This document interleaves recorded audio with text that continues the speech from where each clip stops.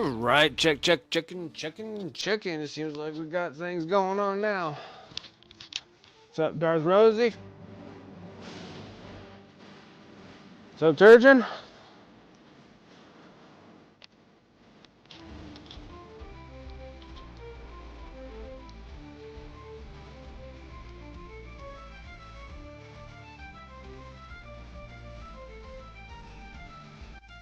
Okay.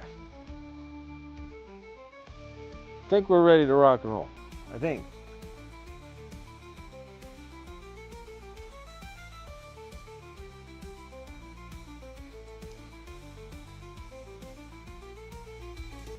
What is up, everyone? My name is Brent, and welcome to Wicked Minis. How's everyone doing on this Friday? It is nice. I had to do a whole bunch of crap. Always something, right? Always something, right? All right. Oh, hold on. What happened here? Maybe that wasn't a good idea. Why don't I do that? Does that work? No, maybe not. I don't know. Maybe I'm screwing things up. Who knows?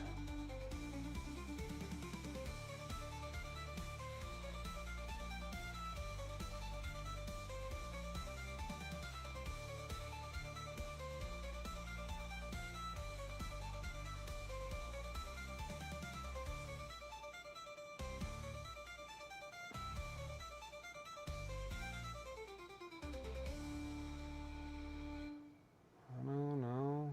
Okay. Maybe that's fine. All right. Let's go with what we got, right? So, we're going to be working on finishing Carolina. Probably going to make some adjustments here.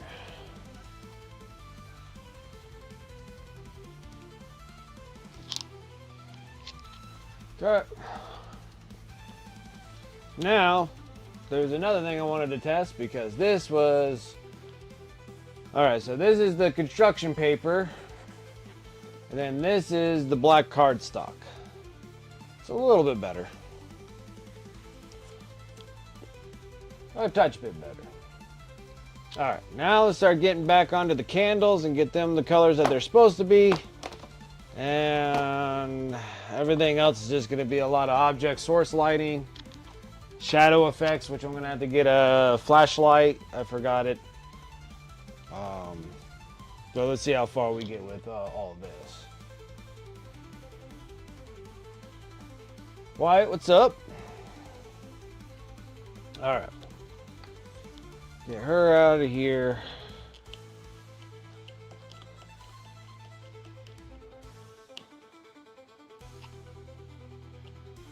It's interesting and fun all at the same time. Okay. So let's get candles the way they're supposed to be. I need to change out my palette. I was supposed to do that the other day.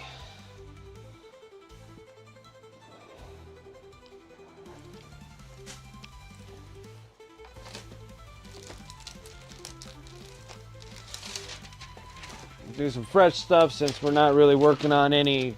Practically, I don't think we're working on any non-metallic metals. I think we're pretty much done with all that. We just need to get the base going, get the shadow effects, get all that wonderful stuff. Putting some water in my palette. Starts drying up a bit.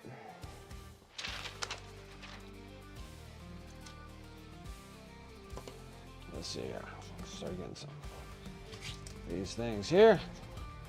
Now, I had to do another big old order of paints because I didn't realize that I was running out of so much stuff.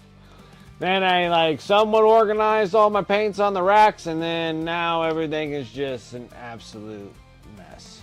So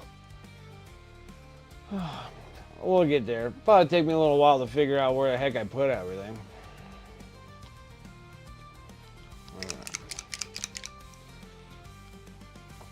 I don't think I need this color. We probably can go without.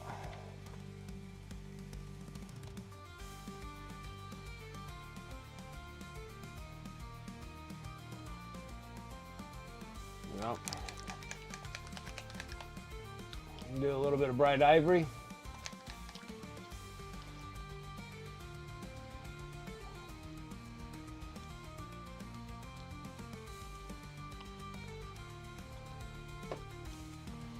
Let's get the rest of our little candles painted up now.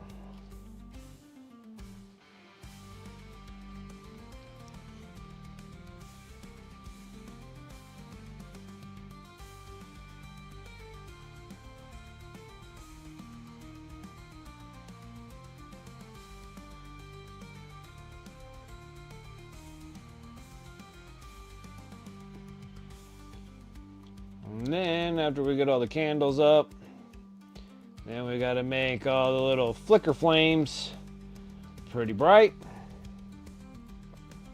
Then from there, we got to do the object source lighting onto Carlina.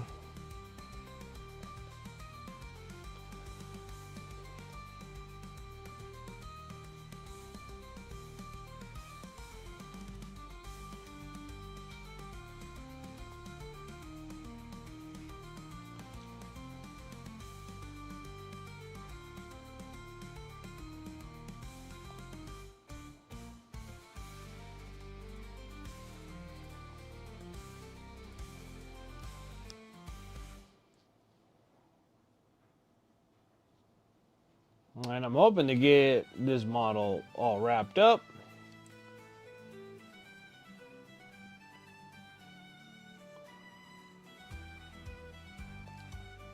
Today, so then we can start working on the knights.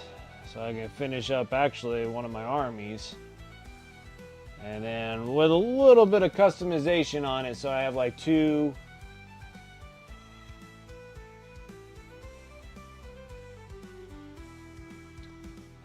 more armigers, and then one more knight, so I have a little bit of adjustings that I can do on it. And then the knights, it'll be finally actually having my own personal army. I haven't had one in a long time now. All my other ones that I did have, I sold them. And I like my knights so much that I didn't think I was I don't think I'm planning on selling them, but who knows? If someone offers me enough normal, I'll let it go. Because I do got, well, actually, crazy enough, I don't think I have a whole lot of Imperial Knights left. I don't think I got much more. I think I only have like a Knight Paladin that I can use.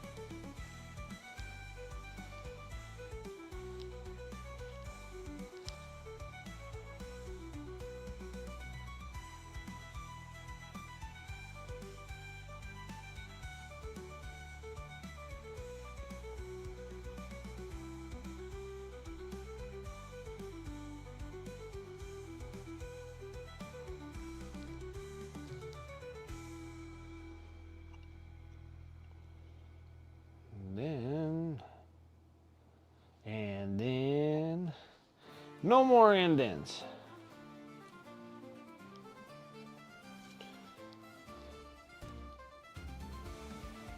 Pizza's always good. Pizza's always good. I miss it. I can only have like cheddar to an extent. Mozzarella kills me though. I miss mozzarella cheese.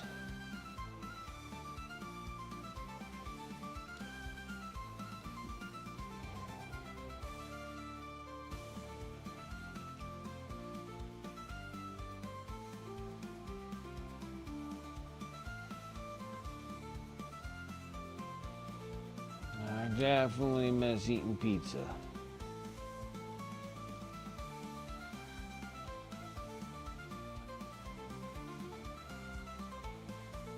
Pizza's always good.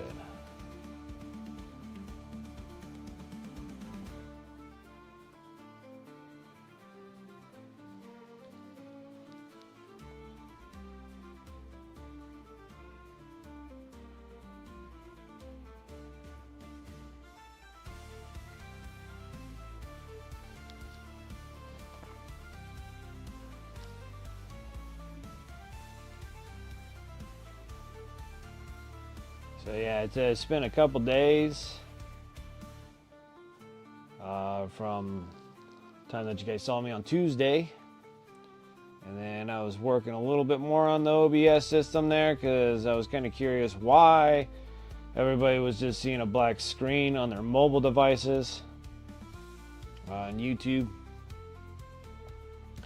And then I found out that I had to set that thing all up because, again, not really used to OBS and having to do everything, and it doesn't do anything for you. So I have to set up like everything. So I did that. So now everything should be viewed on mobile devices. I just got to make sure I keep myself relatively on camera and not off camera. So you might be able to see me on Twitch or certain things like that. And then the mobile won't, so I gotta keep myself even more in line than usual.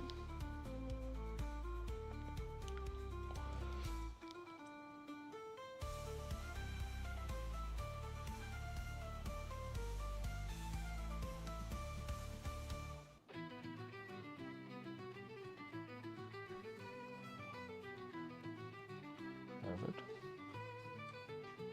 Alright, so we got these candles.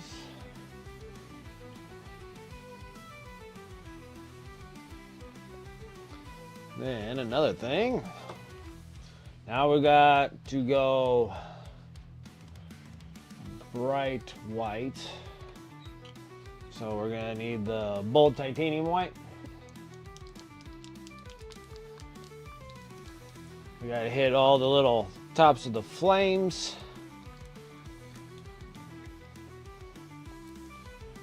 And then, yeah, so I was going like inventory, going through all my inventory, seeing like what I have, what I don't have. Made another order to Pro Acryl or Monument Hobbies to get my Pro Acryl paints, and ordered like 25 paints, and that was just the regular paints. That has nothing to do with all their signature series that I might have to get. I'm like, I'm gonna have to get them later down the road. Plus, I don't have any of the amp paints either, so there's that. But if I got the amp paints, I really don't have any room. I don't know why I have a big giant table and I don't have enough room. It is a real big pain. Big paid table and not enough room. Seems like it's a story of my life.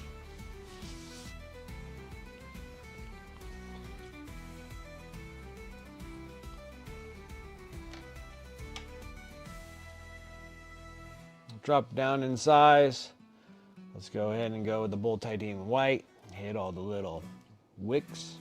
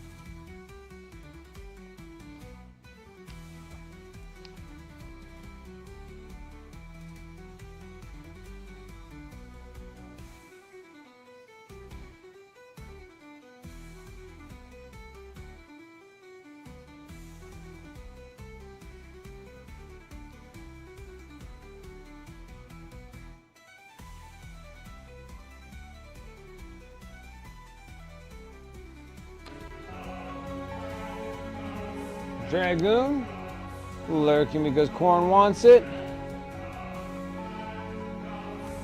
Like, I have your sound downloaded, but I do not have your sound and a command just yet, Dragoon. But I will have that done hopefully before Sunday.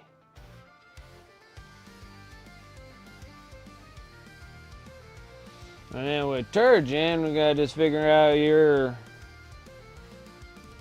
intro name and for Turgeon and figure out what kind of sound we want to play with yours.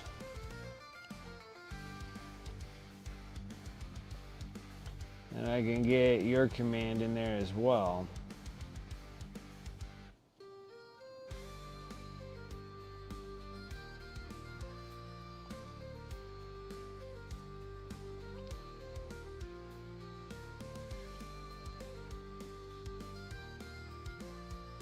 So after supper, right? Slacker. Like a slacker. Yeah, like I got it downloaded, the sounds on my computer. I just got to get, I need to cut it. And then after I cut it, then I can schedule it to a sound, upload it to the Thelio, and then issue it a command.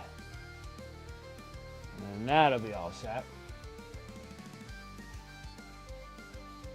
Doesn't matter if you live in a hut or a castle. It is absolutely. Like I had no room when I was painting in a closet, and then I took over the middle room, and I still don't have any room. I mean, that's like substantially bigger than the closet. And at first I was like, oh, I got so much room. And then after everything's like placed and organized and looking nice and everything else, and I'm like, I really have no room. Like, I literally need like a whole nother place. And then even still, I'll probably be like, I have no room.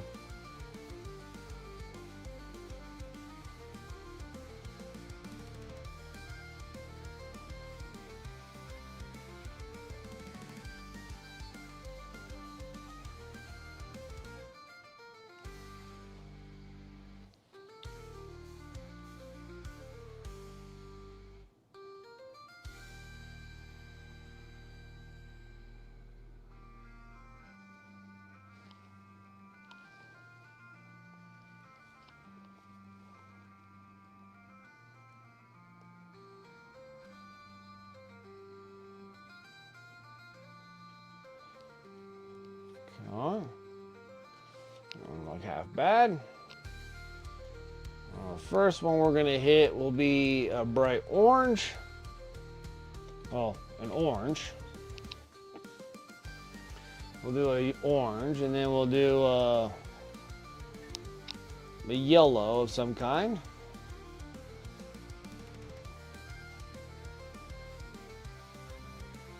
I think that'll work.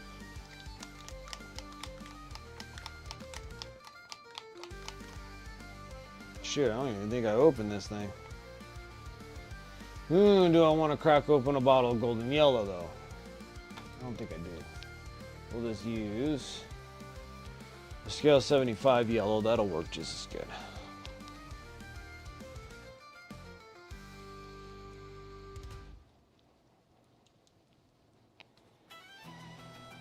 That'll work. Alright, let's first try to get paint out of this orange. I don't know if I got...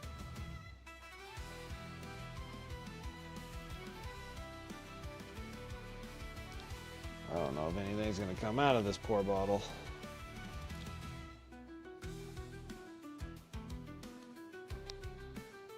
This stuff is so thick. Gotta do something here. Ah, I know what to do. How thick this stuff is. It's like peanut butter.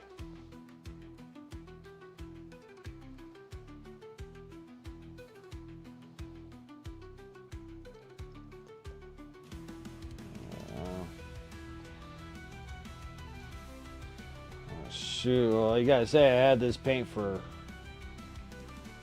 a long time. A little bit of water, a little bit of flow improver.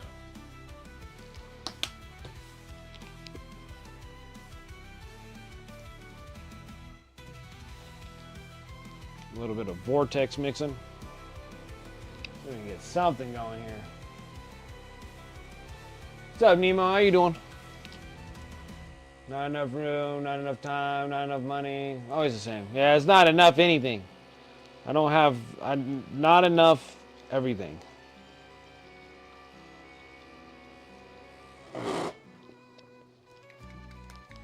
Alright, maybe something more will come out of that. We'll see. Let's start adding some water in this big thick paste that we got here. I mean, it's still good paint for how long I've had it for all these years.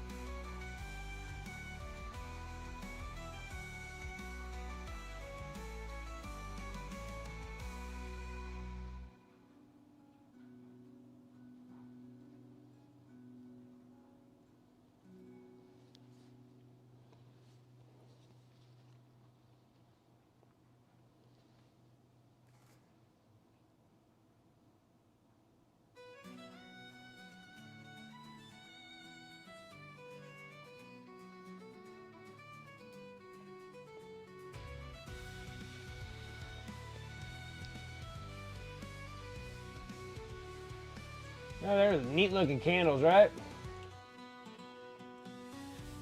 Still got quite a little bit to do on this base. I'm not gonna keep it too plain Jane, but we first gotta get the brightness up to where we want it. So then we can make the object source light work.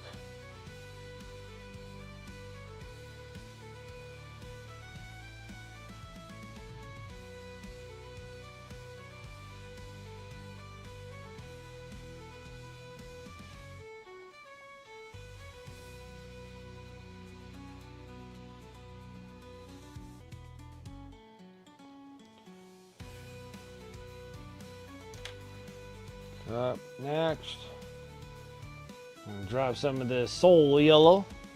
Need a little soul in these things. Maybe.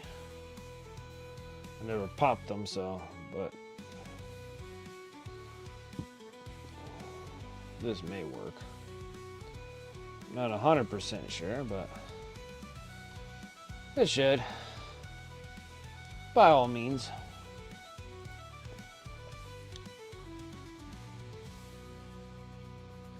Let's see if we can actually get something to stick on this. Nope, it's not going to. Okay, next is white. Going back into the white. We gotta hit the tips.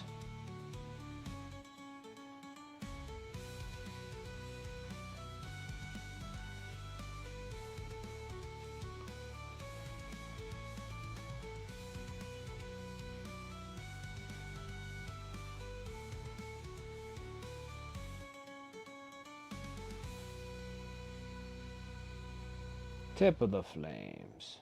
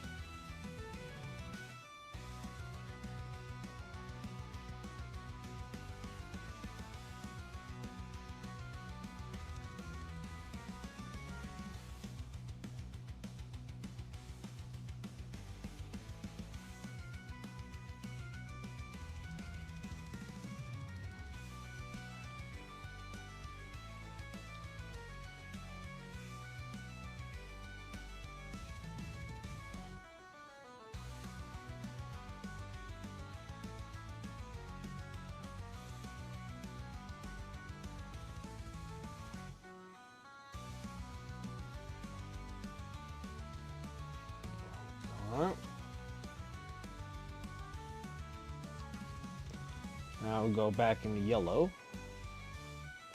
And then this should start going a little bit brighter now.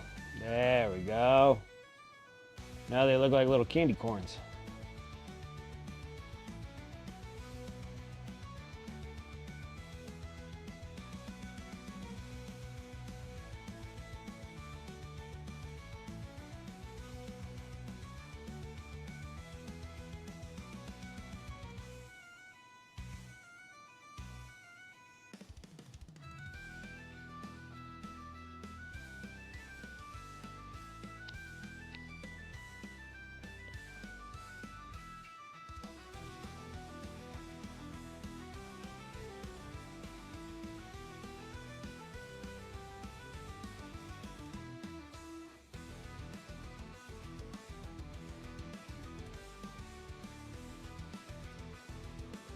Got my little candy corns.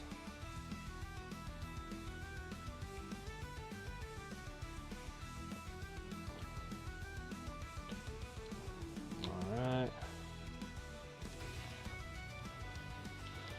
Then the next one's going to be a little difficult, but we're going to do our best of what we're going to do here.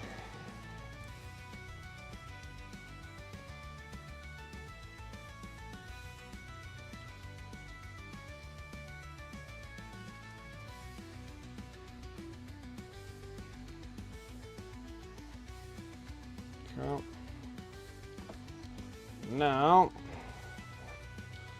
with her being in place,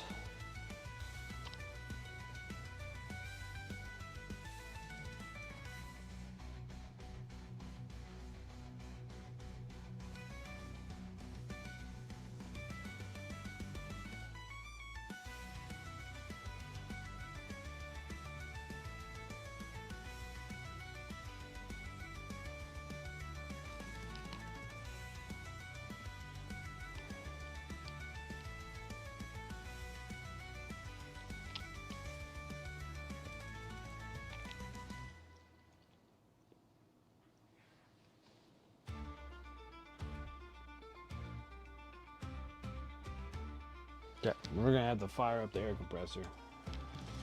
This part here is going where it gets a little hairy.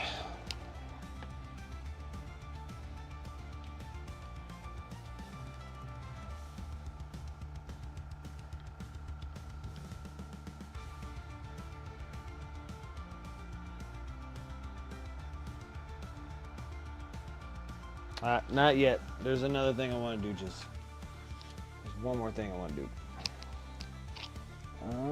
Wherever the heck I put them. Here's the trick of the game. It's right here. Summer undergrowth. I think this is what I need.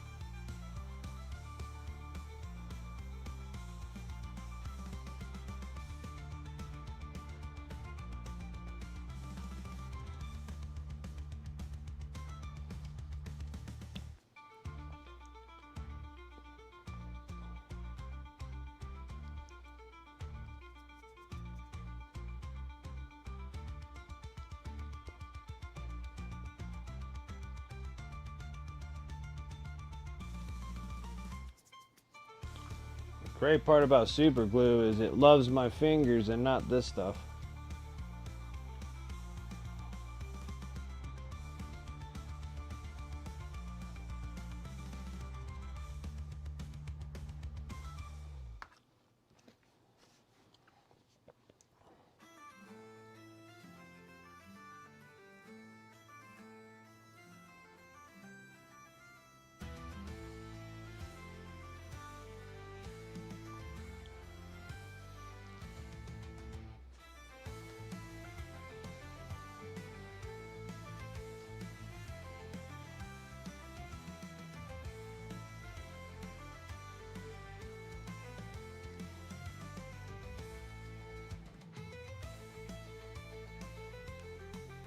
Like I said, fingers, not this.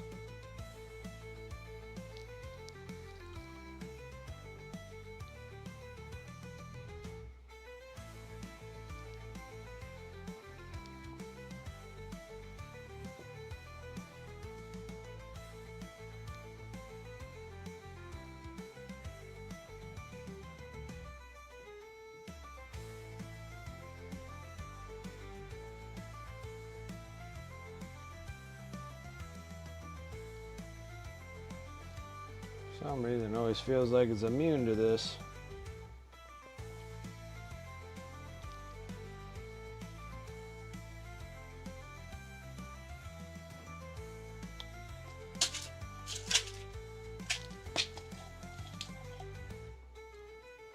Yeah, spray glue would probably be even better.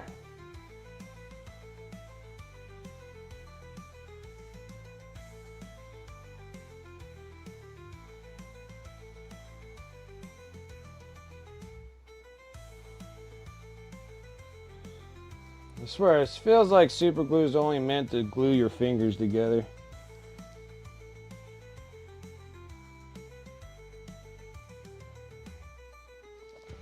I want you to go right there.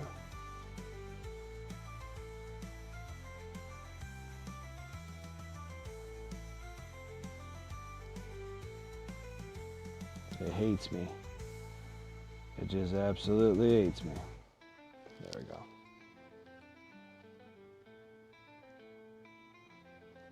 Much better. Need that.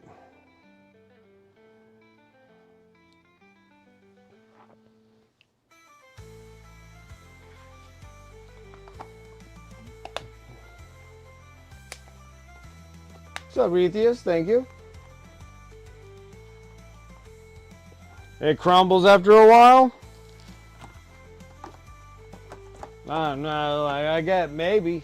If it does, then it does. But I don't know what else to really do. I don't have anything else that I can use as a glue wise.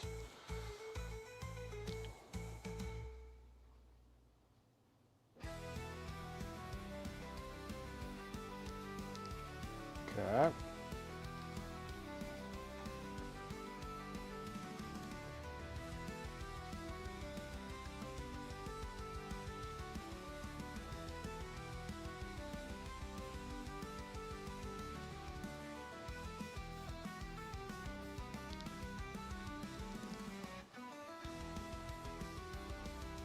Then I need to go get my flashlight real quick too. I'll be right back.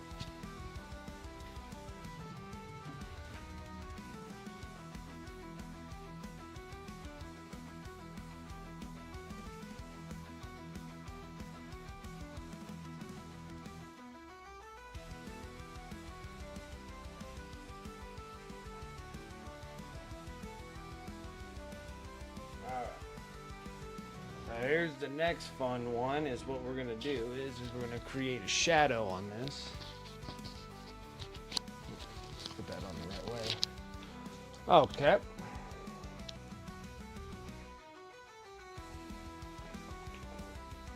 All right. So the direction of this light should hit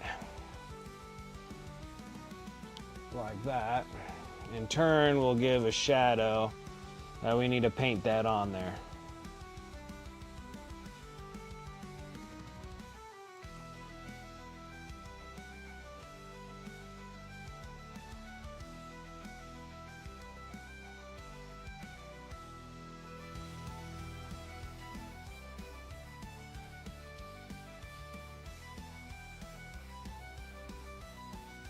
Something of that sorts.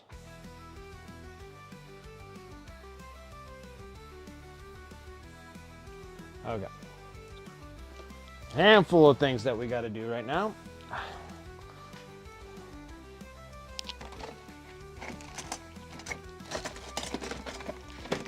Need this so I don't screw up the awesome paint job we did on this model. So I need some silly putty.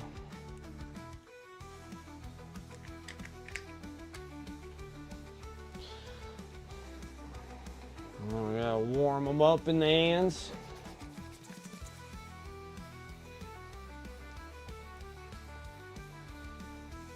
Reason why, we will discuss that in a little bit.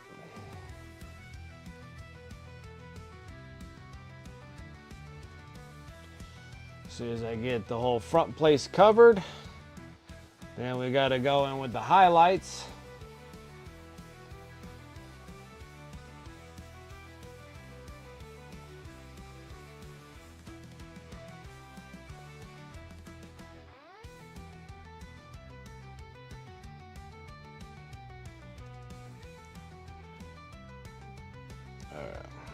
Take her, and we're gonna place this gently over top of her,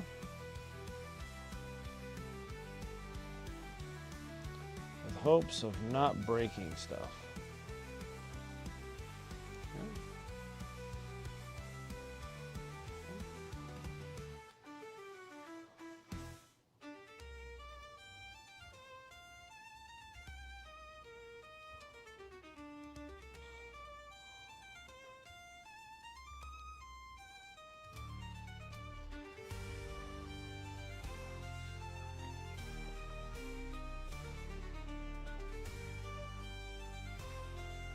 Now we can fire up the air compressor.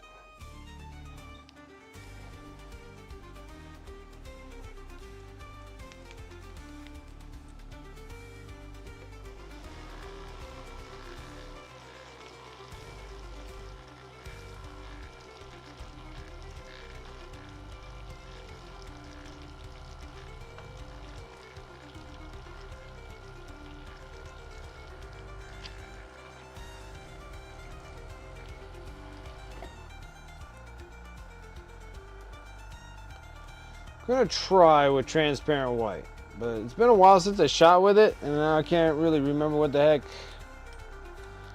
kind of shenanigans it gives me, so we're gonna have to give it a shot, see what we got. All right.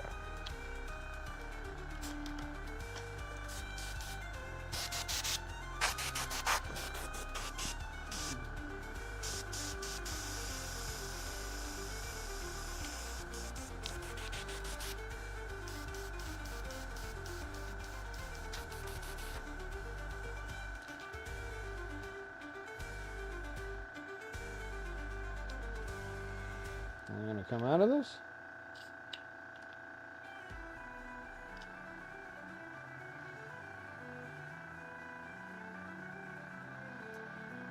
Maybe it doesn't want to come out.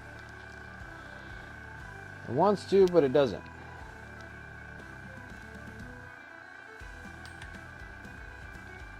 Okay. Well, ain't the first time, I'll tell you that much. What do I do with my toothpick? Oh, this chunky crap. Oh, wonderful. First time for everything, I guess.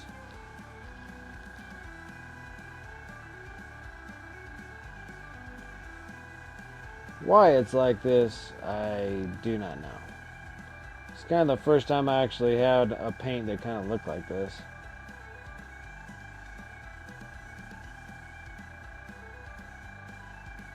Looks like it's been mixed with sand.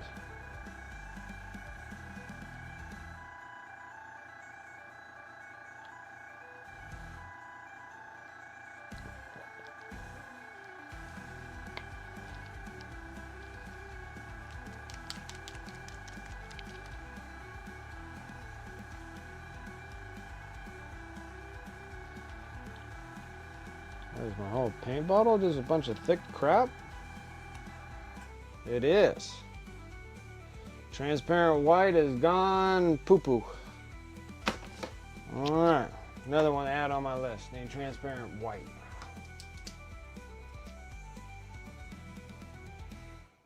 Transparent white. Alright. Now we're gonna have to go a little dangerous. We'll just try to thin it down as much as we can, but we'll just take the bold titanium white. We'll just try to thin it down enough. A little bit of flow improver in this.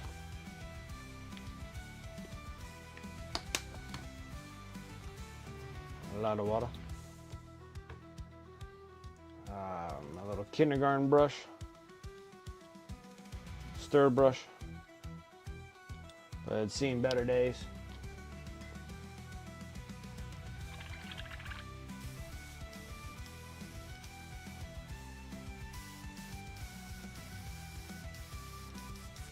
Yep.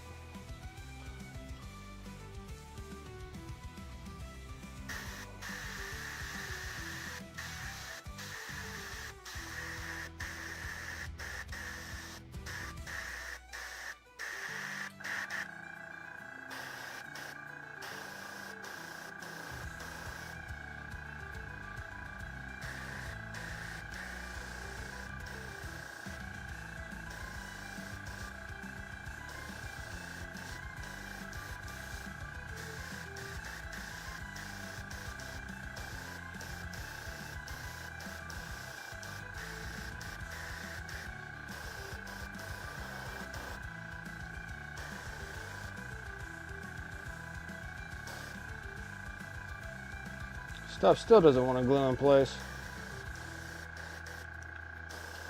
I'm probably going to have to use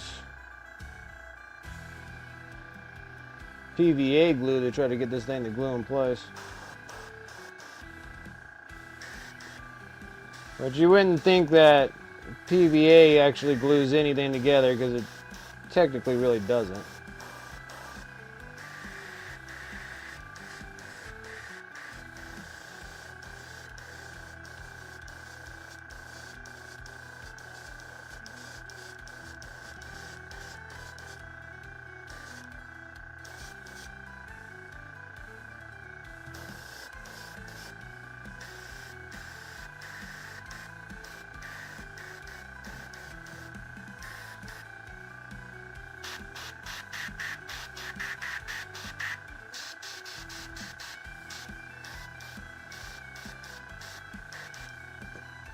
Yep. Here's my paint bucket.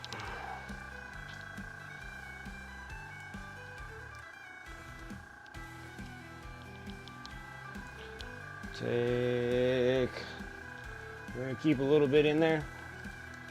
I'm gonna drop this orange. Come on. I know you're super thick, but come on. I just mixed you. I think I just got so much crap in the thing here as well. Should come out of there.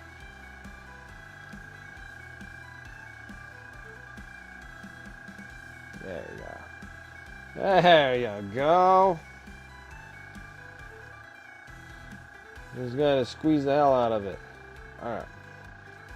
A little bit more flow improver because this stuff is thick. Water, kindergarten brush. Hey, there we go. Got something that looks like real paint.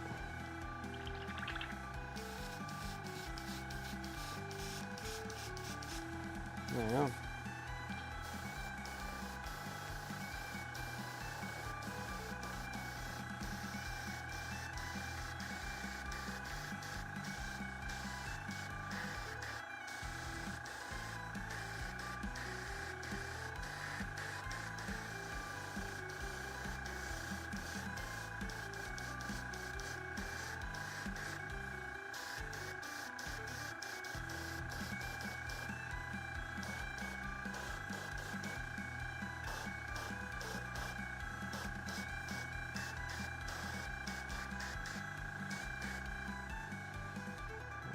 brightness here and there.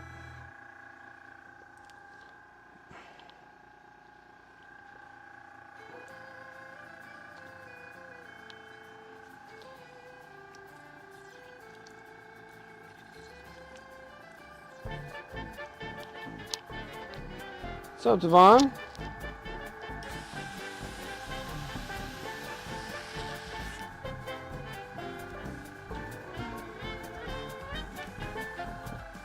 Oh, and then we're going to take a little bit of the Soul Yellow.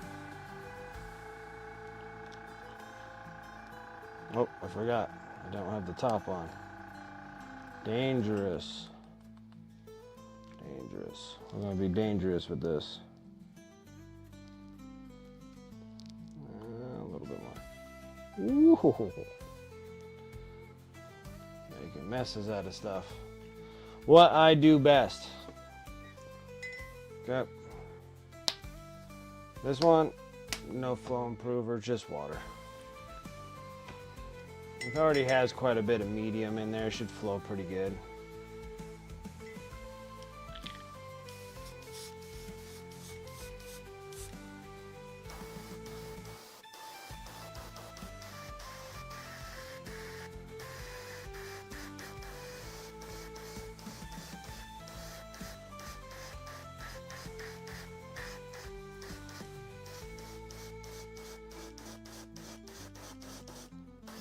This here, I'm kind of hitting on the orange because it doesn't really make much difference there on the orange.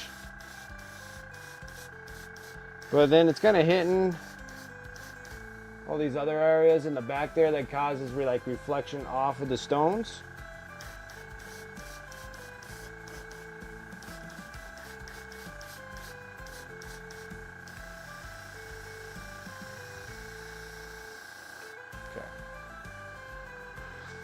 Alright, that should be relatively good. Let's see if we have to make any corrections from there.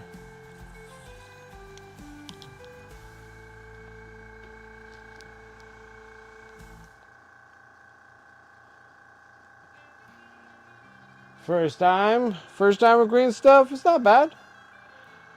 If it starts sticking to your fingers, just make sure you dip your fingers in water. Or start sticking on things you don't want it to stick on to, make sure you have water on it. Kind of helps out the process.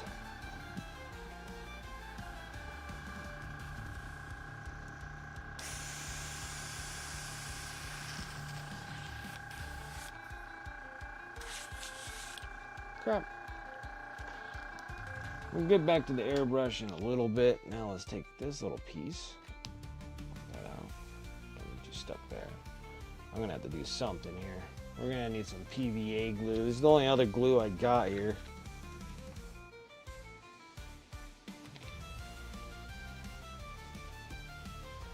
And I got this. Another issue. Since I don't use PVA very often, everything's always plugged up.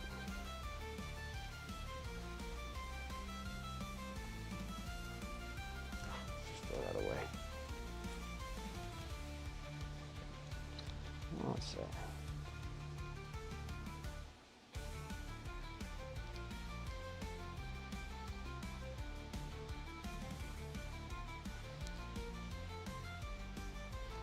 Wow, this stuff is literally being a stubborn child like the one I have. My goodness. It just does not want to play with me today. Nothing but problems. Let's see here. There's gotta be something here. Just plugging this in the way. I feel it.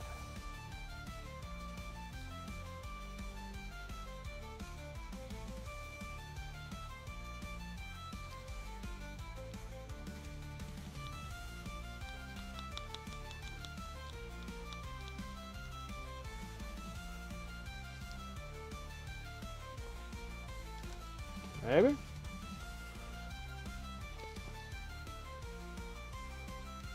Well, somewhat coming out.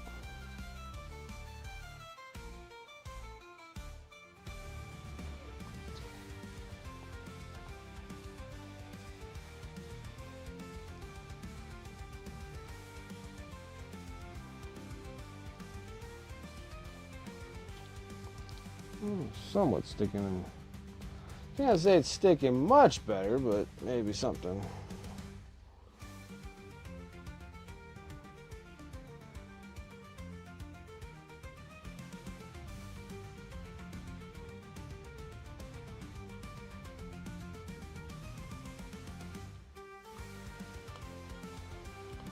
The funny thing about glue is that it likes to stick to me and not stick to anything else.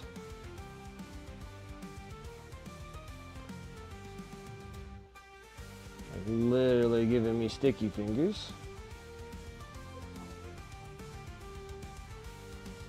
What's up? Oh, okay. I know what you're doing. Nada? Nada? Nada, nothing. My goodness. I got stuff like all over me, guys. What the heck is wrong with me? Stuff everywhere on me. Alright.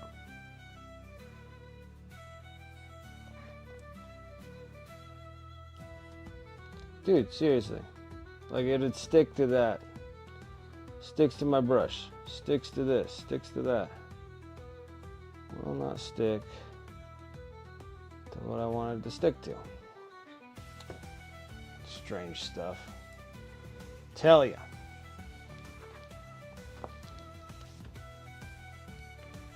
Now, try that for a little bit and see if that'll do something. Now, I'm trying to break my bottle.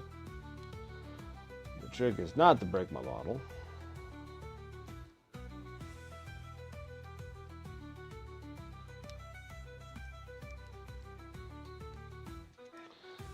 She is pretty good. All right, now I can probably station her right inside there, and then we're just gonna have to build up lights and everything else around her. Yeah, it's not turning out half bad, huh? Okay, next up, let's get her stationed in the model here. I think maybe, just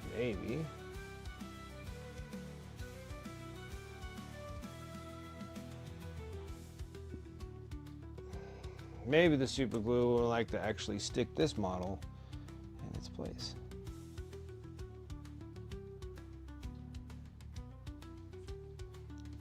All right, that looks good. All right, next. We gotta get the shadow part in her back, right? So let's get the color out that we're gonna use. I think I think black is a little too much.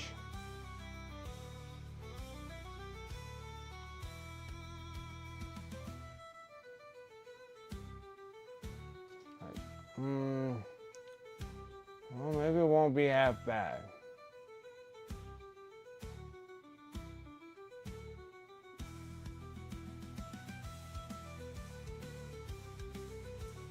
Well, actually, you know what? The gray will probably work. Okay, so what we're gonna do is we're gonna drop black. We're gonna mix in our dark gray. We're gonna make the gray a little bit darker. So I'm gonna drop some black. Satin black, because I don't have any coal black, unfortunately. Of course, it's always something of that sort. Then I'm gonna take like a dark warm gray, and then we're gonna get a little mix to get it even darker of a gray. And then we're gonna have the ambidextrous kind of style stuff going on here, because we got a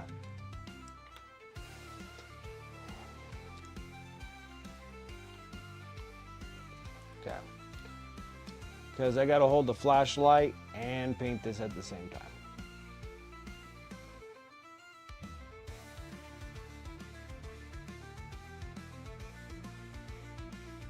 Because there's no other easy way of doing it. It's like I can't really show it where you guys can see it and actually get, well, maybe. No. I don't want to screw it up, so how about we do this instead? So we're gonna do, I know it's gonna be a little, well, maybe I can get this thing to cock up a little bit.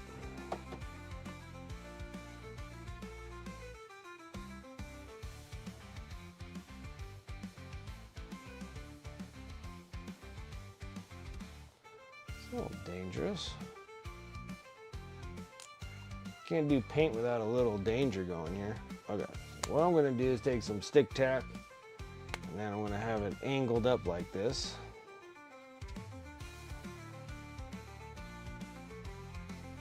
And right here. Okay, so I have it tacked in place. Then we'll adjust the camera just a touch. Think that'll work. And we're gonna hit it like this.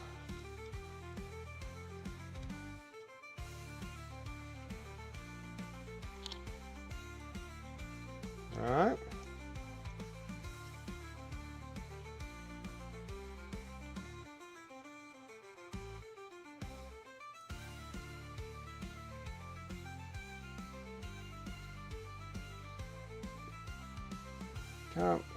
Now the trick is to paint it without shifting too much. That's not fun. Let's see here.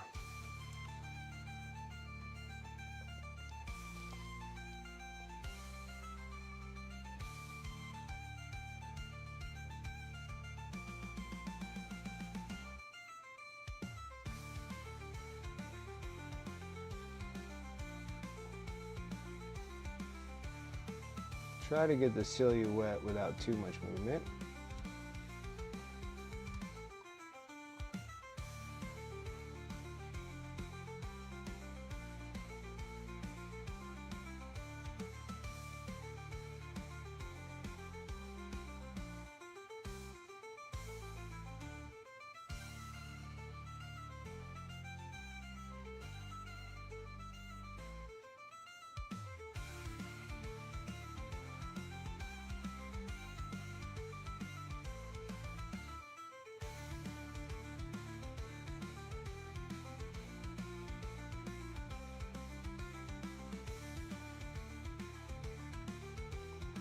Is this cheating?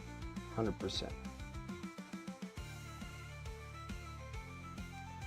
But it's gonna have its ups and downs.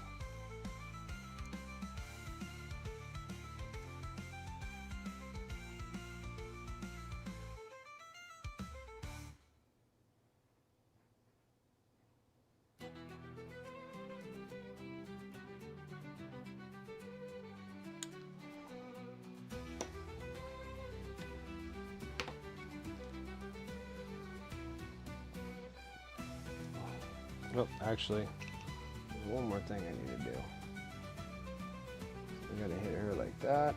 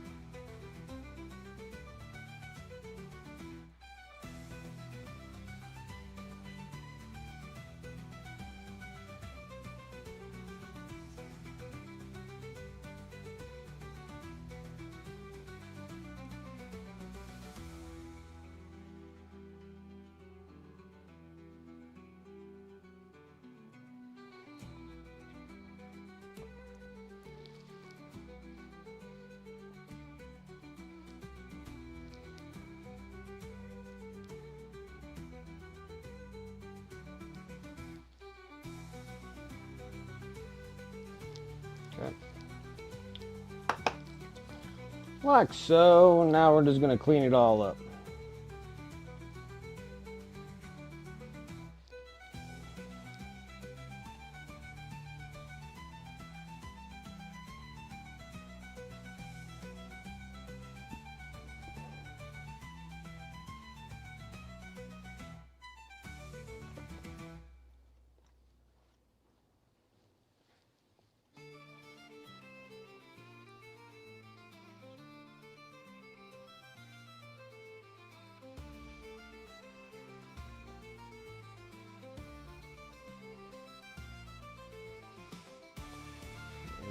smaller of a brush.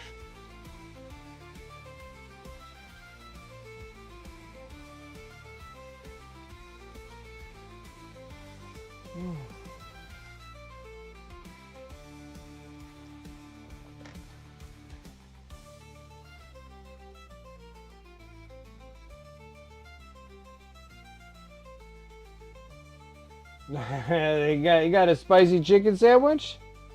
I love spicy chicken sandwiches.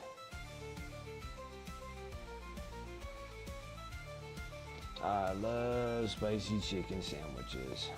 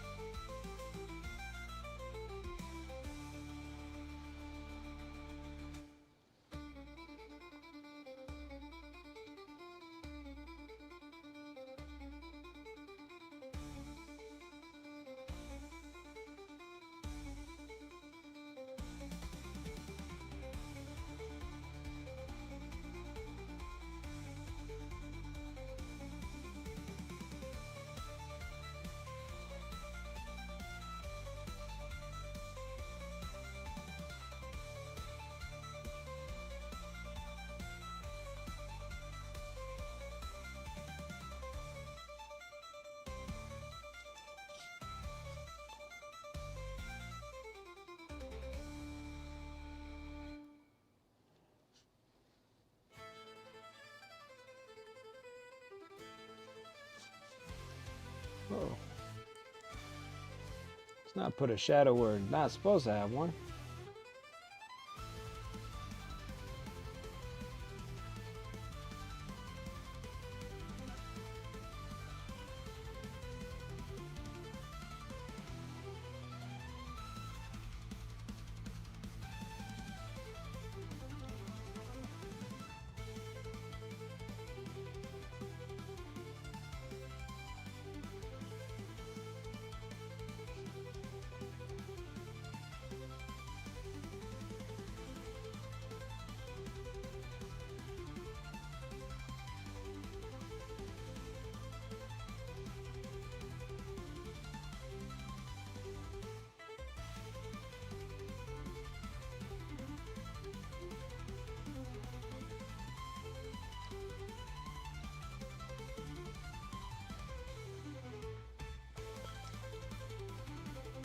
Very cool.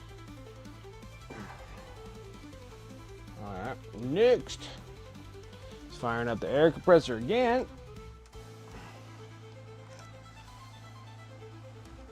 And we're gonna need a little flow improver. A little bit of water. Kindergarten brush.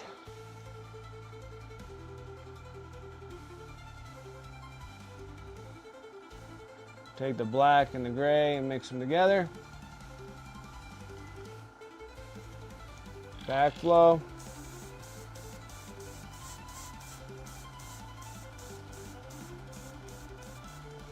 Yep, now I gotta hit all this shrubbery.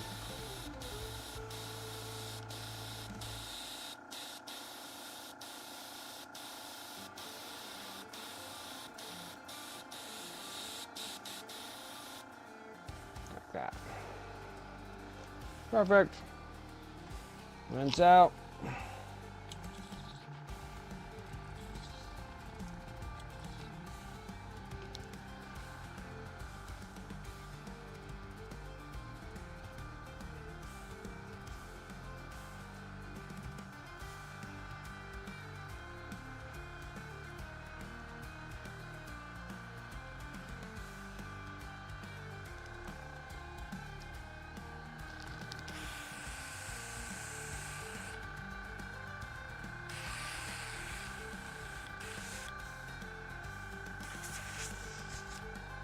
Alright.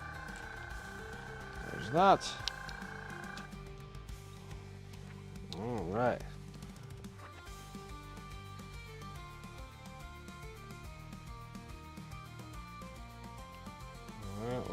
Well, actually, what am I doing? We need a little bit of this. I'm gonna go back in it. Now we gotta be very delicate at what we're doing here.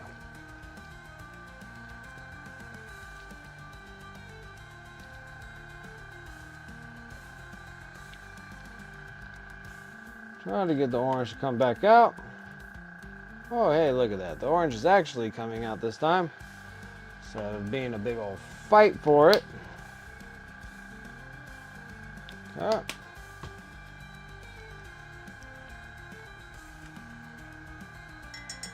The reason why I'm doing the airbrush, it's a little softer on what we're trying to do here.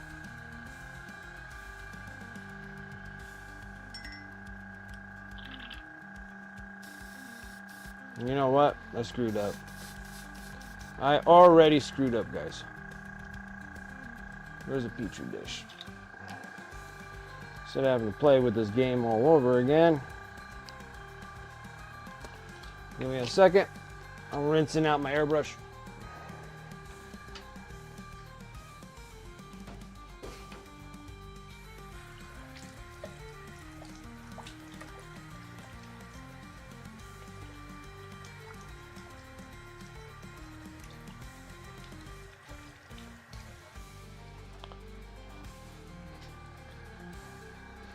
Man, it's much easier and faster, I tell you. Yeah, much easier and faster. Okay.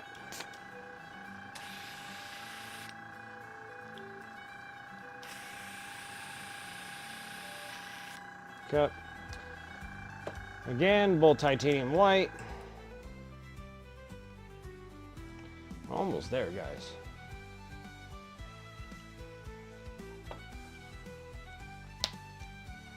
Touch. Touch. A pinch. A flow improver, a pinch of water. If you can pinch either, that's how much you would put.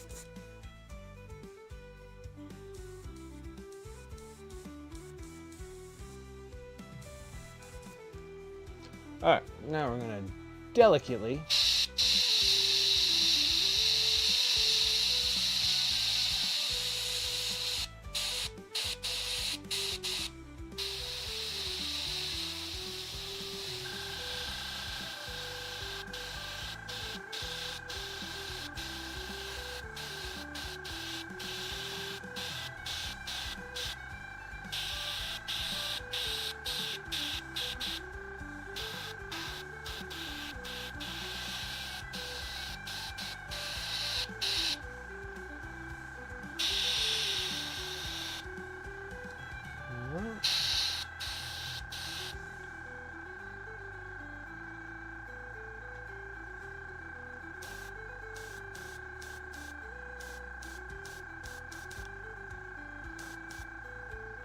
okay.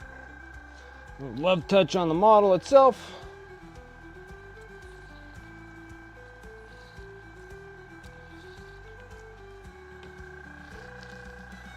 Take my petri dish, dump the orange back in there.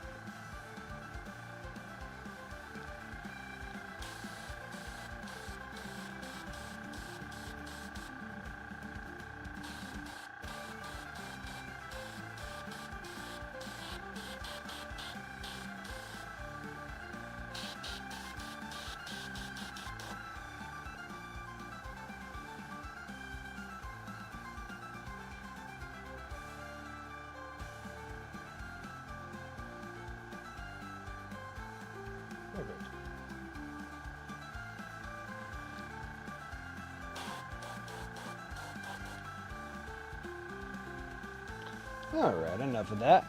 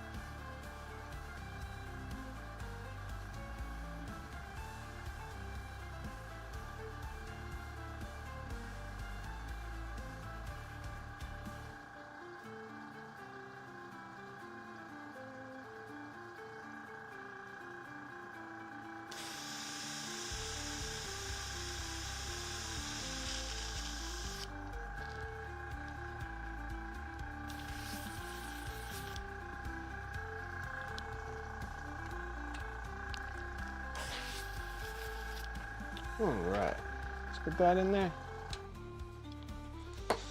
All right, no more.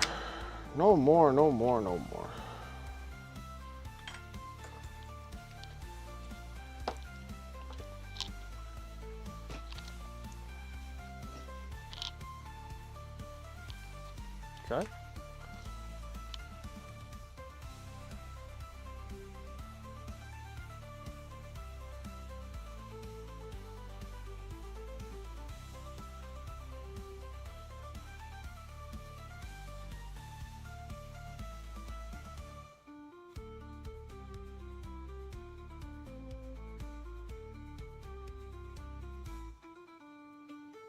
All right.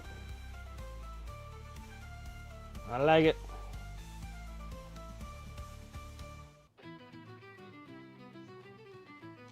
I like it a lot. All right, what we got here, Nemo? Question, can I do cast of minis apart from green stuff and use green stuff to replicate part, hand, head, etc.? Does it stick? I'm not sure what chemical process it works. I have like press casted green stuff before. It's a little tough because it's an epoxy resin, like 2-part epoxy. It's pretty stiff. You can do them when they're really kind of soft. If you have it pretty soft, you can cast on it, but it still has a hard time pressing into like the real fine details of like the heads and stuff. Like it's kind of sometimes it messes up like noses and eyes when you're trying to, because you got to press it really hard with a casting if you're gonna do that. If you're gonna cast, it'd probably be better if you cast with resin cast instead of 2-part epoxy, but it can be done, it just sucks.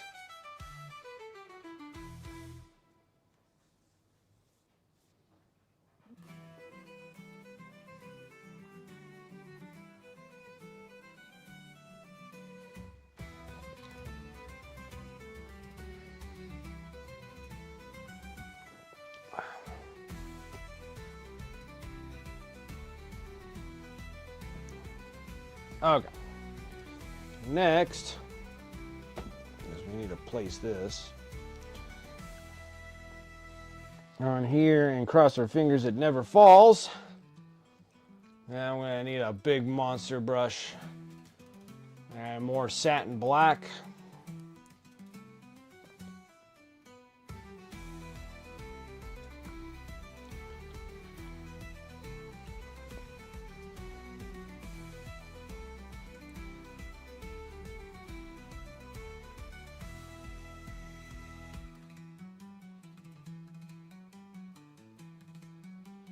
And you're like, Wicked, isn't that a GW brush? Yes, it is. I was gonna do it with a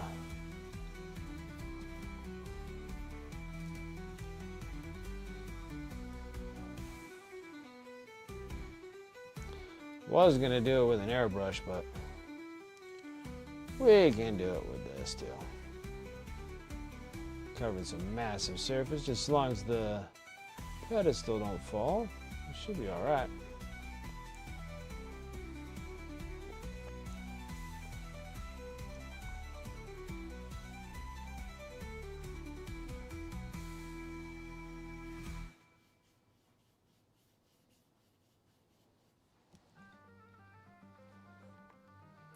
And of course I stick my finger right in it. Like a chum. Like a typical chum, I tell you.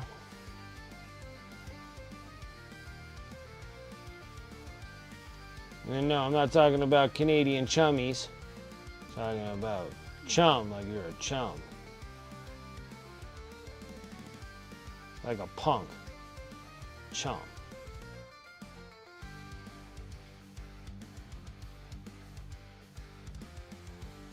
And I did it like a chump.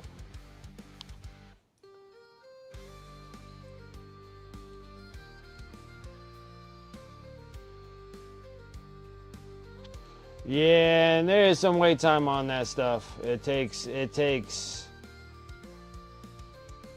to me, like when I was press casting them, I had to like strap them up with a bunch of rubber bands and hold them in place.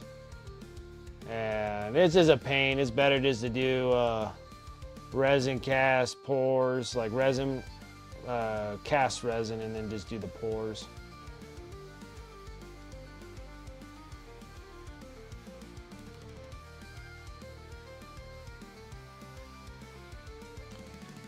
Perfect. Perfect.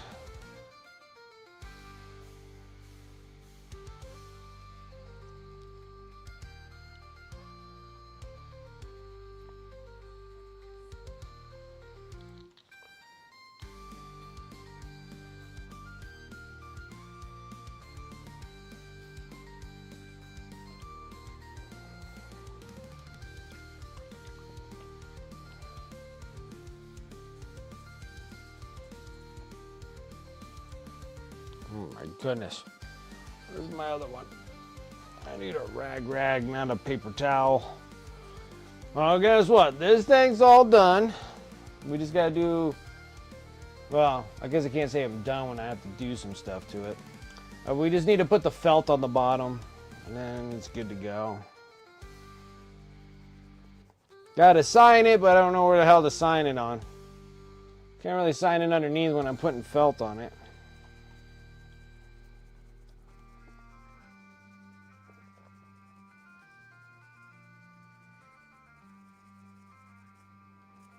Well, I guess I'll sign it off to the side or something. Right where the bush is. I'll sign it by the bush. How about that?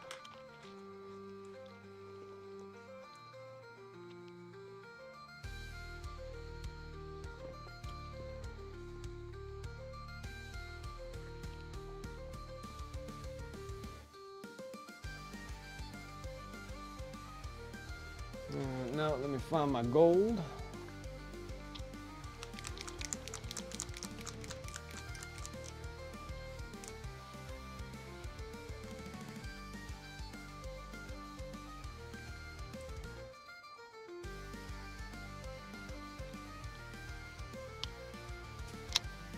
Left with that. A new piece of gum.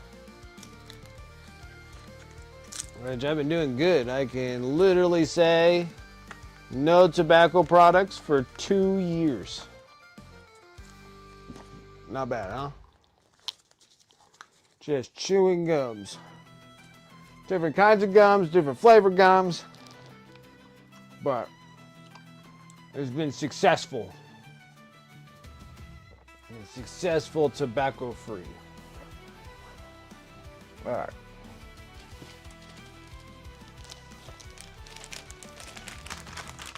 Not that bad, huh? That's no vapes, no nicotine pouches of kinds, because you know you can get those little pouch thingies. Whatever. Yeah, it's been 2 years now. Guys, that's when like the news of the wife having breast cancer was 2 years ago. So, time flies.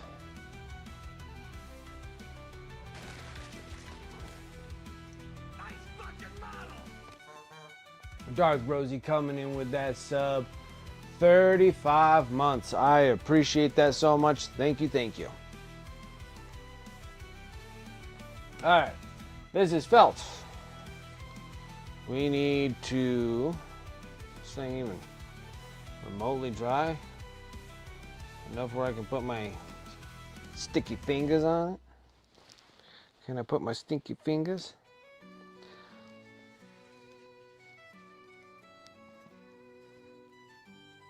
Up, and then we're gonna need. Oh, please tell me this pin works. It does.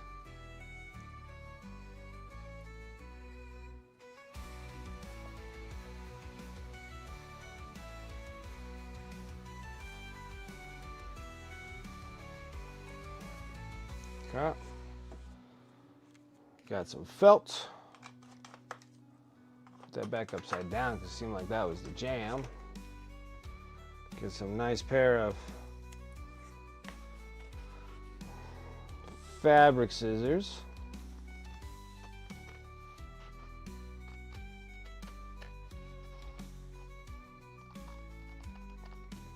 Precise fabric scissors.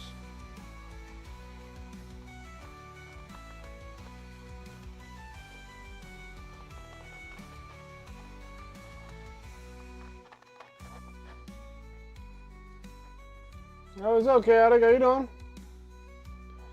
Finish a little bit of supper. That's always a good thing. I ate before I was here. I had a big old monster chicken burrito. Then I was like, I am ready to stream.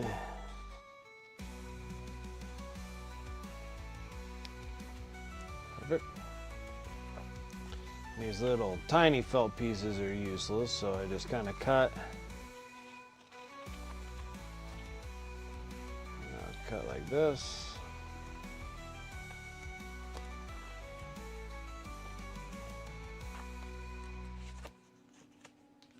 Oh. Then we can put this back. Move that bit away.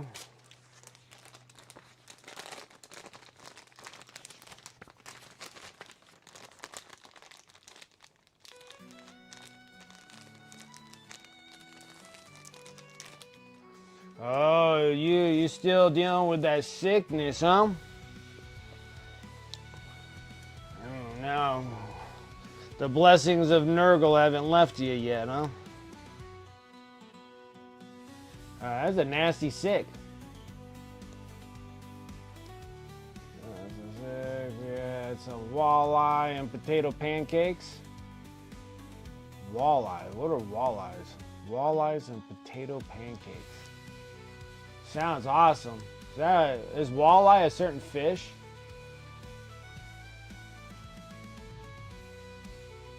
I've been jet lagged all week trying to adjust to earlier hours at work. I'm getting there though. Oh, that must be fun.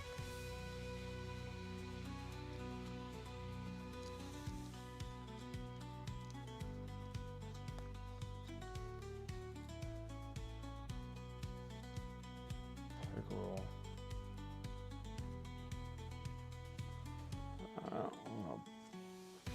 Peel it.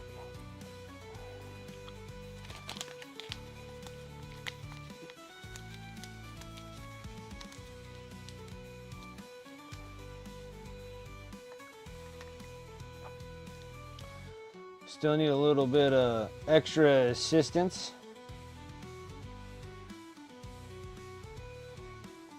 Yep. Take this and carefully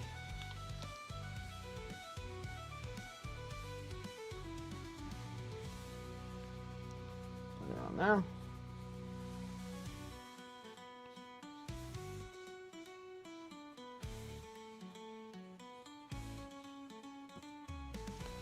Yep. And we got a nice felted bottom so it doesn't scratch anything. We got a nice little, cool little piece.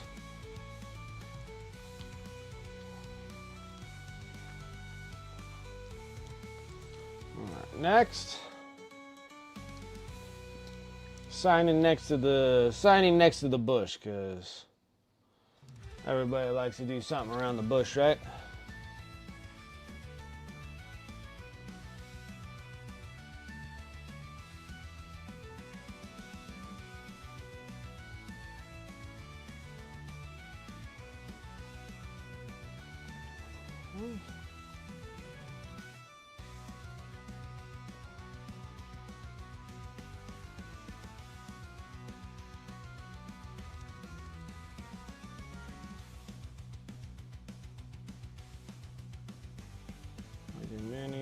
painted this.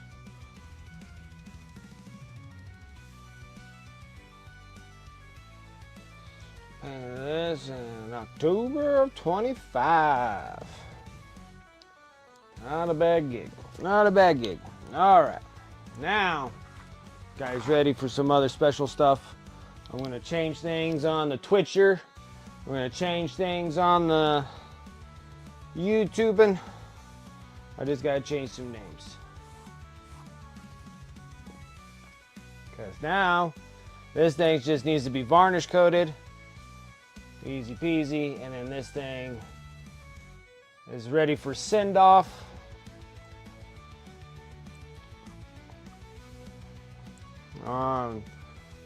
Last Friday of the month, what is that, 2 weeks away? Yeah, 2 weeks from now on Twitch.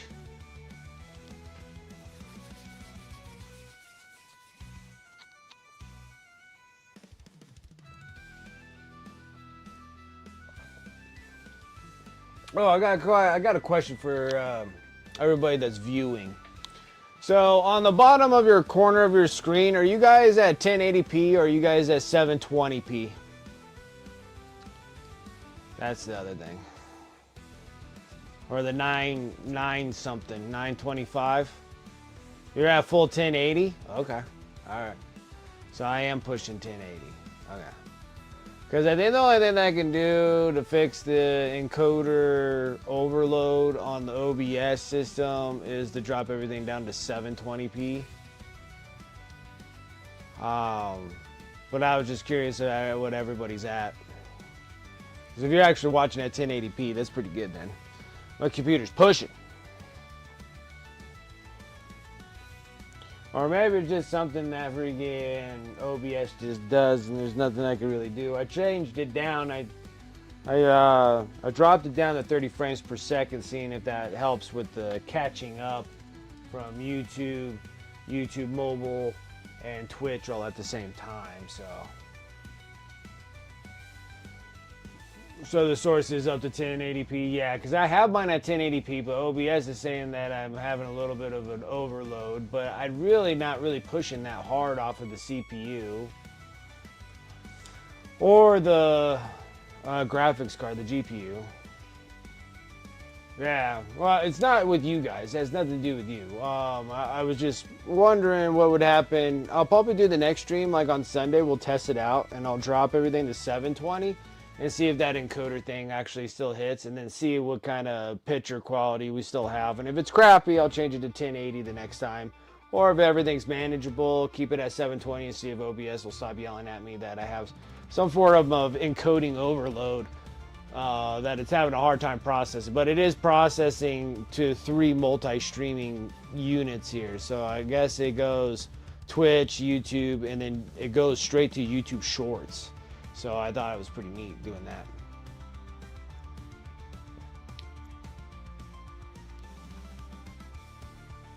It's a me problem because it happens on multiple streams, almost all of them. Okay, I gotcha. Because I'm wondering what would happen if I actually just drop myself down to 720. And then maybe it'll help out with the multi-streaming process. I mean, it doesn't seem like it's cutting me out or dropping my frames. I have 0% of that. It's just that every time my CPU kind of goes up a little bit more. And I do have other things open. I do have 3 monitors that have crap on all 3 of them. And maybe that's just my computer sourcing out to too much stuff. That's a possibility. That could be definitely a possibility. Anyways. Alright. Well, I gotta close up this shop here, because I technically don't need this just yet, and we're gonna start playing around with some knights. Hope you guys are ready for that, because I am, and I'm excited because I want to get my army done. I thought I was done. I was technically done with an Imperial Knight army all the way back in like 8th or 9th edition when I started painting those knights a bazillion years ago. Now I got 2 more armigers and a knight, but then I think I want to do more of a Still with the Blood Angel theme like I had with the other ones. But I think I might do the Death Company things. I think that would probably be a little bit better. So, Death Company is red and black. And that sounds incredibly boring. So I'm wondering, well, I guess I can half red, half black. Because having it all black with just red X's is kind of boring. So, we got to back up stuff. Because they're knights, and knights take up space, and that's for sure. They take up space. They take up loads of space. So those are the two armigers. Still gotta get this little dude done too. He needs to be done.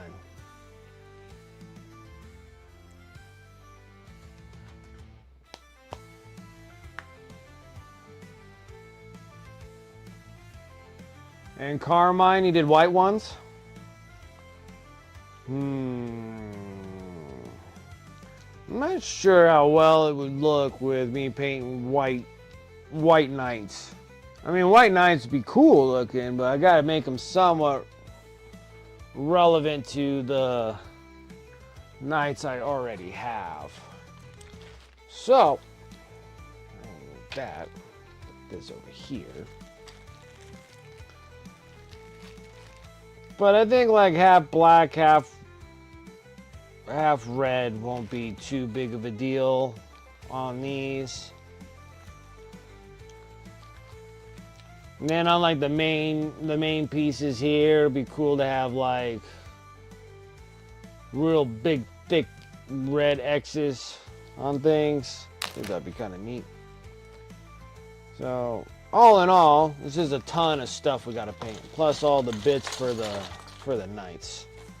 So we're gonna be busy. Yeah, so I'm gonna be changing things up because now we're gonna be doing the knights. I need to grab my other things so I can show you previous knights.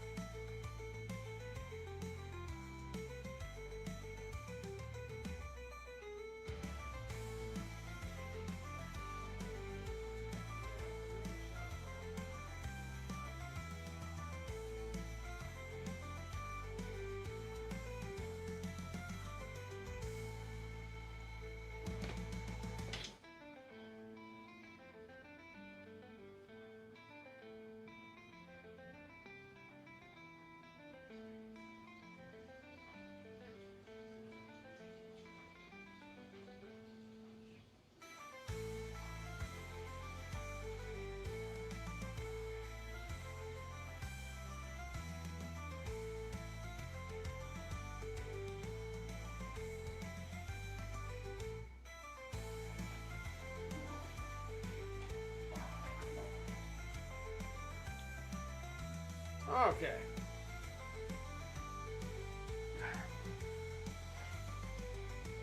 Do a black top transitioning to red. Yeah, we could do like, what would they call those in the auto body when you're like, kind of like a sunset. You know, it's just like red to black. Are you painting up ball predators? Oh, getting me all worked up. I wanna paint some stuff. My blood angels need to be painted as well. Go in here, let's manage my stream. Let's see here, I need to edit the stream. So no more Carlina Varkarstein.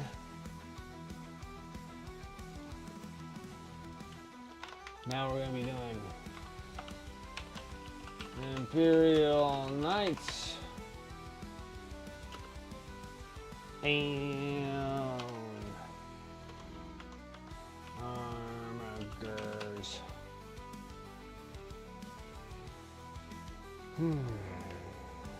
Fill knights and armigers.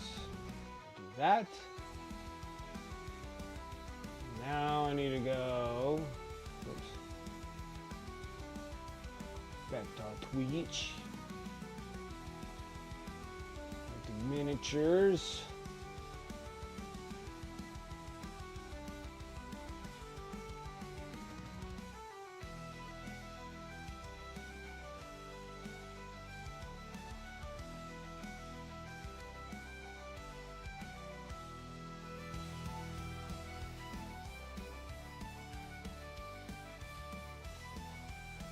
Okay, and new tab. Let's go over here.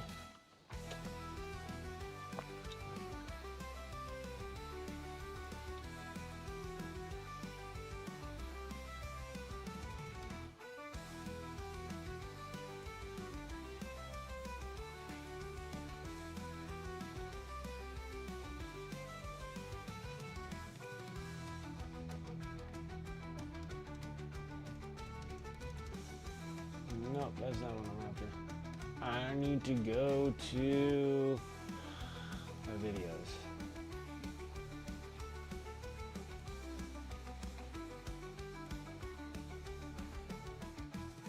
Sweet. I need any details.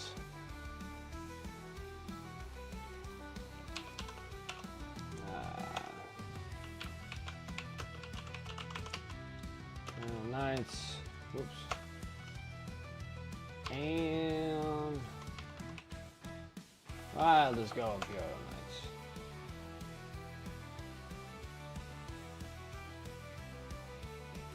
Save. Back. This one. Imperial Knights. Oh, you know what? Probably should put 40K just to make sure everybody doesn't get confused. Oops.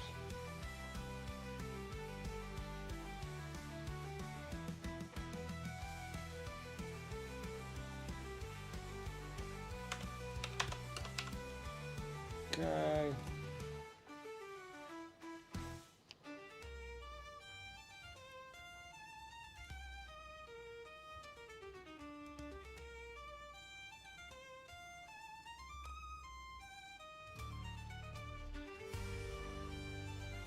Okay, and then that's done. Let's go here and Twitch. I gotta fix this again.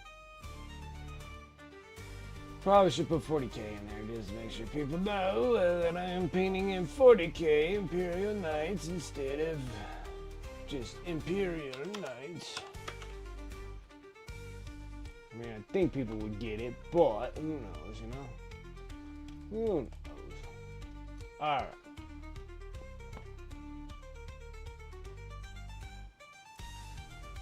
Perfect.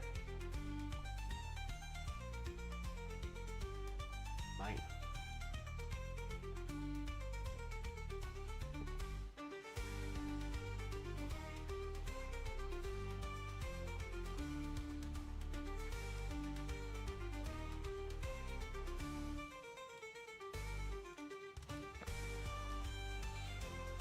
Okay, now we're ready. Now we gotta get something that's relatively suitable to the knights that I have. So I still think that we need to hit with all the bronze. So for the Imperial, for the Armigers, I think the bronze would still be cool. And then we're just going to be doing black and red with bronze on these dudes. I got to somehow figure out how to get more of these bases. So I'm going to have to go on Elric Games and Hobbies and see if they got more of these bases. Because I'm going to need 2 more Armiger bases and then a big giant one for the knight. So that's what we gotta do. We still gotta paint a shield on the top there, and then we gotta do Death Company stuff.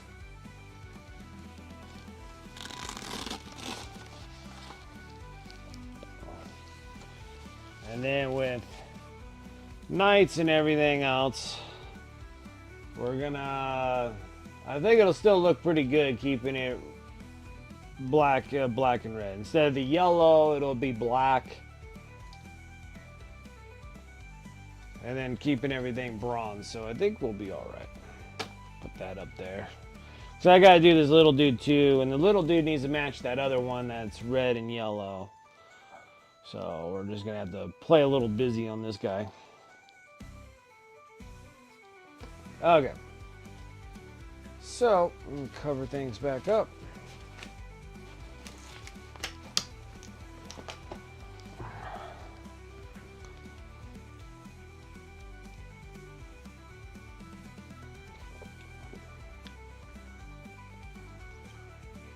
Okay, we got a lot of stuff here.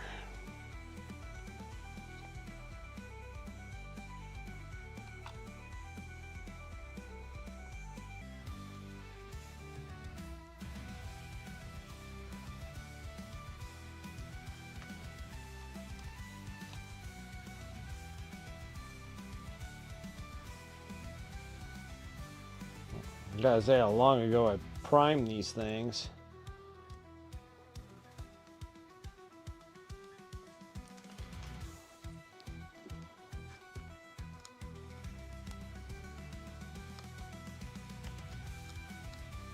One thing I can say about Stick Tack, it loves sticking to prime. It sticks to prime way better than it sticks to painted miniatures, that's for sure. Sticks better than plastic, just the plastic gray.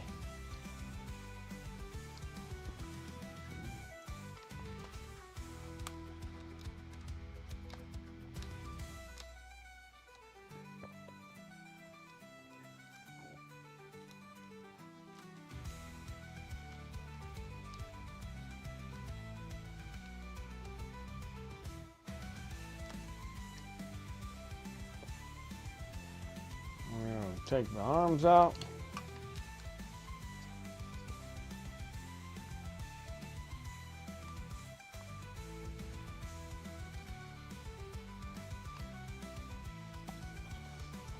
Arms and arms. More panels. Lots and lots of panels.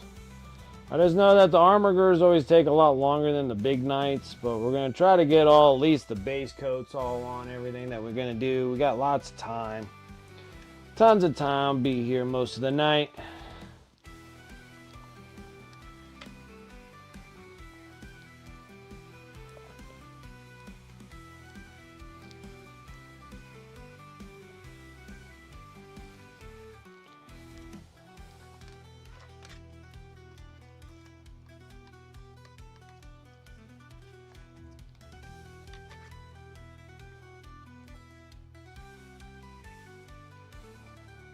Oh.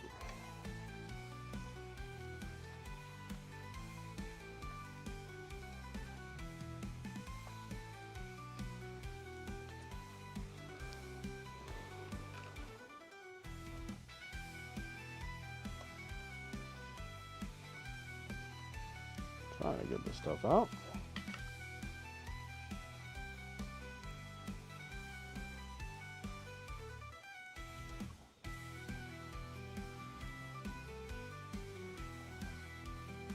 Because I was originally thinking about doing these, the body in silver with the black and red, which that would look good, but then I think it would kind of offset the whole Blood Angel theme.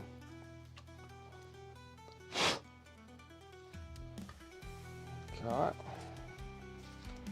There's one set of BS there. Whole bunch of BS on the other one.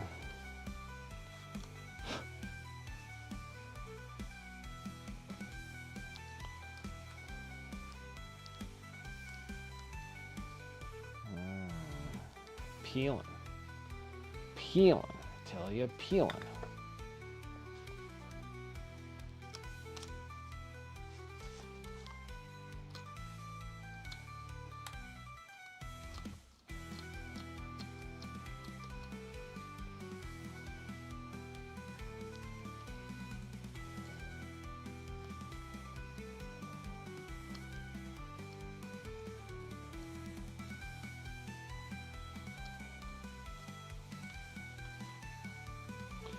taking the primer with it.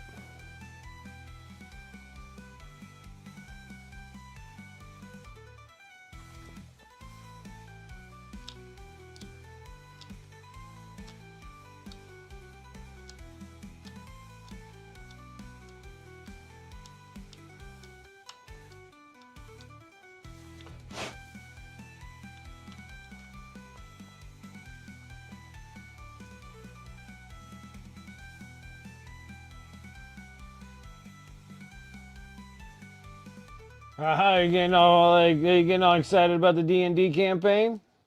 That's gonna be cool.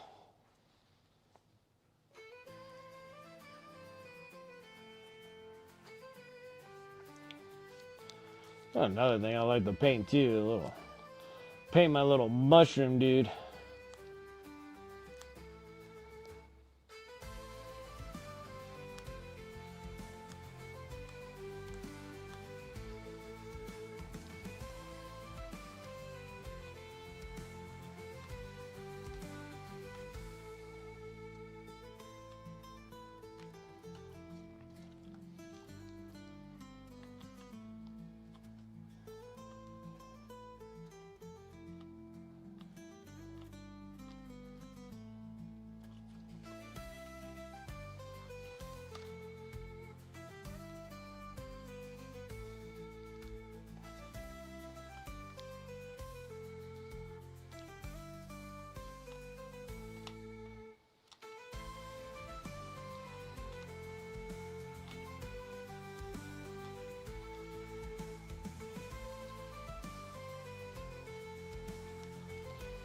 Spend eternity here taking all the stick tack off of everything.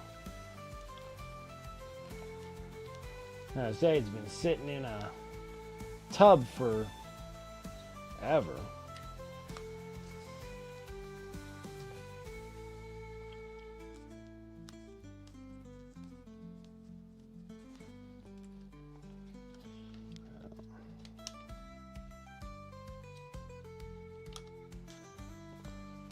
Get these arms off.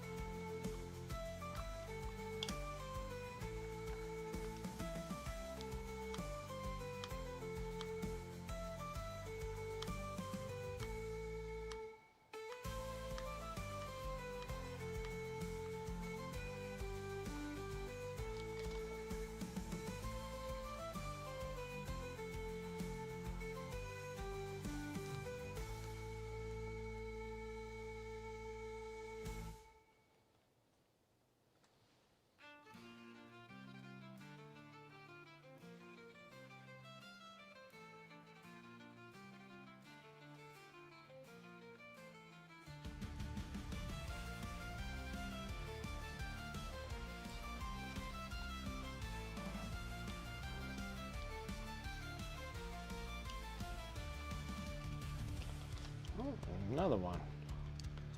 Bits and pieces just willingly falling off of this miniature.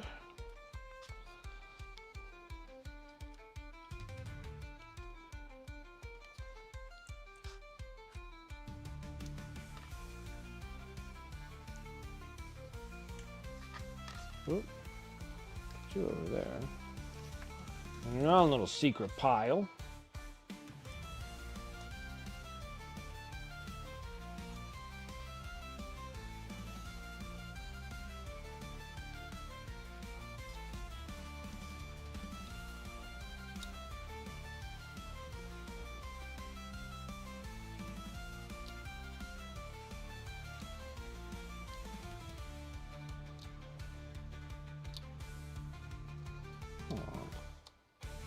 Goodness grief. All right. I think we're ready. Start laying down some paint. Well, that's cool.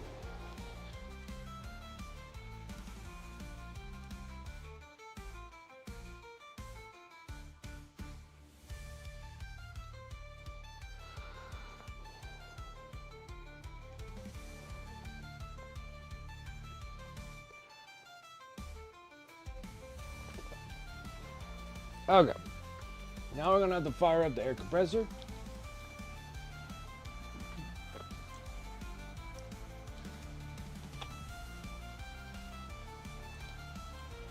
We're gonna need the bronze metallic. Light bronze will actually be the highlight, but we're gonna actually dry brush that all on there with a big giant stippling brush.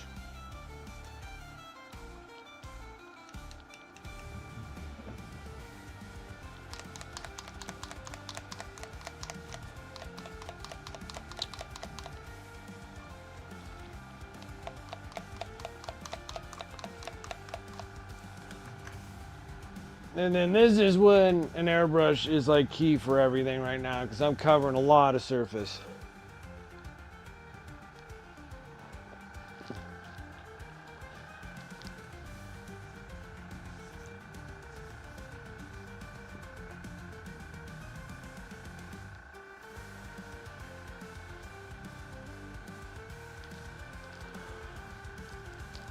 Like, I honestly don't know enough about D&D for anything, to be honest.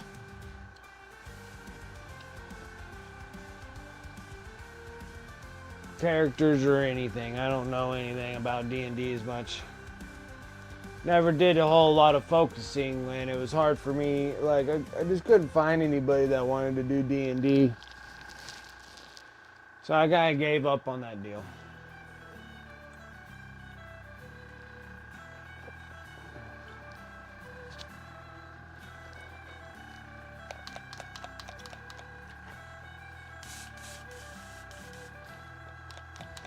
Okay. Bronze and loads of it.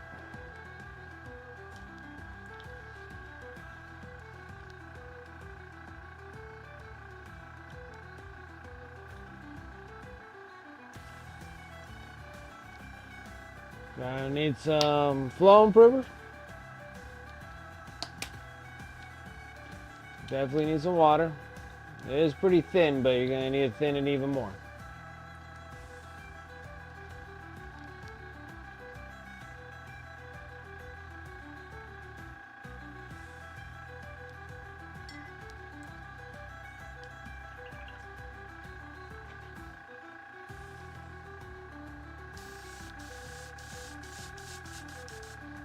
Yep.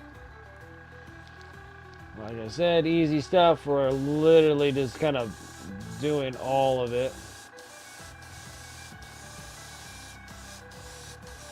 Oh, that wonderful bronze look.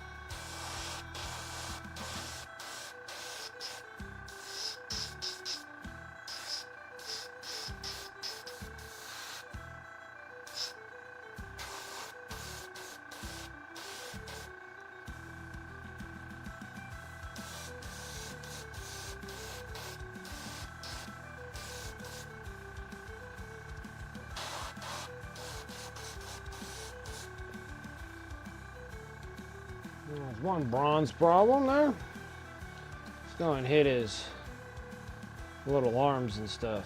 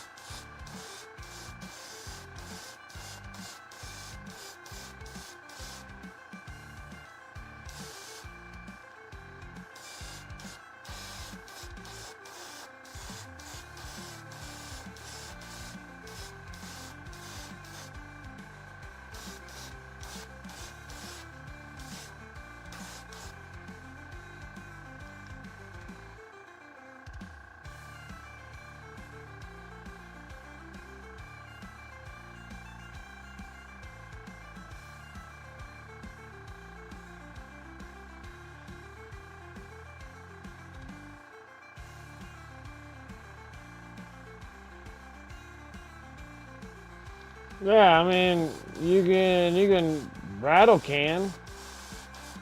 Like, I'm pretty sure that GW has metallic rattle cans. So, I don't know. I think it's just people that just like complaining. We'll just complain regardless. GW rattle cans are okay. But an airbrush is like a no-no. I don't know.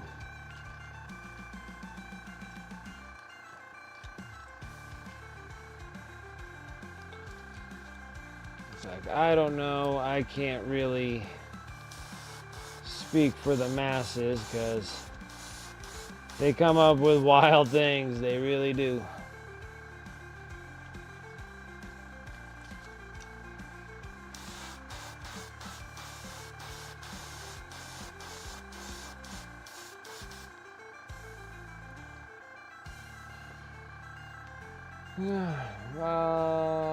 Better than rattle can base? Yeah, exactly.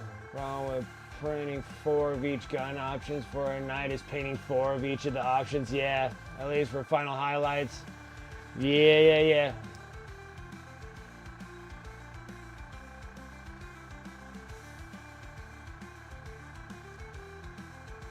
About painting? Yep.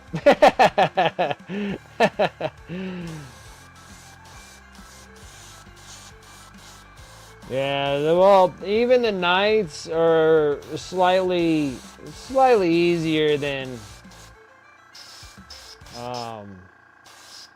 the Tau. That Tau took me a bit to get through all those weapon options.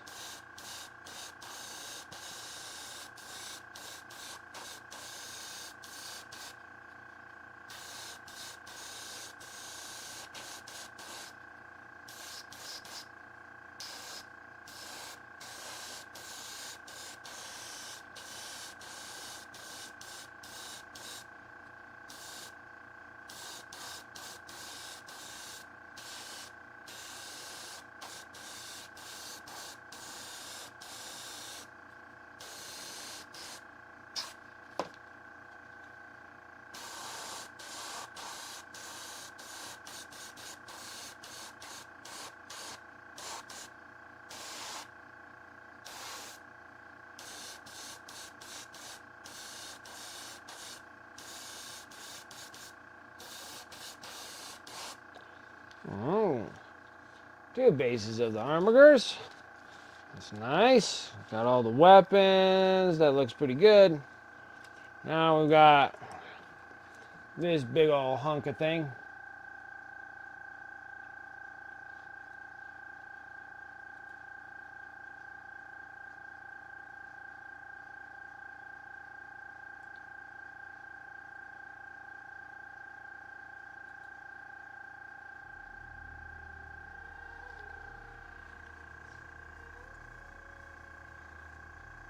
And then what are these ghosts for, antifreeze?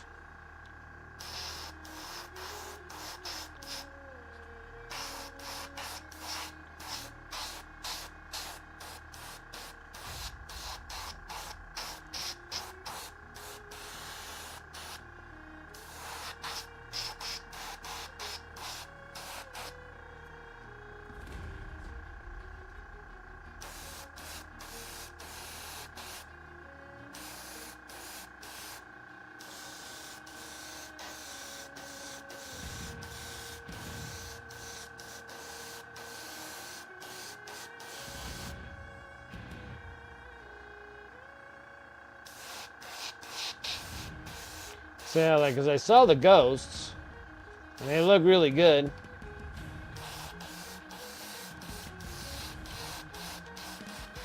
Just wasn't sure what the ghosts were for.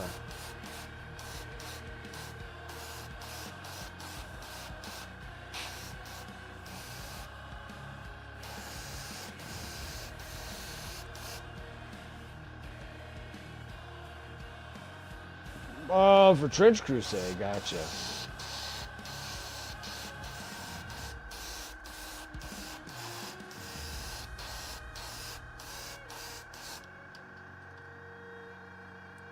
Did you back that project when it was out on Kickstarter?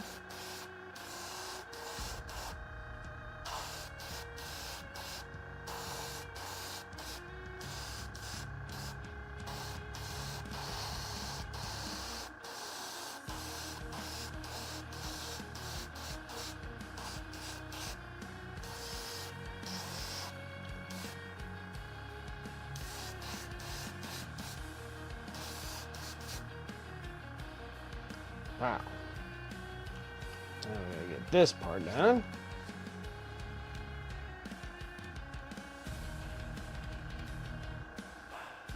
Well, not your models. Those are commissioned $300 to paint a warband. Oh yeah, that's nice. Look at you being a commission painter.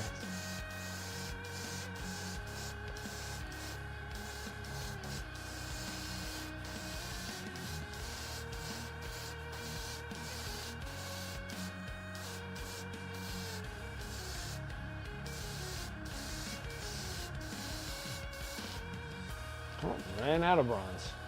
That was a very little bit of bronze that went long ways there. I think I need more than that.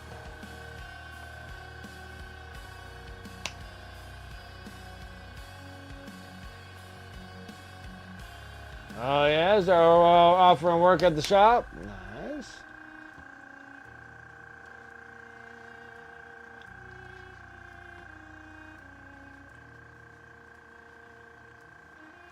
Combat patrols or kill teams. There you go.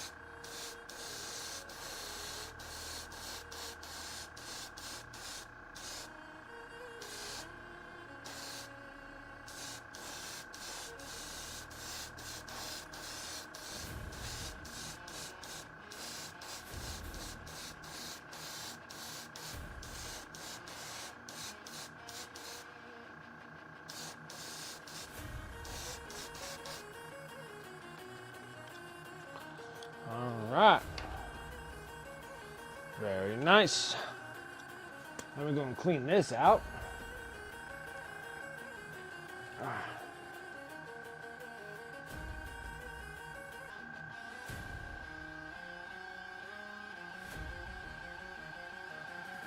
Okay. Let me go and clean this out real fast.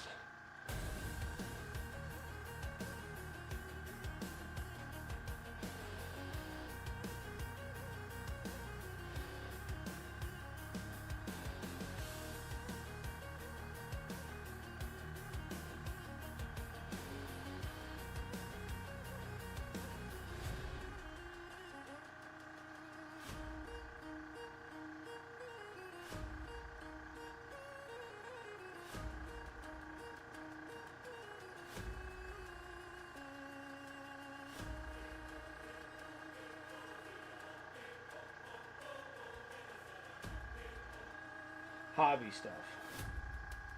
So I'm doing good. I've been stopping buying majority of things.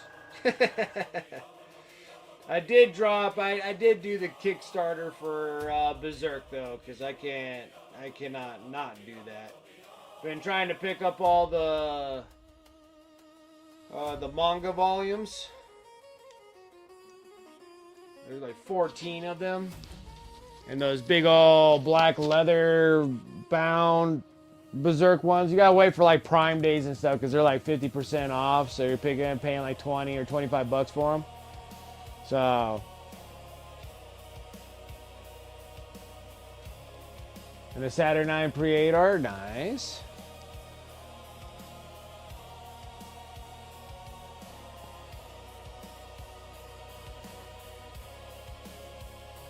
But no, there's nothing wrong with doing a couple jobs a year to pay for some of your hobby stuff because you gotta keep yourself around $1,000 a year. It seems like on yourself. That's not bad at all. I need to cut myself down to around there. That would be kind of nice. I'll get there eventually. Like I'm just like there's nothing really that's getting me where I need to buy anymore. Like those Christmas boxes kind of. So like those Christmas boxes actually just literally told me like it's okay. You don't need them at all. You don't need 3 units in a box for 250 bucks because that seems like that's what they are now.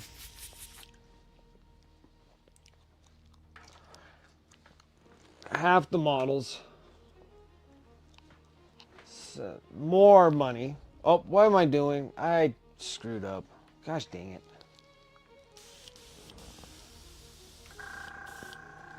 My bad. I'm not done with the bronze just yet. Dang it, I did all this job cleaning it all up and everything.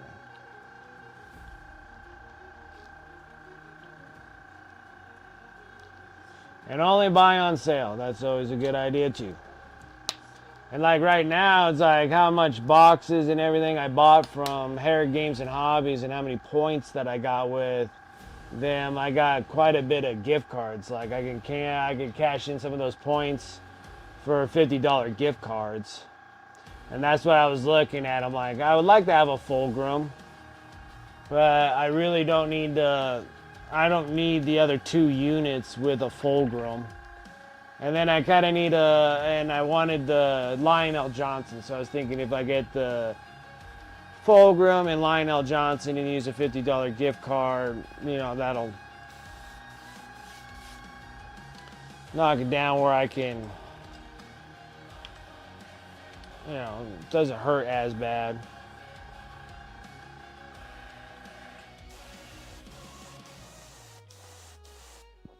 I forgot all the stinking guns that are on this night. So let's not forget these.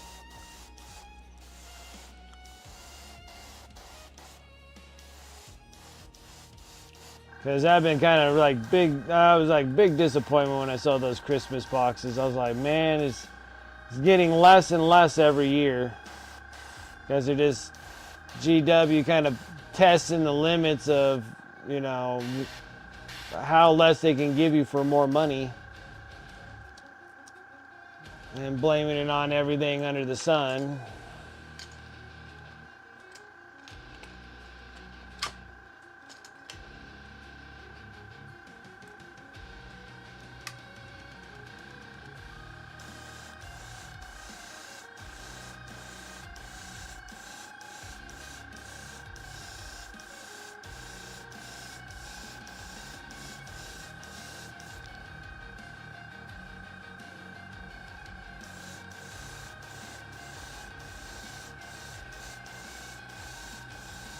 But yeah, I did pledge for the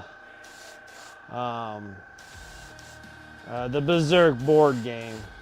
Because it'd be cool to paint some of those miniatures. I bet the game would probably be kind of fun too.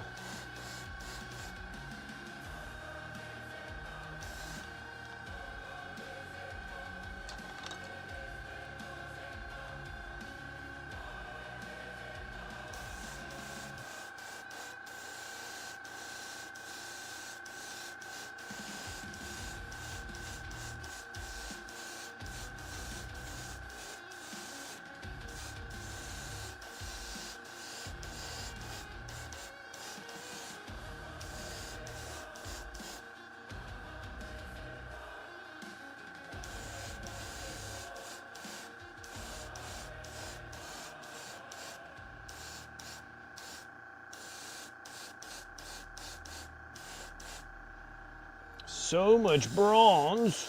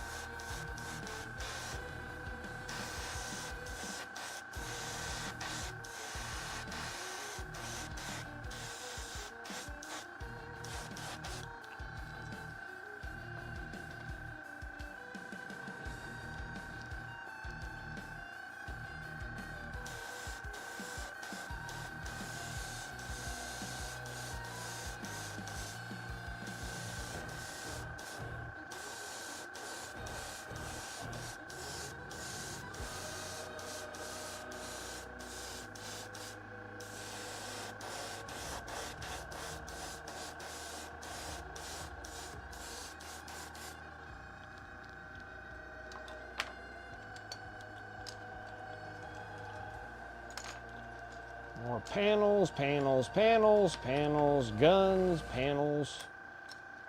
A million panels.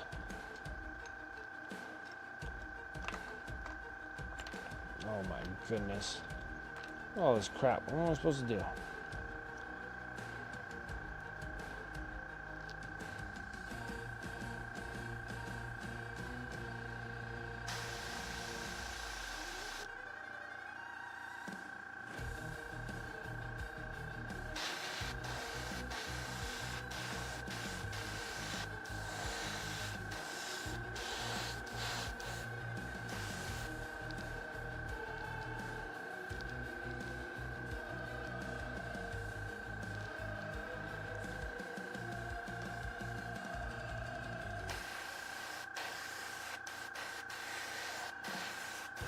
For the Emperor!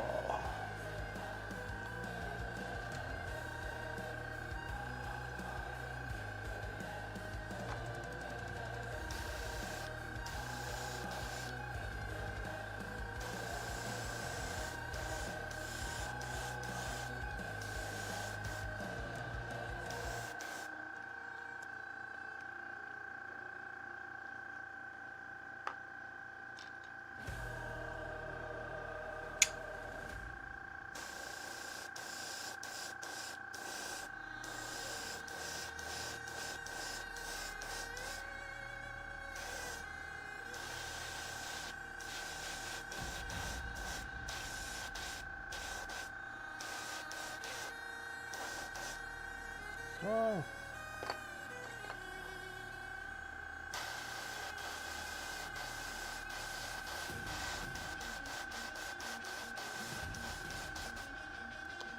One gun.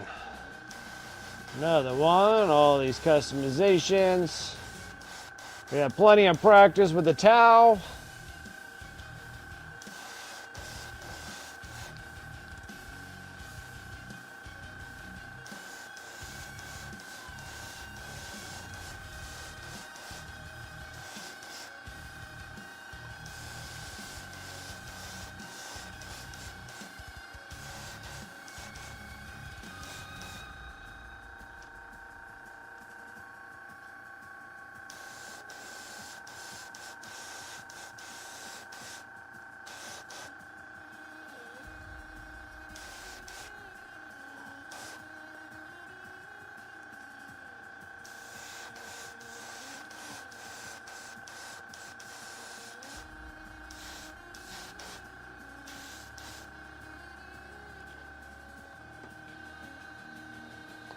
Okay. Now I can officially say I'm done with all the bronze for this moment from the airbrush. So let me go and clean this up real quick and then get back into doing more work.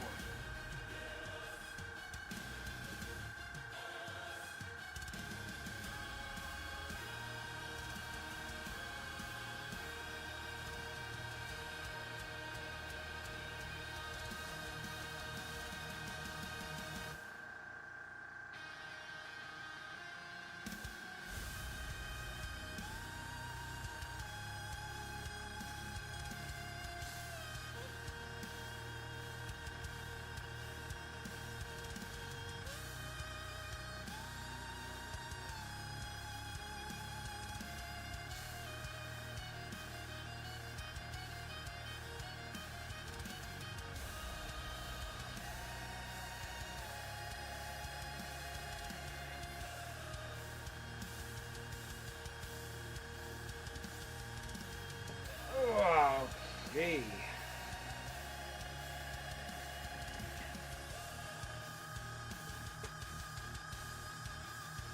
Start back up on the knights? I thought you were all done with them.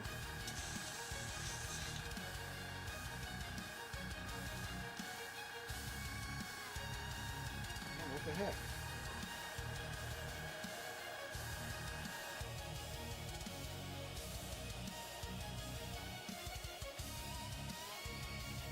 Wow. How the heck did I get this thing?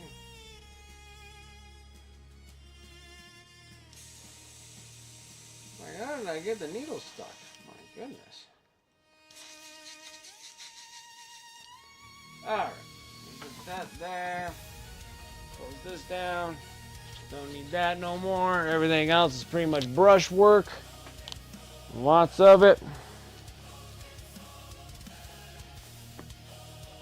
We're going to be using a stippling brush. We can use this one, it's fine. Little makeup brush. I have actual true stippling brushes. Just whatever one you want. You want the Army Painter, the Mighty Dry Brush. But I'll just use this one. They all work the same. Go in the makeup department in the grocery store and you can pick these things up like a dime a dozen. All right.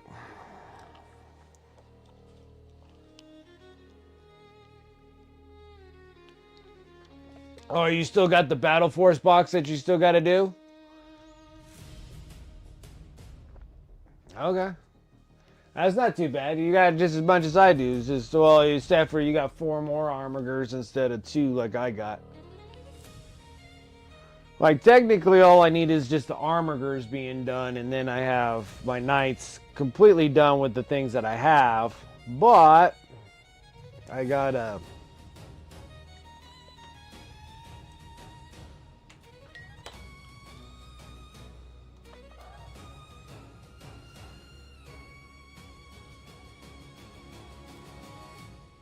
The 4 armigers won't be bad.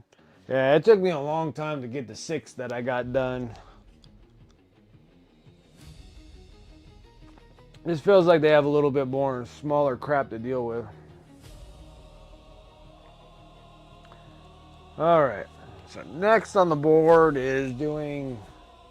Actually, I'll be right back because I'm almost done. I'm going to get a new beverage, and then we'll start hammering out the highlights on the dealio here. Cheap makeup brushes, dude, they work great. Nothing wrong with cheap makeup brushes.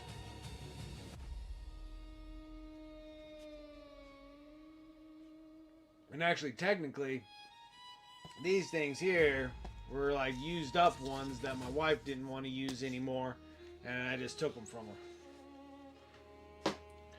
Some she gave to me, and then some I just kind of took.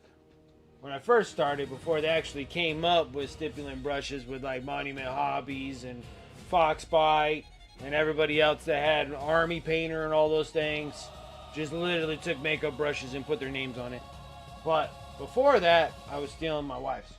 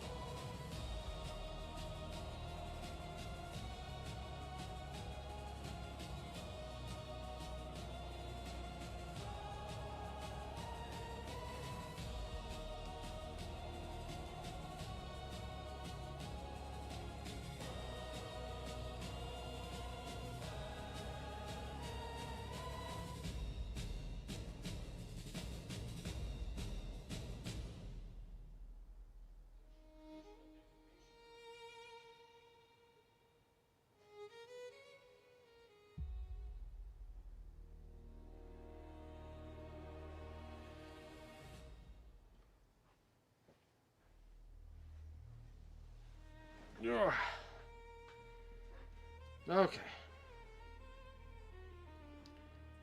I'm trying, guys.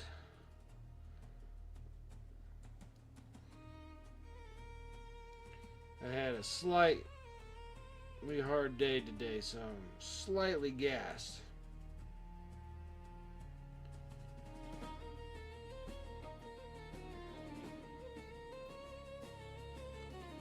Okay.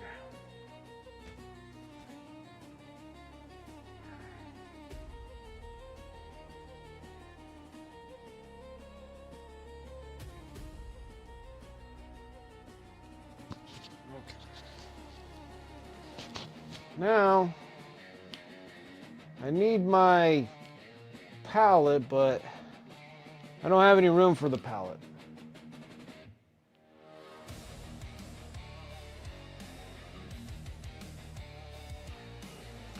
I have to like maneuver everything so I can get this back in there again. What a pain, a pain, a pain.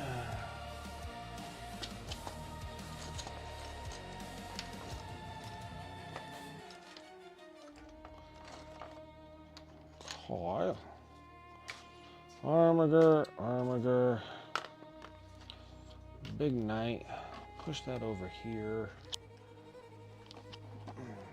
Open up the shop.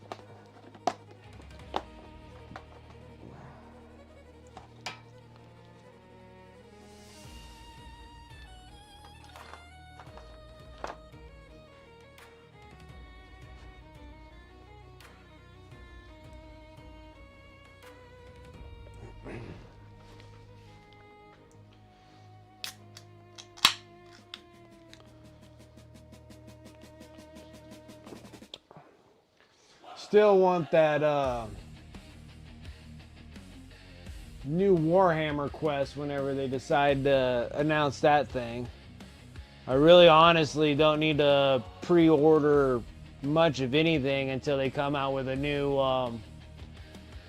possible kill team box.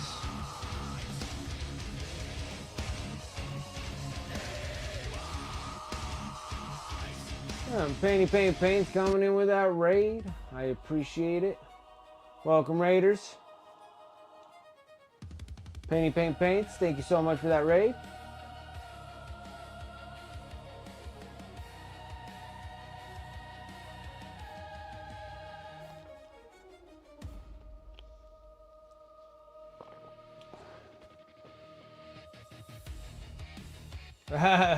Wow, not Tau, yeah. What do? I know. Now we're all into Knights, baby. Knights, and then we finished up Carlina.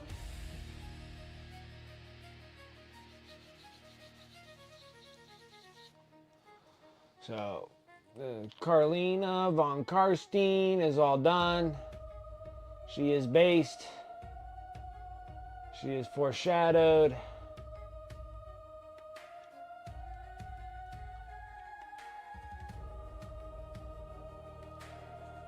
A bunch of stuff everywhere.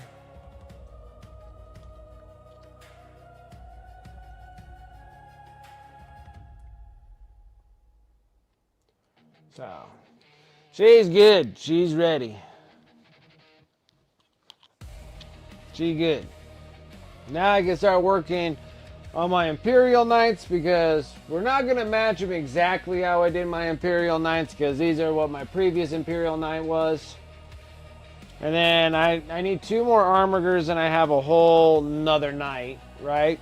So I'm sitting there, I'm like, we'll do them still in the Blood Angel theme that we got here. But we're going to change up the colors. So these 3 here are going to be more on the Death Company side. The chassis will still be the same, but the paneling will, instead of being red and yellow, they'll be red and black with X's on the red X's on the black. Something of that sort. Right now we're just working on trying to get all the chassis and chassis bronze all done. So next thing we're going to be doing is be light bronze. So I got some bronze fingernails now. It's going to be a new fashion statement here. Let's bronze it, baby.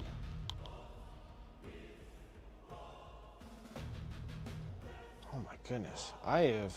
This is like 3 bottles that I have been struggling with here. What happens when I don't use them for long periods of time and then the heads of these things get all clunky. Like, look at that. Stuff is like, the paint bottle's got mud butt.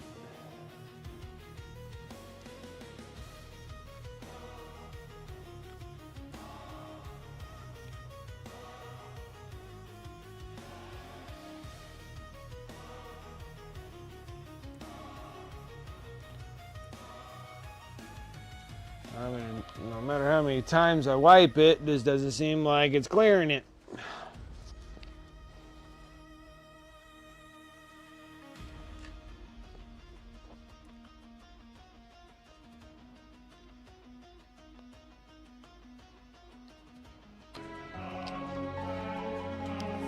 Say goodnight. I have to get up at 4:30 tomorrow. Oh boy, that's early. 9:30. Have a great weekend. I'll try to catch you Sunday afternoon. Fingers crossed. Right on, Turgeon. You have a good one. Thank you so much for coming and hanging out. Always do appreciate it.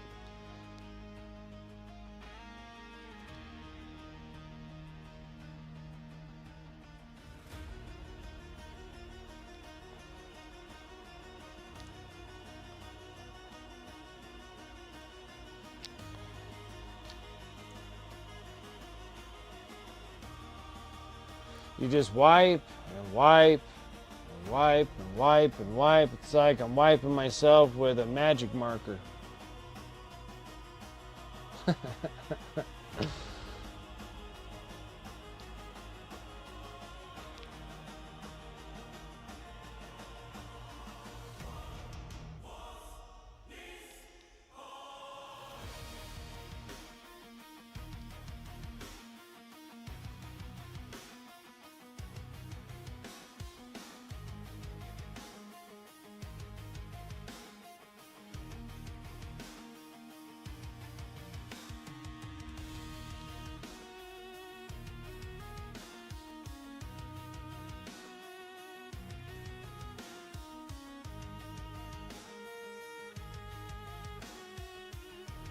It's like you could resist that setup. Oh yeah, mud butt.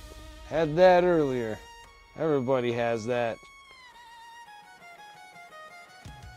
You just wipe and wipe and wipe. Eventually you just give up and just take a shower.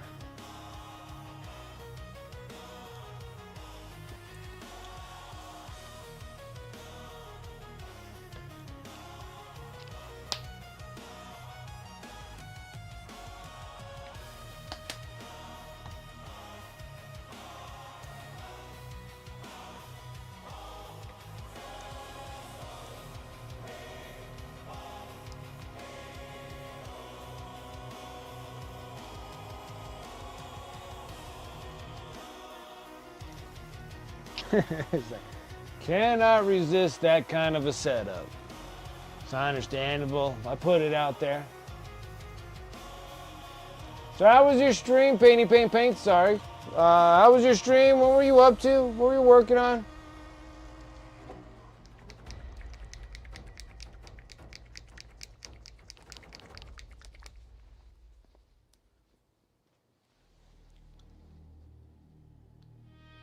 There we go. It's starting to come out now, all purty and smooth.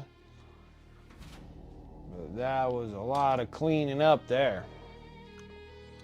All right, let's get into that light bronze. The Cerebus from Bones and a Dancy Scavenger. Needs to be done by November 9th. You got this.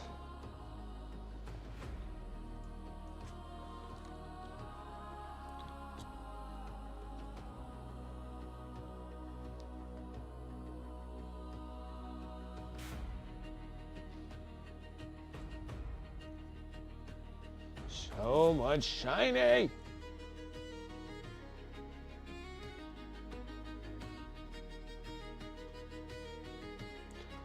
And this here is called dry brushing.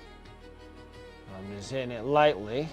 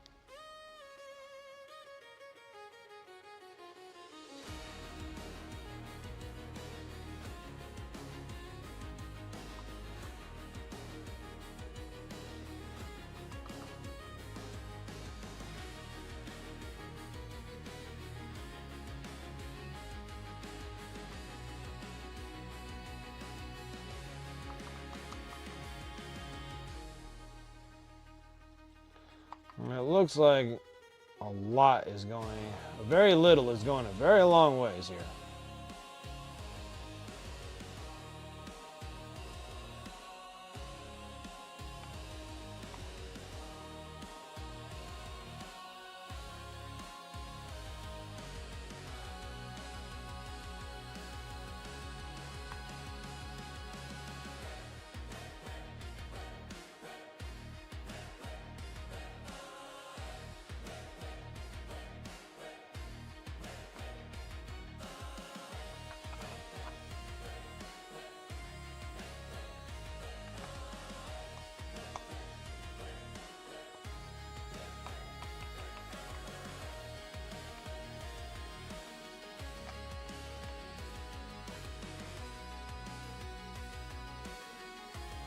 Super shiny.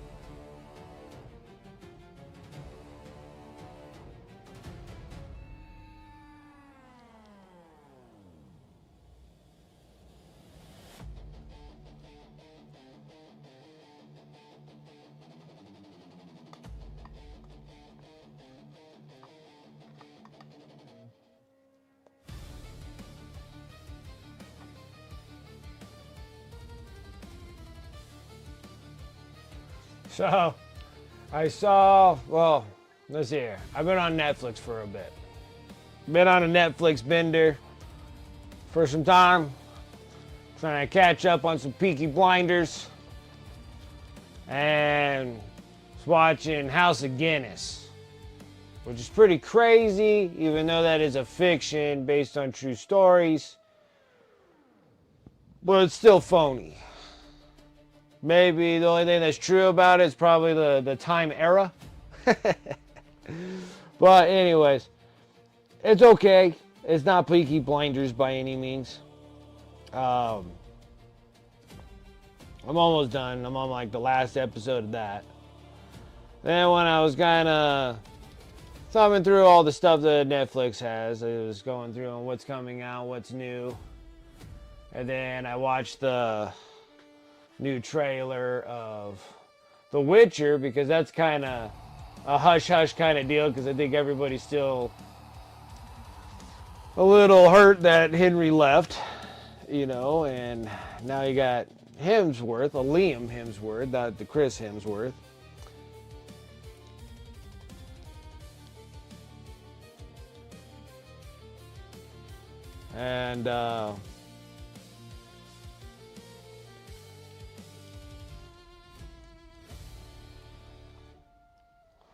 And so I watched the trailer, and I'm like, boy, they are really keeping this hush hush, because I didn't even know that it was getting released this month, like on the 30th. Like, it's getting released on like Halloween. So I'm like, or day before Halloween or whatnot.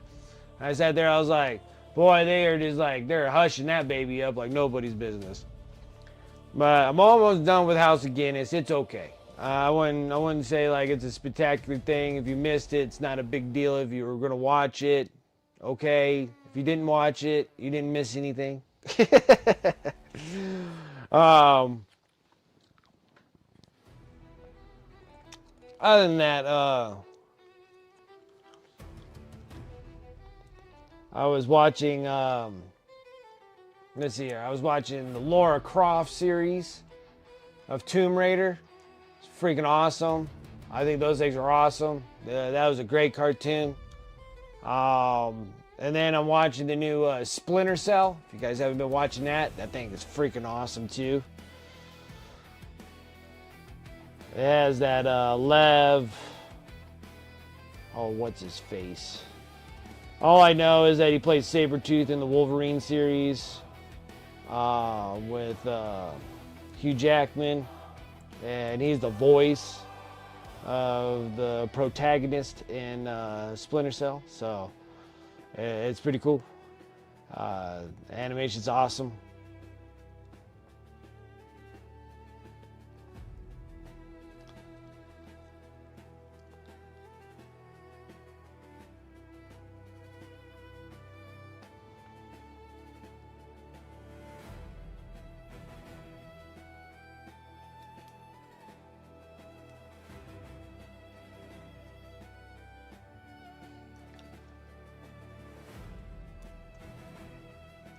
Light bronze is Bala. Something about this crap. Oh, this crap over here needs to go over here. Where all my other crap is. Yeah. Next.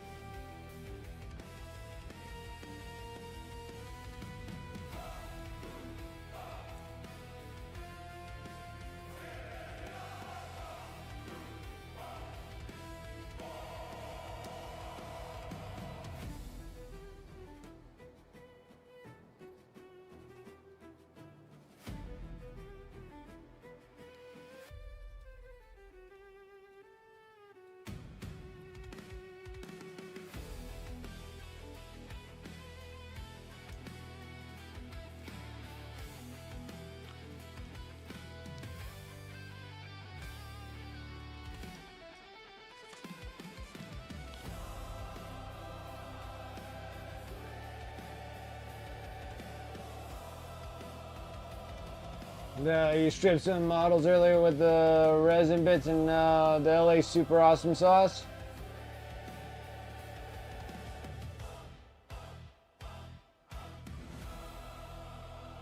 Did you use hot water?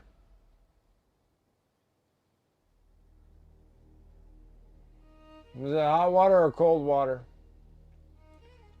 That seems like if it... Turn on the heat setting, yes. Okay, you always with the resin, if you still want to keep them nice and straight, the only time you need them hot is if you need to flex them. But keep them cold. Yeah, that's what you do with a lot of bent up looking resin pieces, is that you'll heat them up until they soften, and then you'll bend them to where you want and then let them cool. So if you want to strip resin like that, make sure you strip them with cold water. Because yeah, they'll get soft. They'll get soft and they'll be moving. Yeah.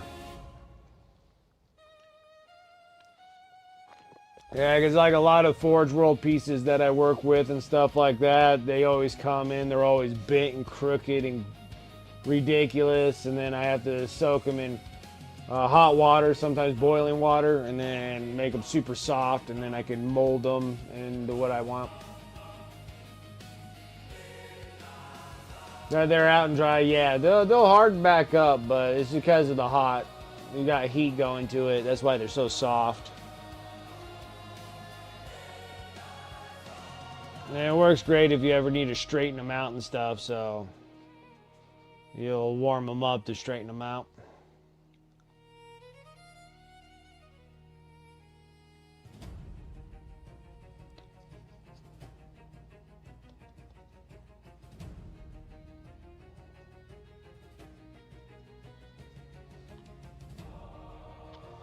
That's what I do with my 3D printed stuff as well, to get the little supports off of them. Put those things in like boiling water. like super hot water. Let those things sit in there and soften. Then they peel off, so you don't have to worry about that ripping off and that snapping that the supports do on 3D prints. And sometimes it rips off chunks of your main piece. You put that stuff in a really hot bath and then soften up those supports, and you can sit there and they just peel off so easy, almost like they're falling off, kind of like meat falling off the bone kind of deal.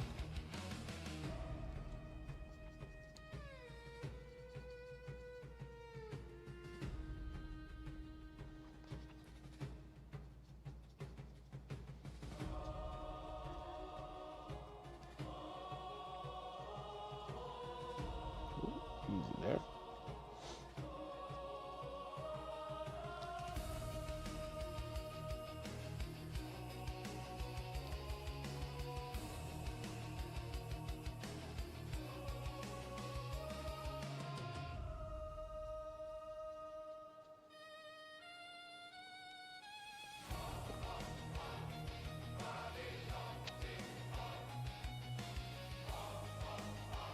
Whoop, way too heavy on that.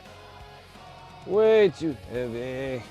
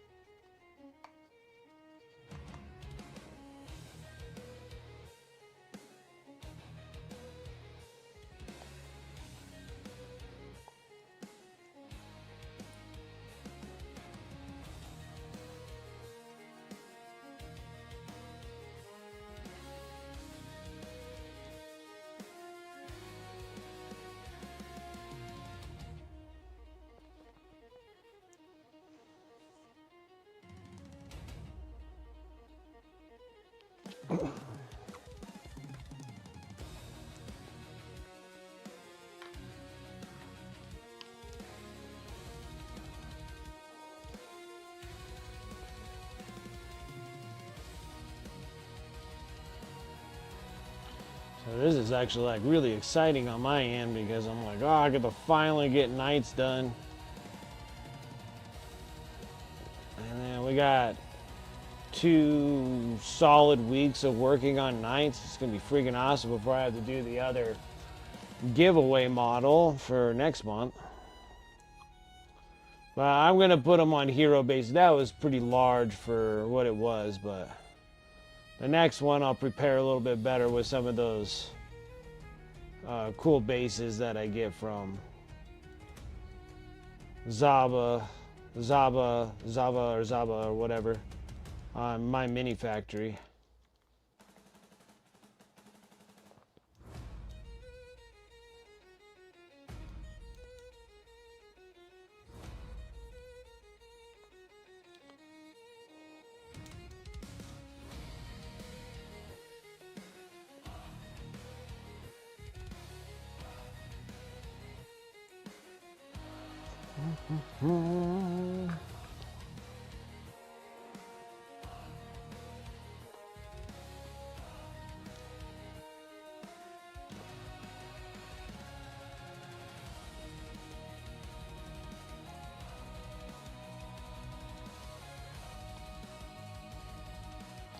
Man, for some crazy reason, I didn't think today was Friday.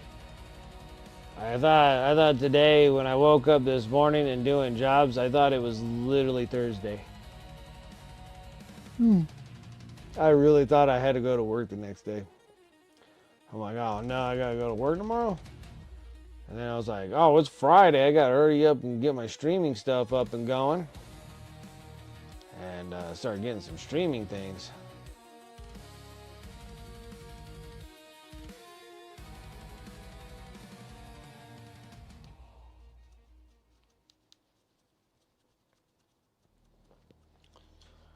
I was all backwards.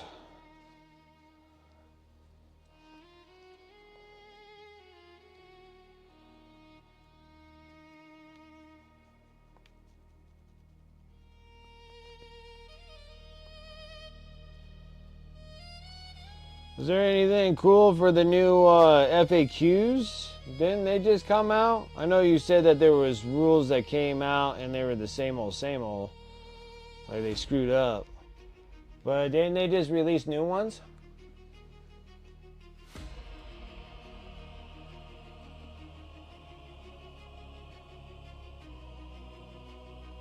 They did some balance sheets for something.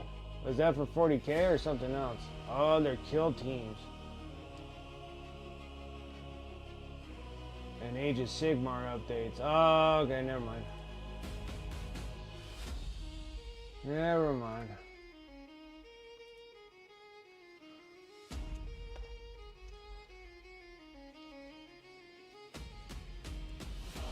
Yeah, and you said that they were like the same old, like nothing really changed on those. I thought the new ones today I thought they were something with 40K, but they were just kill team and Age of Sigmar stuff.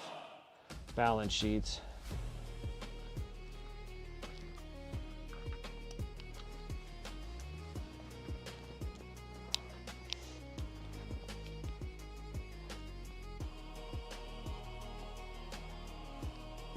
It can be hard to find all the information. I don't know why everything's so scattered.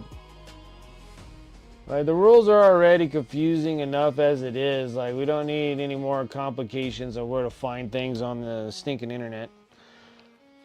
And especially on their stuff, too. It's just like, where the heck is, like, all their updates for the FAQs? Ooh, how are you going to paint your Eldar? I don't know. I'm always such a stickler by how their faction colors. I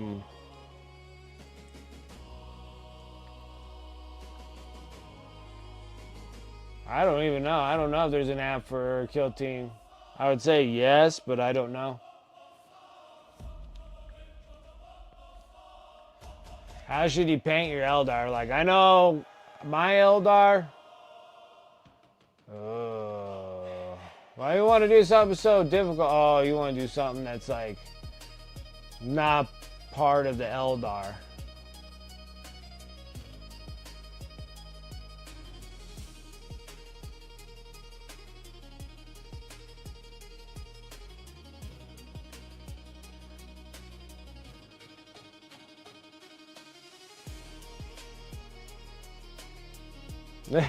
Shit on you. It's alright. There are a lot of people that don't like Eldar.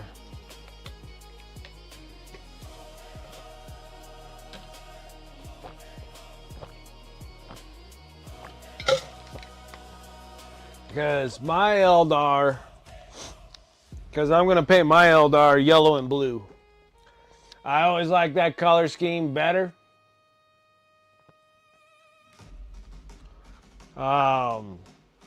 I want that yellow and blue, and I want to paint dragons all over them.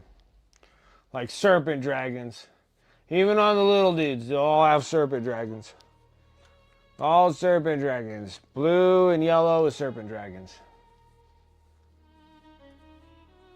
Yeah, that's my favorite. That's my favorite. Now, I do like the Corsairs color scheme. But they have that jade-looking color to them. And then, of course, I always like the red ones. Like, the red Eldar are cool. But my favorite ones are the yellow and blue. Like, the yellow and blue look so cool.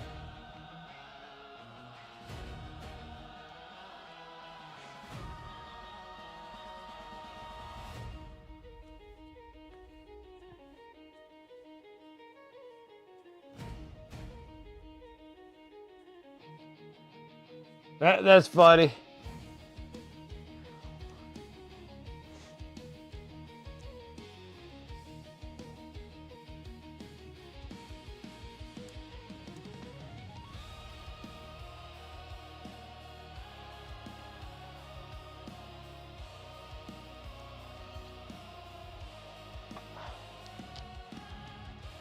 That is funny.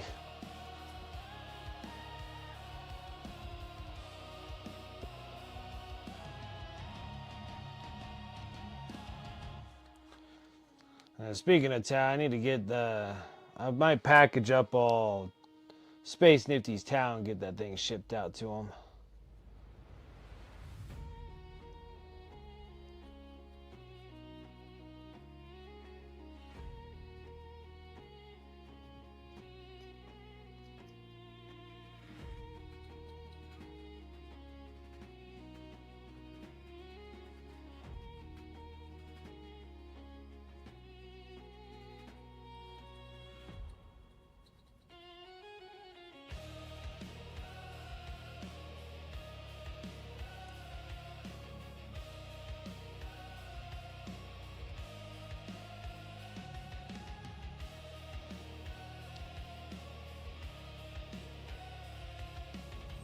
They can be, but I think like Tau got like the most hatred for some reason. But they are a very tough army to play against. I played against Tau twice in my small ventures of playing 40K, and they weren't pleasant.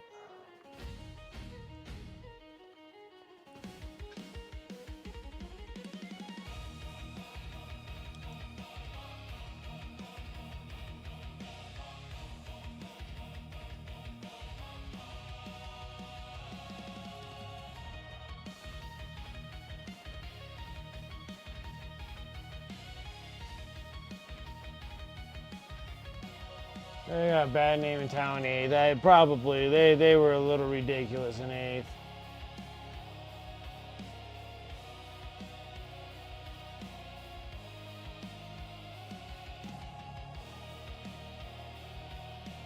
There's the black plus the Wraith Bone, the super smooth silk. Yeah, that's nice too.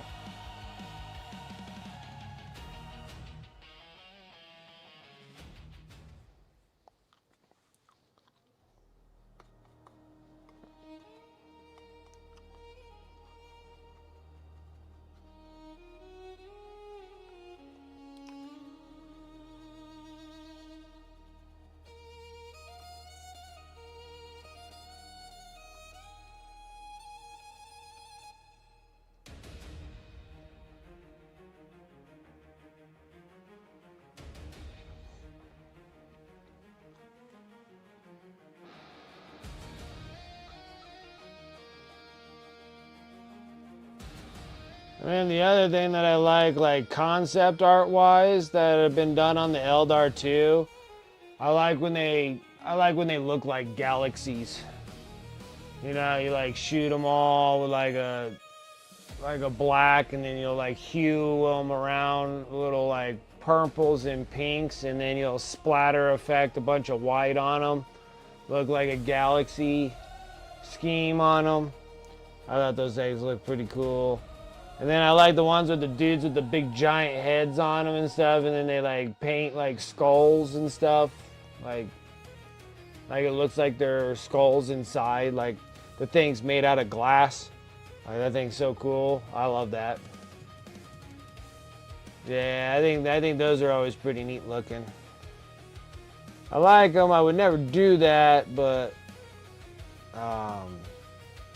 because I like keeping my stuff to whatever the lore wise is to those guys. So I normally keep all my paint schemes that way. I normally never jump out of paint schemes unless somebody's like commissioned me to do so, like the Tau, because I never seen green Tau before, and they look great. Just never seen them before, and they look good too. Like there should be some green Tau. Why there isn't any green Tau, don't know, but.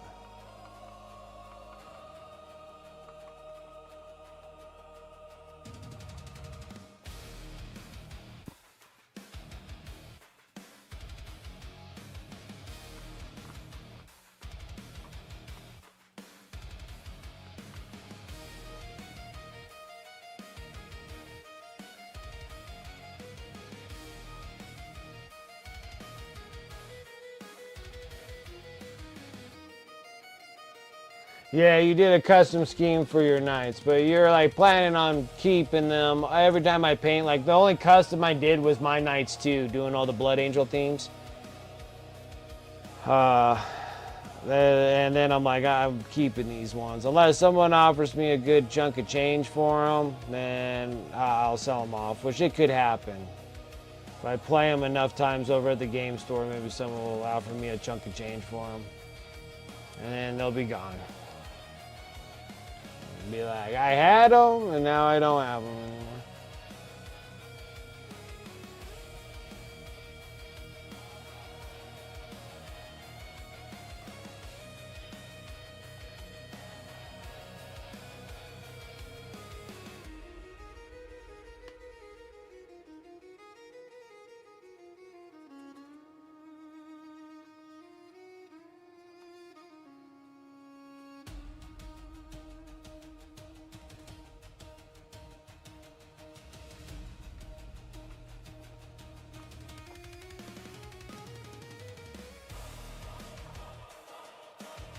Alright, those things are ready for washes.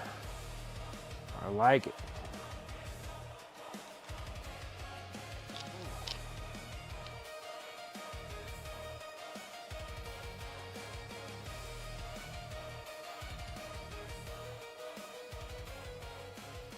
One story Rogue Trader had dozen layers of Eldar cloth and still shape her figure.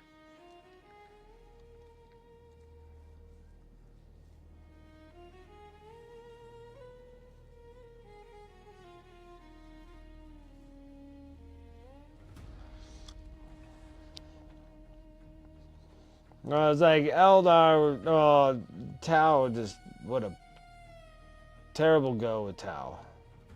Yeah, 8th edition wasn't very fun, especially when they had like all that automatic Overwatch. Like, oh my gosh, everybody had Overwatch then. It was just like, oh, my poor World Eaters took a beating.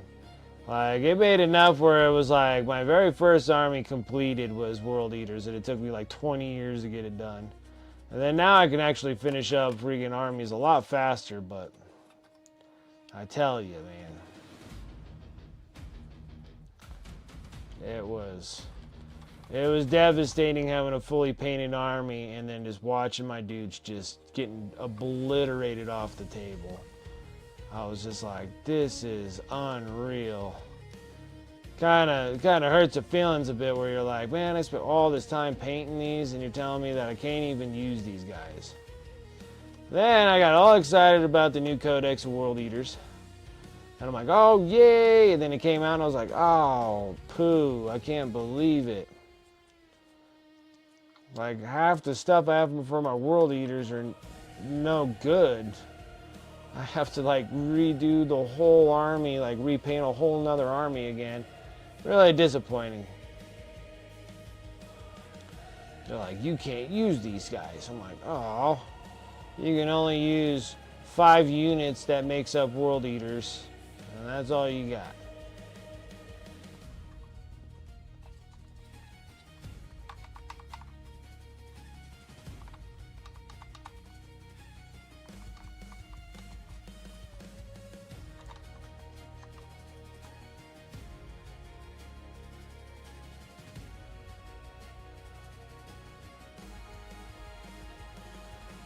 Zombified?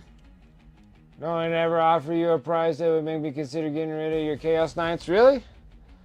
Yeah, I'm like, almost everything I have is like practically for sale. I mean, I've sold one army just at the game store. And someone offered me money for it, and I was like, yeah, after I'm done with this game, you can have it. I'm like, don't even have to pack them up.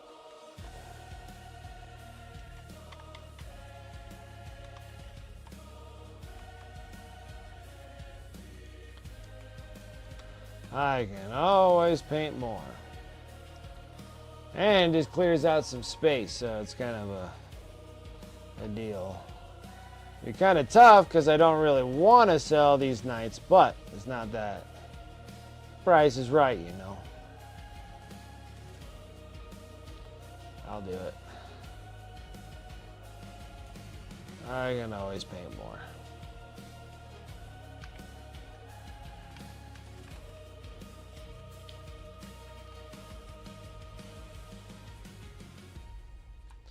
I mean, especially in the nights. I mean, shoot.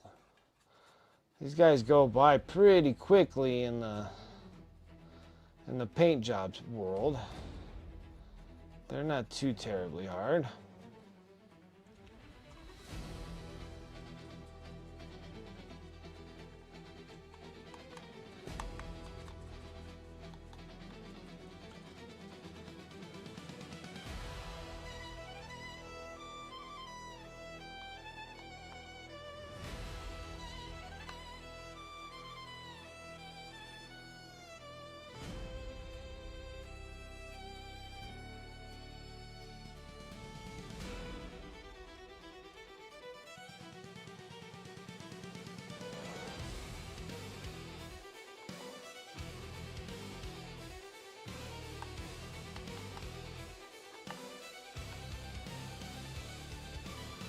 Not enough.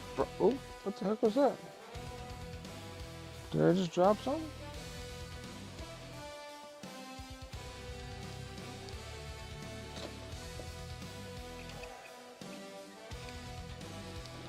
Oh, it's just the base. Thought I dropped one of my pieces.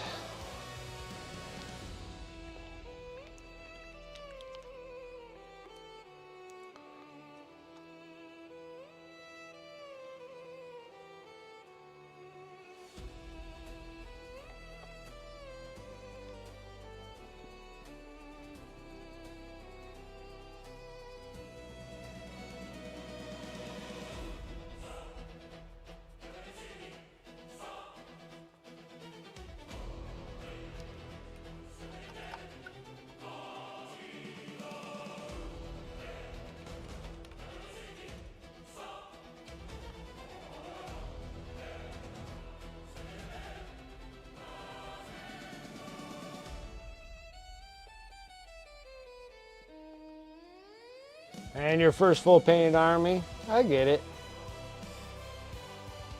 I think the fact is I just painted so many models now, they're all the same now.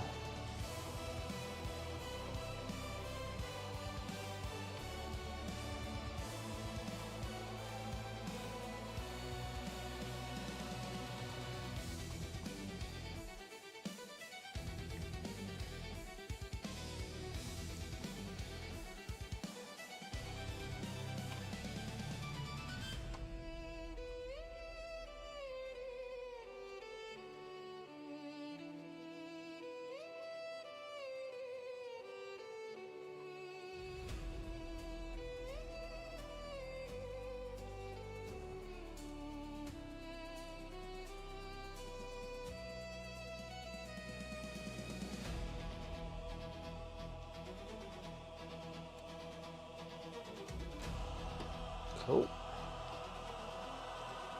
Looks relatively good there.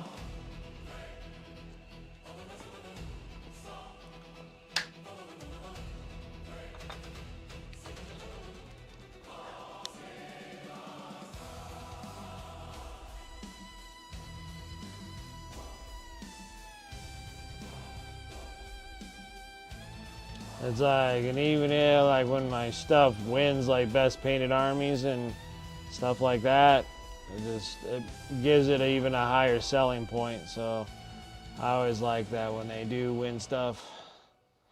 Then you're like, yeah, these things won this and that. Real easier sales pitch.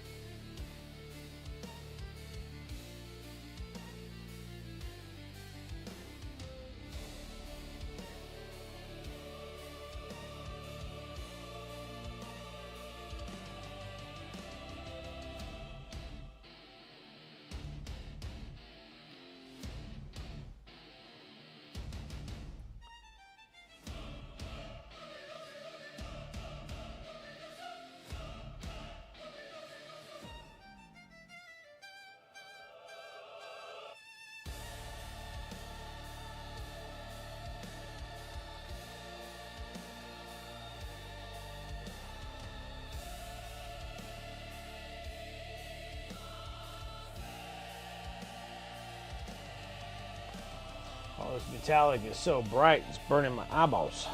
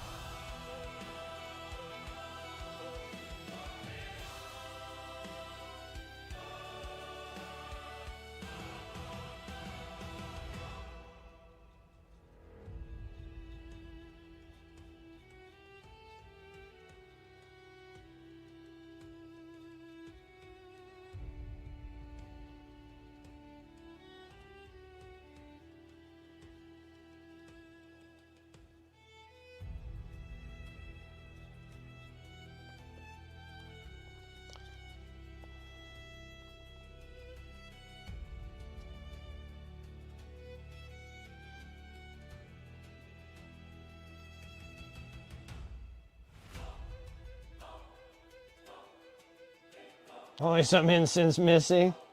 Yeah. Yeah, this metallic is very nice. I like this stuff. Too much.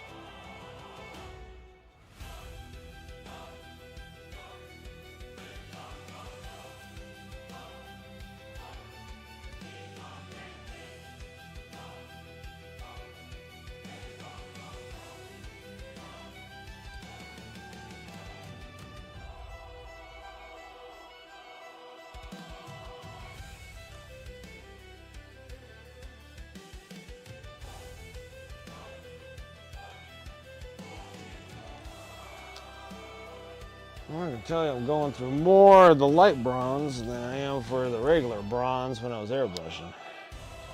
Dry brushing always takes up more paint.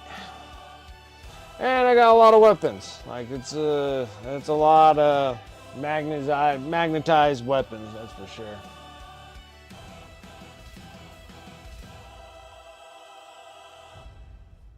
Oh, you like that one?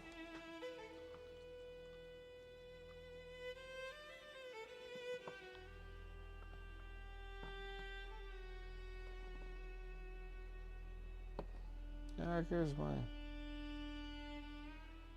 that's dwarven gold. Oh, so the elven gold, you like that one?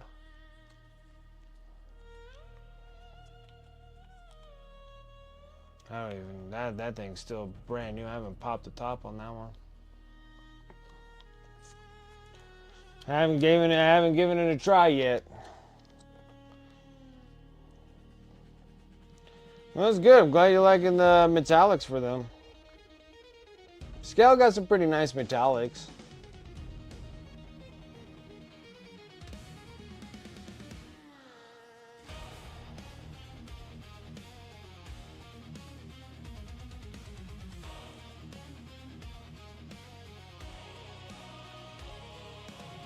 Holy smokes. Are you kidding me? It's only 8:30 right now? Oh my goodness. To me, it feels like midnight.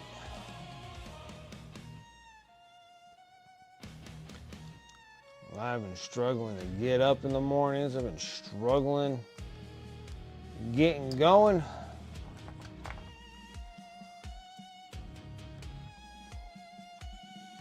Dude, I'm like super tired. I don't know what the hell's been going on with me here lately. It's been a mess. It's like just flat out exhausted.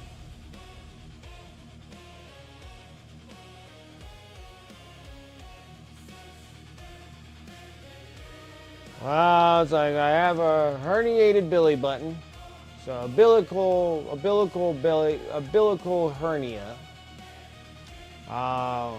Because of work with the family, family business and everything, I have to make sure that I can take the time off in the time where I'm not so busy. So I got my schedule appointment to go in for surgery that happens in December. So I still got 2 more months. I'm getting some of the work and stuff done so I can take the time off so my other 2 family members can kind of take care of things while I'm out. Because I have to have 6 weeks of not doing anything but like sit here and paint. That's like all I can do for 6 weeks. So that's going to be nice. At least it gives me some time. Yeah, going in on December, then I'm off for 6 weeks. Of just recoup, don't do anything. Which the worst one is I don't know what I'm gonna do if I have to sneeze, because that thing I could fracture ribs. My sneezes are so hard.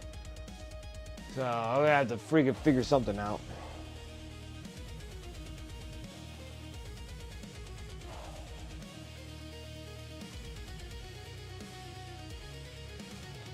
I'm gonna blow my belly button out with my sneezes.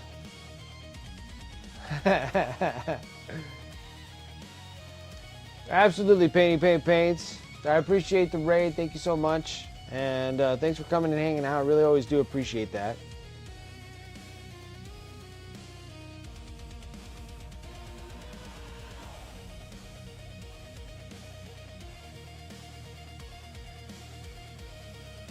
Oh, maybe. I'm not in like too much like pain. It doesn't cause me a whole lot of pain until I start doing like stupid lifts and stupid pulls. And I'm like pulling and lifting things that are heavy.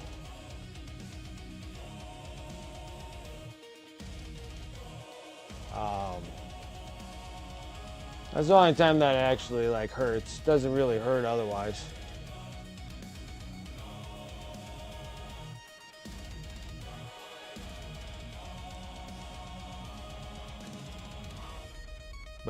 But just of recent, it was kind of weird because I had like 3 days off. Like I Saturday, Sunday, then I had Monday, Tuesday, Wednesday. Like I didn't work at all.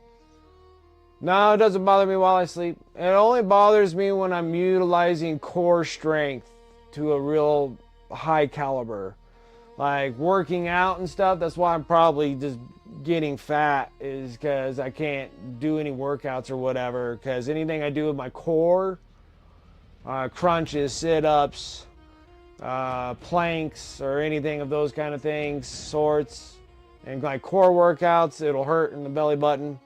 If I'm lifting something extremely heavy that requires a bunch of core strength to pick it up off the ground or wherever I'm doing, it'll sting. It doesn't like hurt per se. It stings like you got like a bee sting or something like that. Like something like popped you real quick, and then you get this weird itch that you can't itch. You got an internal itch, and but I know when I'm hurting it because it gives me that sting feeling, like I just got stung. And then it'll itch for like half the day. And but yeah, laying down, doing things, those don't bother me at all. Don't say you can't sneeze, dude. Yeah. Wait, like you guys all have witnessed me sneeze on stream. They're like when I sneeze, it changes the barometric pressure inside my house. Like windows flex. Like when I sneeze, like it's bad. That's like my biggest concern. Yeah, it's loud, man. It's loud, it's strong, and it hurts my insides. I sneeze so hard. But then most of the time it never hurts my belly button. Even when it's hurt right now, like when I sneeze, it never hurts it. I normally hurt my rib cage. Like my rib cage hurts when I do that. Like they're such aggressive sneezes. It's just ridiculous. And so many at the same time. It's just like kapua, kapua, kapua, kapua. And I'm like, oh my gosh, my ribs.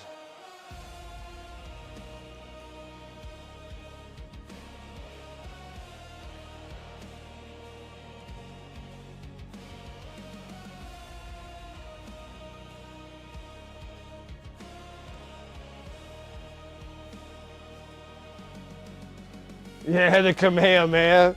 Kame, Hame. Ah! Father of the Kamehameha. That's funny.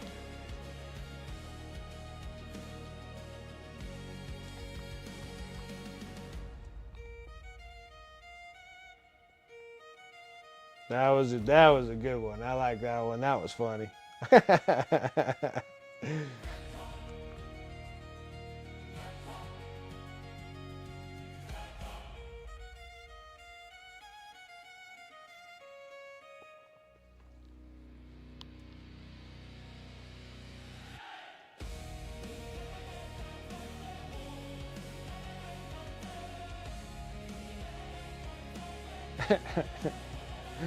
The Kamehameha sneezes.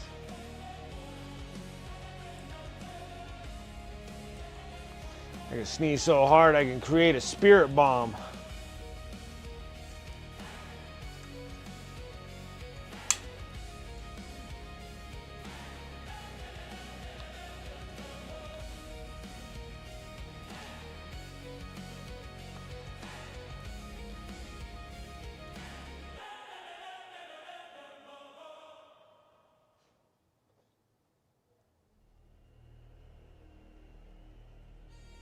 Still no fight with Cell with Gohan? That's funny.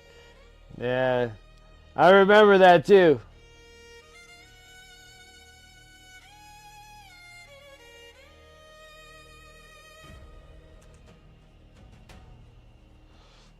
I remember that big old workup, big huge workup, these big old huge workouts with freaking Goku and Vegeta and achieving Super Saiyan powers, taking Gohan with them, going in the time chamber of time or whatever, the chamber of time or whatnot, and Piccolo's watchtower.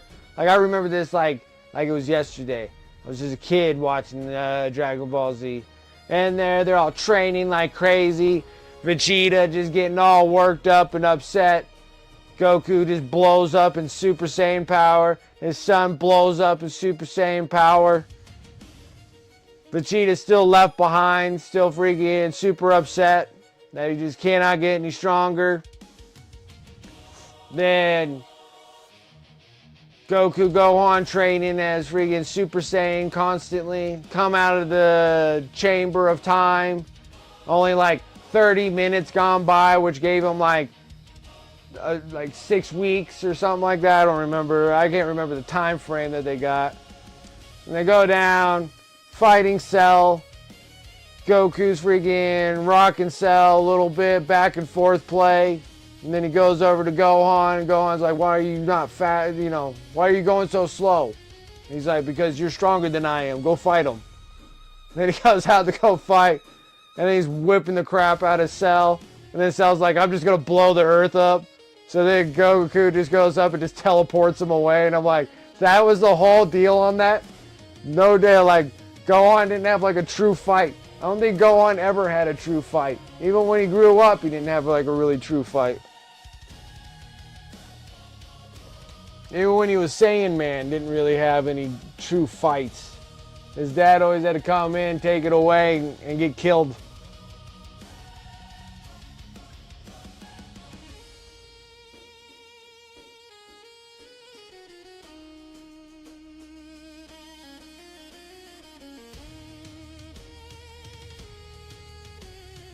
If Goku's a good father, I don't know. He's never around. I guess so, in an extent, if you want to go and work out with your dad. But if you don't want to work out with your dad, then he's not around because he's always working out.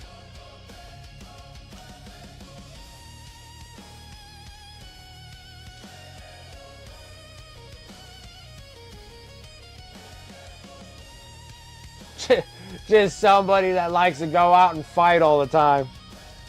Because I just want to train and fight all the time.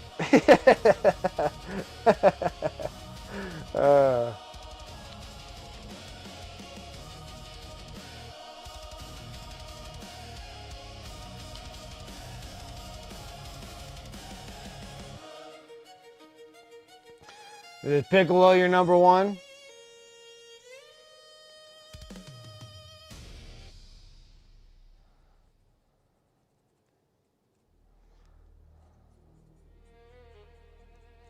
I like how you can regrow his limbs like a lizard.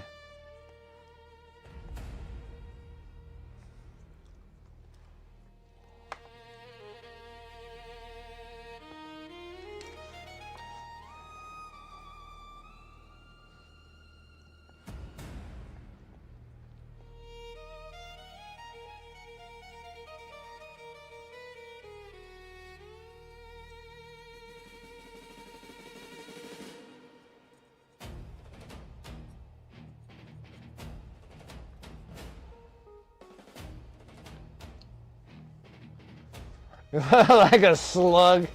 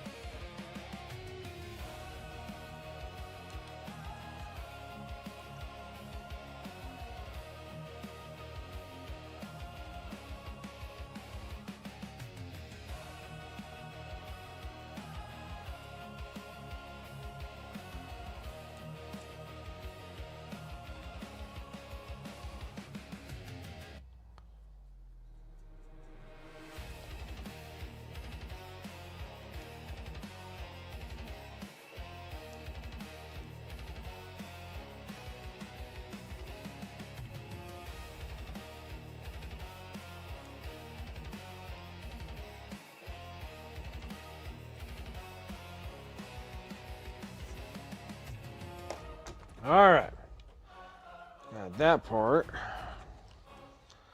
Now it's gotta just be paneling work and stuff like that. So we're just gonna sit there and start taping things up, painting stuff black, painting stuff red.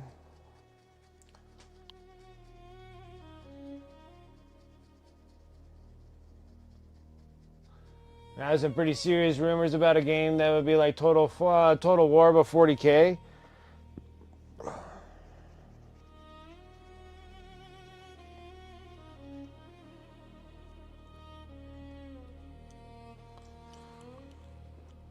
Like, I just don't know if it'll actually like play the same. Well, I guess it would be kind of cool to run big old monster armies like that.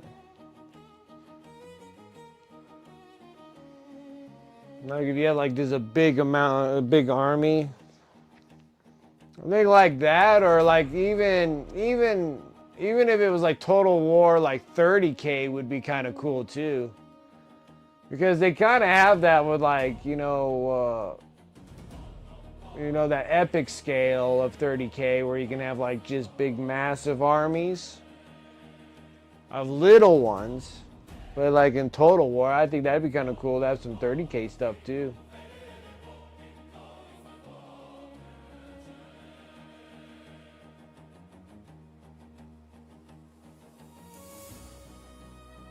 Total War games, Shogun, Shogun 2, Rome. Yeah, those things were good. Let's see, I think like the original Total War games. What was the one that I used to play? I swear it was like, oh, maybe it was the original Total War. Like, I think the original Total War, where I think you're part of the empires. Back in the day of the empires, like you could be like the Turkish Empire, the Roman Empire, you could be the Persian Empire, the Prussia, stuff like that.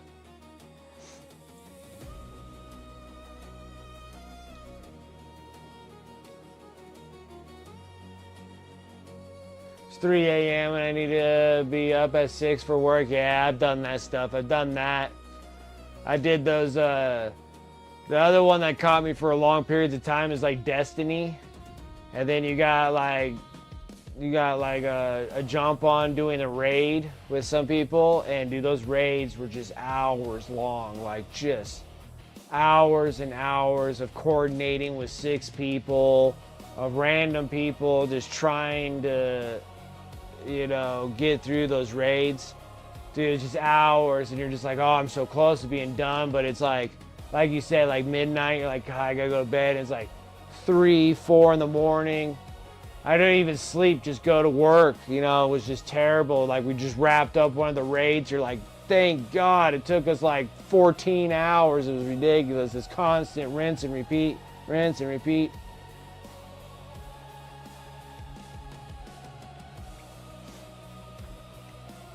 Was it just Empire? I thought it had the same thing as Total War, though. You had like the same kind of group of people and you take over other countries and stuff like that. But it could have been Empire. Was it a Total War Empire? Okay. Maybe that's I think that was one that I played a long, long time ago.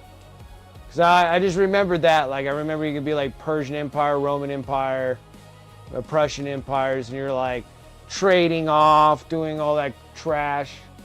The Napoleon one was pretty good too. I remember playing the Napoleon one. But yeah, just countless, and then WoW, like just non-stop, countless hours in WoW, countless hours in Destiny, countless stupid hours in Call of Duty. I can't tell you, like Call of Duty, like it was like, I think it was like the original Black Ops. And dude, I just spent like just countless hours on that. Prestige like a bazillion times. And you get like nothing for it. Like there's like nothing for it, just chasing badges. I don't know what the heck it was. And then I had to walk away. I'm like, what in the heck am I doing to myself right now? Like, I'm just literally just doing the same crap over and over and over again. Yeah, the Napoleon Total War was really good. Like, it is really good.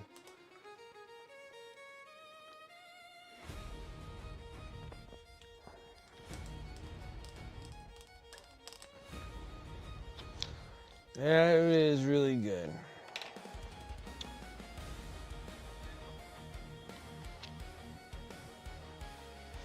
but like this video games in its entirety just had to stop on certain things. Like I just sank so much time in so many of those things.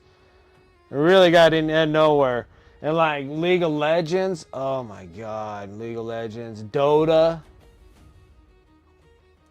Like back in my high school days, like Dota, League of Legends, like I was relatively good at that game. And then had to stop. Friggin' girlfriends always consuming my time spent on video games.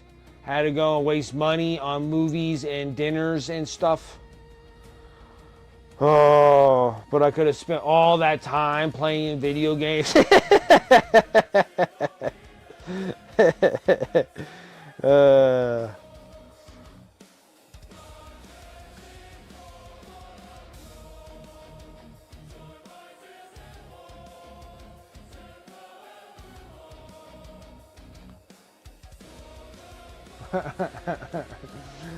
There's countless hours, and never even thought about, well, always thought about doing pro stuff, but pro stuff was never here in this town. Had to travel and to try to explain to my boomer parents about silly video games that I can actually do this and try to win prizes. It just flew over their head. Like it just, there was no like registering this. Like, you want us to do what? We gotta do a vacation dealio where we have to go to like a different state and stay there for 4 days or so for you to play video games in a tournament to possibly win money. They're just like, no. And then my parents weren't really like traveling kind of people, where now I feel like this is where I'm getting it from. Like this, I just feel like I'm a homesteader. To stay and die where I'm at. I don't really venture. I did venture quite often. I mean, we traveled in Europe and stuff, and then we're eventually gonna make the big old U.S. tour here and hitting conventions all over the place. But yeah, like just trying to explain that to my parents back in the days. It's like I can literally play Dota at, over Midwest or East Coast. Well, I think a lot of them were at the East Coast. And just trying to even get my parents to do like Halo competitions in like Vegas. Like I couldn't even get them to even want to go to Vegas at that time. It's so hard, and it was like hard for them because they just couldn't believe that you could get money for playing video games. Like they still can't wrap their heads around it that I literally paint miniatures and I can sell them on eBay and people want commissions and whatnot, and they still can't they can't believe that is a thing.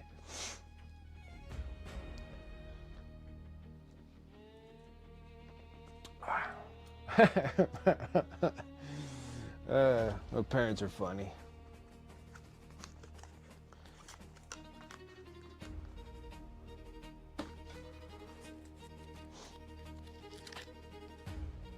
I ain't like my boy and stuff, and he wants to be like a YouTuber. Maybe. Probably not anymore. Who knows now. And, I'm like more than willing to take him and do things, but he doesn't really play anything of any kind of competitiveness of current games that are going on. Like, I guess you can do like Fortnite competitions, but he's really stuck on Roblox. But I don't really think there's any like Roblox competitions. There's like Valorant and Dota and League of Legends and Call of Duty and pretty much all the games that you have to scream at, break your controllers, break your keyboard, throw your mouse through a window kind of thing, kind of games.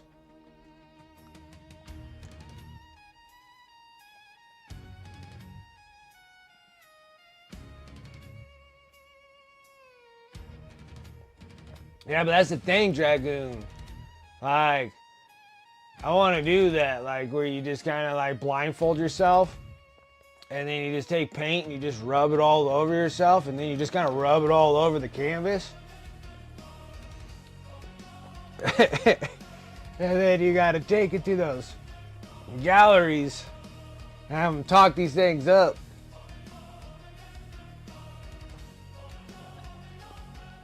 Like what is it called? Contemporary art? Is that what is that called? Contemporary art? Not just abstract art. There's a whole bunch of different kind of art.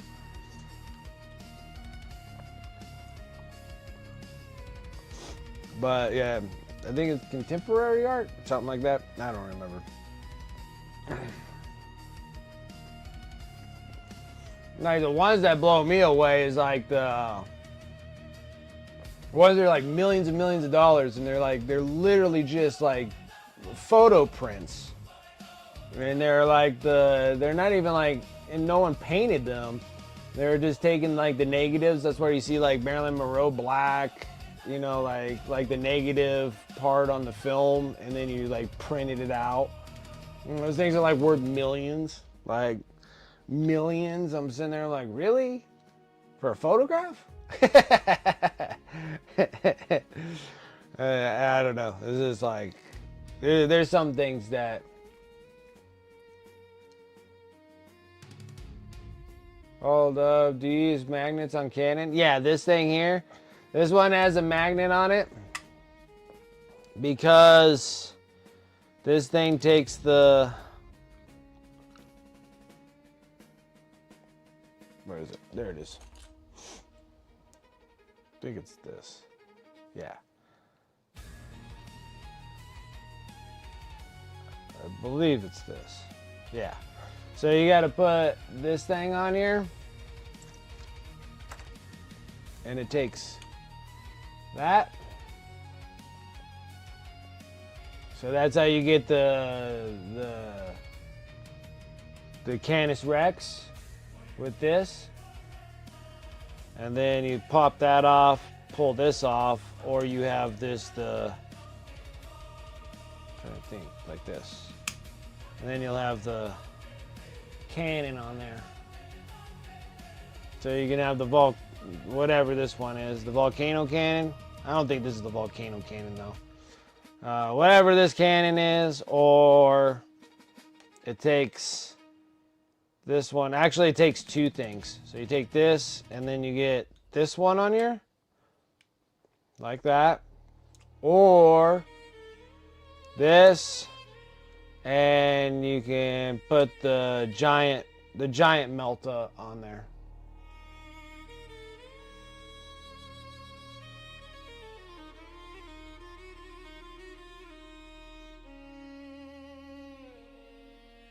Spitfire, yes.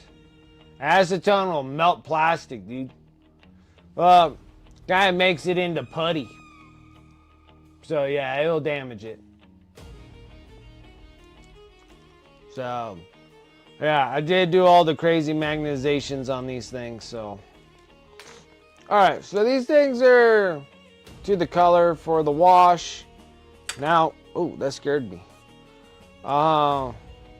It almost got my finger. Okay,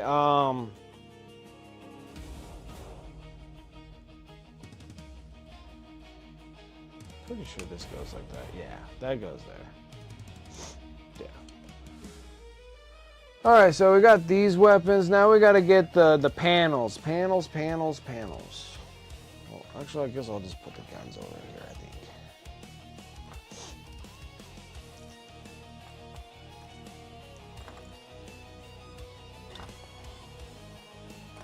Okay.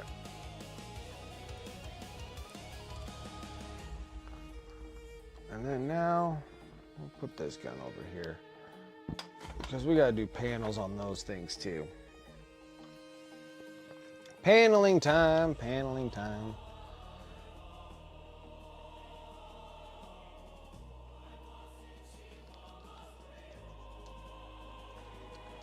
This one here, I can start, well, let's not do that. Let's do big pieces first, and then we'll do the small ones.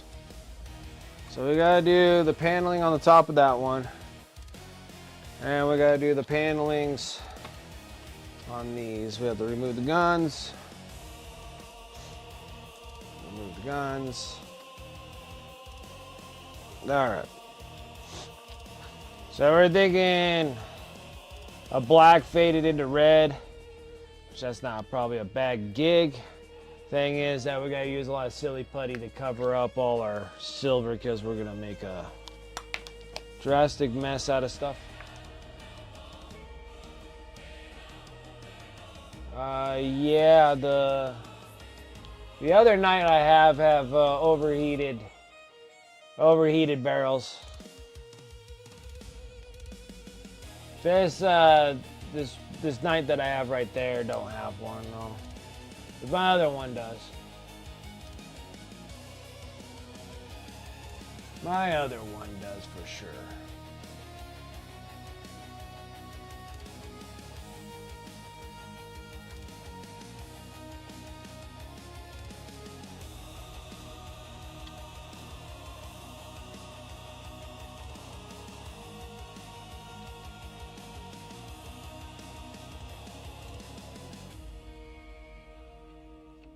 Big thing here is just trying to get it where I don't make too big of a giant mess. I don't really care about this thing too much because I can always repaint that with a brush and make that relatively good. Just as long as I can get the majority of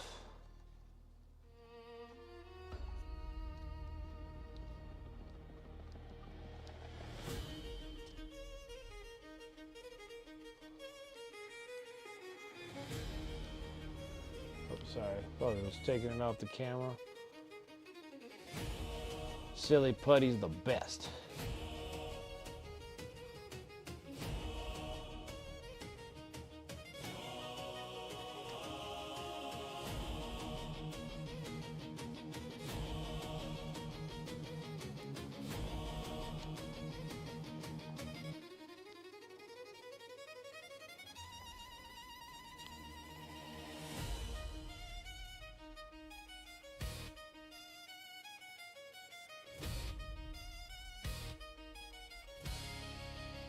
Today is day 5 of freehand and hazard stripes. Like a colossal pain. It can be. Tamiya paint. Oh, Tamiya tape, sorry. Tamiya tape. Oh, so you can tape them off and do them?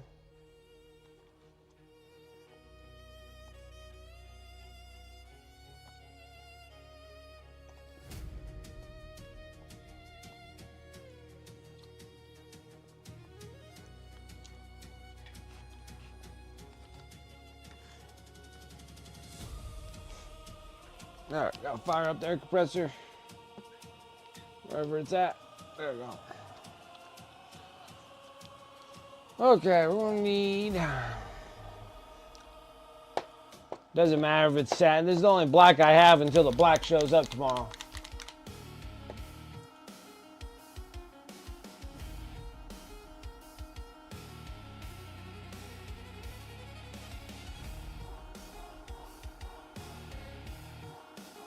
Drives right, and then freehand them after using that as a guide. Iron Warrior pauldrons. Got that 1mm Tamiya tape. 100% worth it, huh?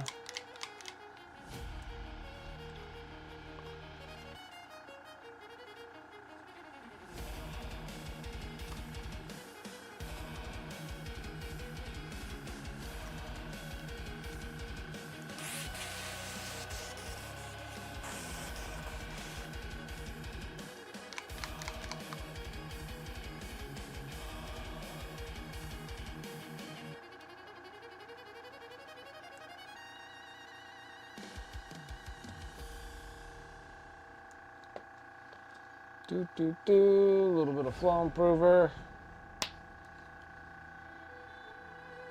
Whoop. A little bit my butt. That was a lot. Flow improver. Let's see if I can get some of that out of there. Yeah, we did that. A slight victory there.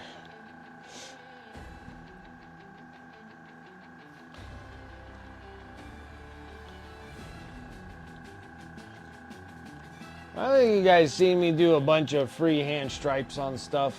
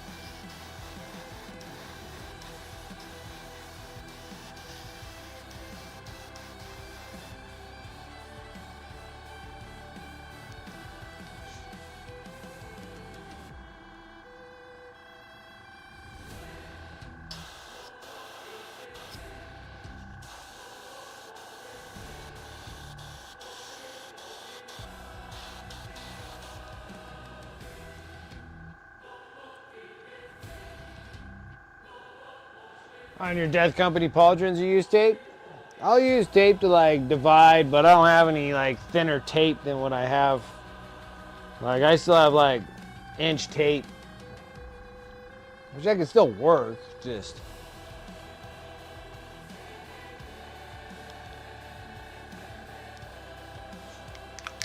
Alright, so I still got a little bit of this black in here. We're going to utilize that.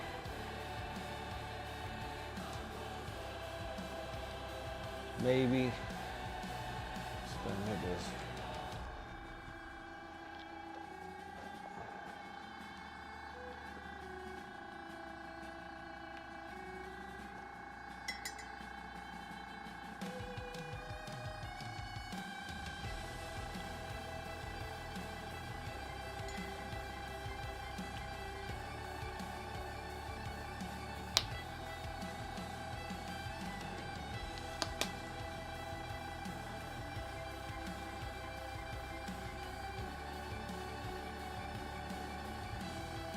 Because if that's going to be the shield, because we're going to be painting a shield on top of it. So I'm going to do a shield here. It's kind of pointless having the X there, so we'll probably have the X back here. So we'll put the X on the back side and then have the mural on the big dude. And then the two, of course I touch it like a chum.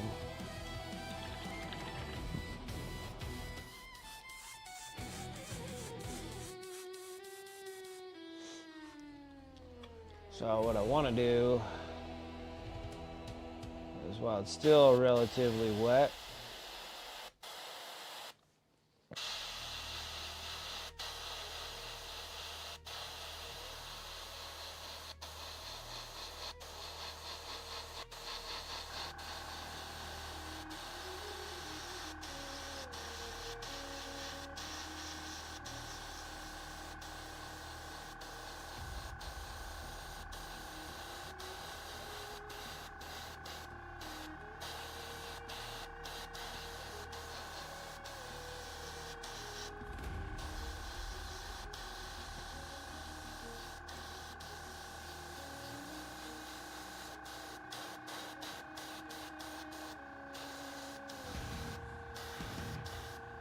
what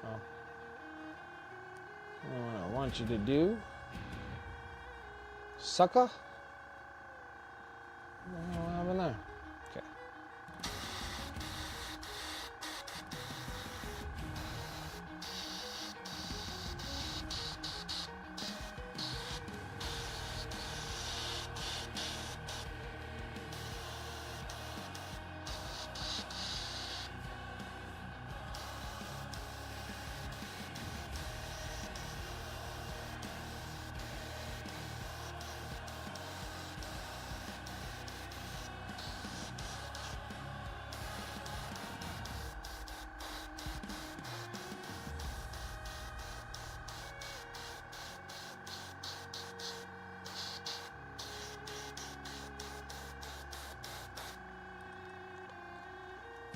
like so.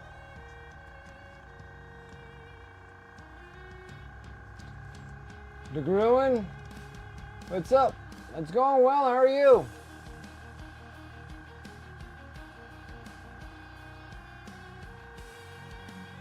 A Badger guy or an Iwata rolling? This one here is an Iwata. I have a Krios, which is practically the same, just a little cheaper than an Iwata. And then I have the Harder and Steinbeck brush, which is really nice. I don't use it very often, but it is pretty nice.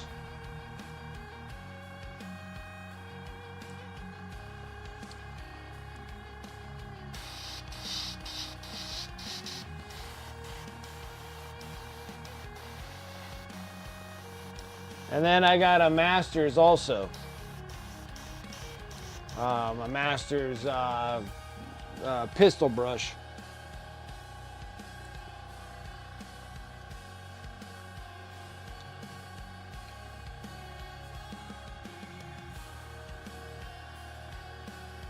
Rolling these rinse bottles. I don't know. I can't remember what the heck they're called on Amazon. Yeah, let me see. I can't remember.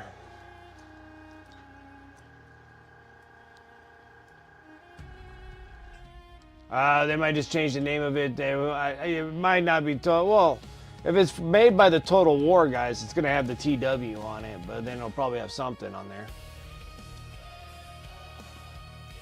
Yeah, I'm still here, still painting stuff, still doing things.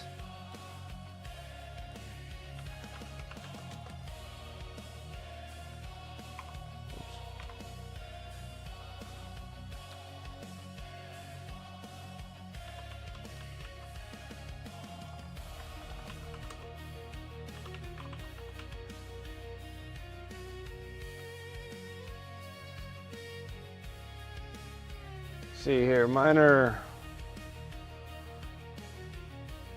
250. I would probably go with either, I don't know. You can do the 250 ones here. I'll drop you a link here.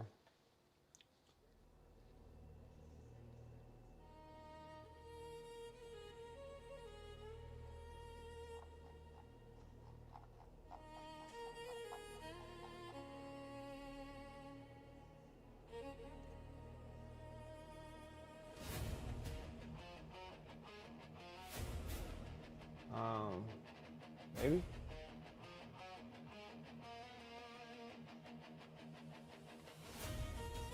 Like 2.5.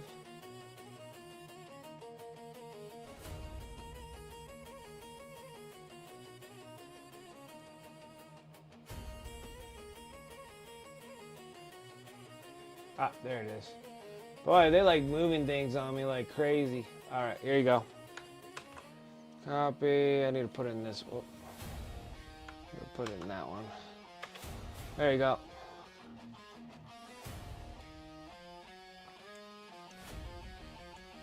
Those are like the ones I got. I'd probably prefer 500s. So like if I'm gonna do them again, I'd probably get these ones.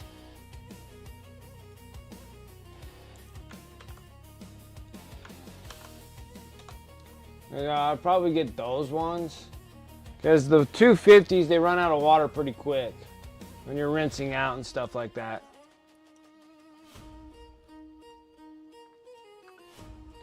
Been a while now, so they're doing well. There's a rumor about the new Space Hole game that would have the Assault Intercessors for Blood Angels. That'd be cool. That'd be cool. That'd be cool if they have a Space Hole game. That'd be awesome too. Been on Twitch hiatus for a bit, but now I'm back with chatting more and hanging out with the cool mini painting kids. Feels good. That's great. I'm glad that you're coming back again. First 2 player character sheets done for the game. Damn, they were good. Yeah, I got the Harder and Steinbeck Affinity Plus airbrush. That's more for precision airbrush, whereas I use Iwata Eclipse as my main workhorse. Cheap one for China for varnish. Yeah, I like my masters, like the master airbrush that I have. I have just the pistol grip one. It's like 0.5 millimeters, so you could just really just with a huge cup on the top of that thing, where I could shoot prime and varnish on like a multitude of miniatures. It's freaking awesome. And I use bold pyro red.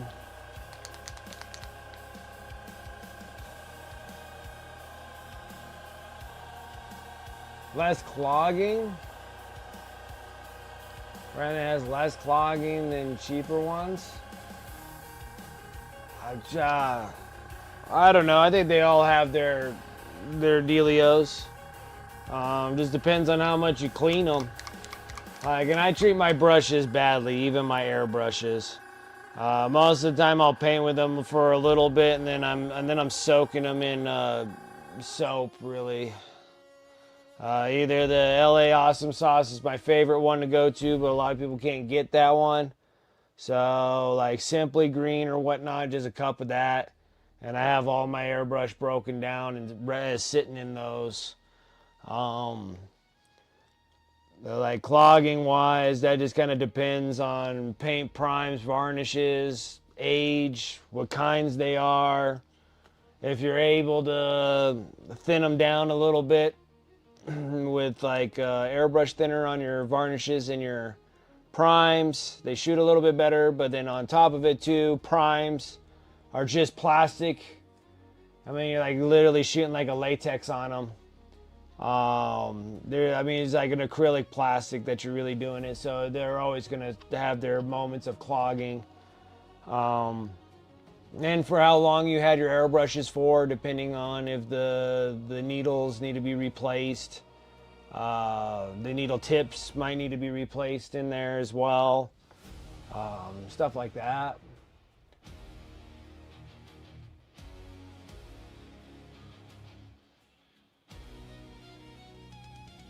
Then brushing, like what cheap ones are you getting, Spitfire? Because like I got that cheap old Masters pistol brush, and then normal when I'm shooting with primes, I like shooting with a bigger millimeter on there.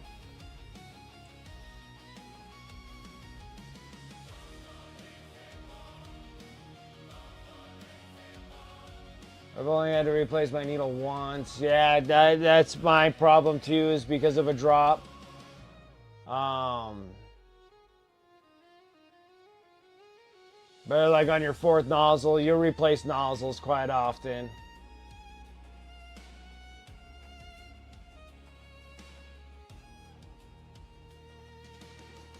Yeah, see, like I get like masters when I'm shooting. And if you're gonna use it for shooting prime and stuff, like I like my Masters pistol brush. It has the pistol grip on it, the trigger brush, like the pistol grip triggers. I feel it has like it has a giant pot on the top of it. Now I'll shoot it until it goes empty, and then I go and I rinse, and then I scrub and clean the front. The front nozzle has the crown nozzle on there, and those two have two holes that are on top and bottom, and then you have to kind of get those things cleaned out for it to shoot properly.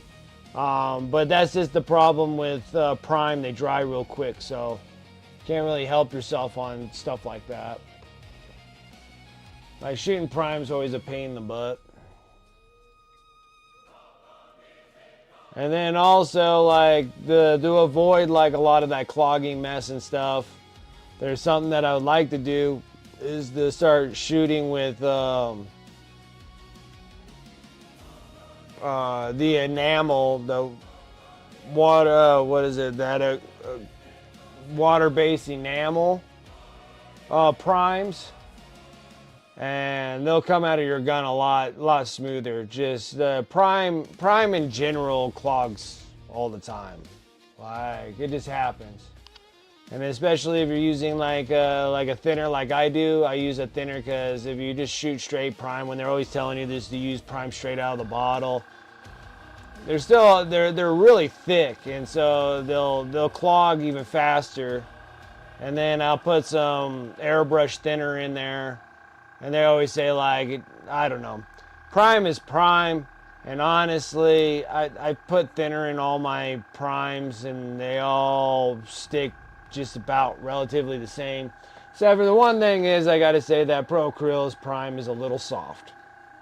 Even when I don't put any thinner in it, it's still very soft. Very, very, very soft.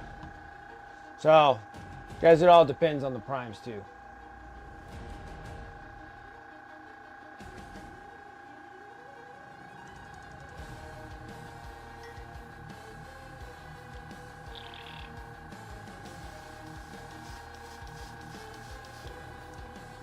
But are you having problems with just regular paint as well, or is it just the primes that you're having problems with?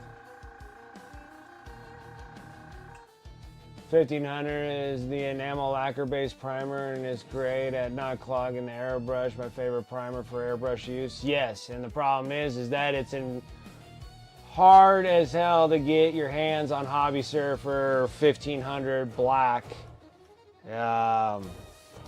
It's a very difficult one to get your hands on.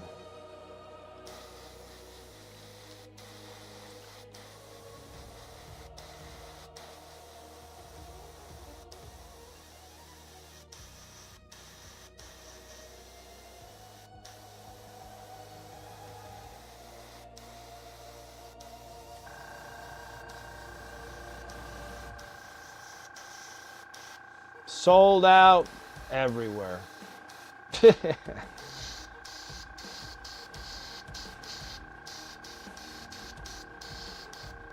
But when you're doing that, you're gonna have to spray that stuff outside, have a really good ventilation system, and wear a mask when you're doing those enamels. Like, even still, like, it probably is a good idea if I was wearing a mask while I'm painting like this. It probably is a smart idea to do so. But enamels for sure. Wear some form of a mask when you're painting with that stuff. That stuff is a bit harsh.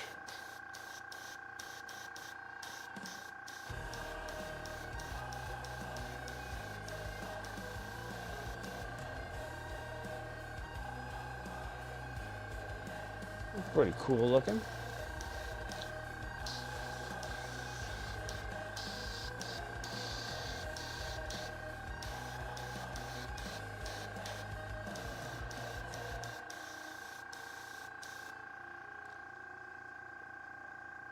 I'll do that.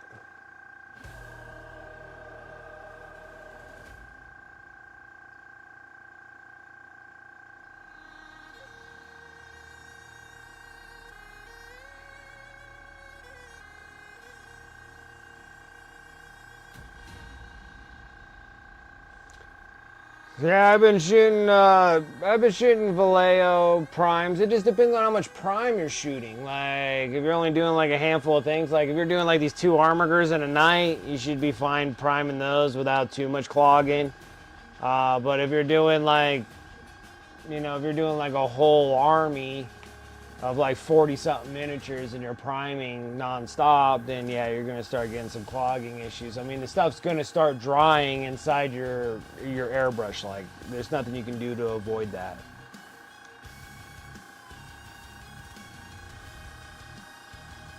I gotta give this a minute to see what it's gonna be like when it dries. It's like a tequila sunrise.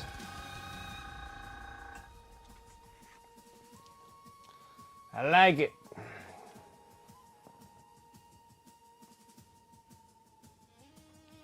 Yeah, I think I don't even think I spent $30 on my other one. And then I spent a lot of money on these things, like the Harder and Steinbeck. This thing here, this is a really expensive brush now. And then like an Iwata is like $100, $120.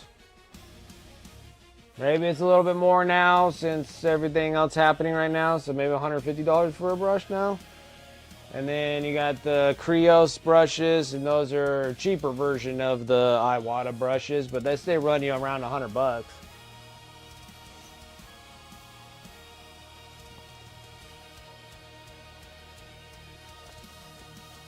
Yeah, they're nice. They're nice. I don't have any problems with those. The Krios,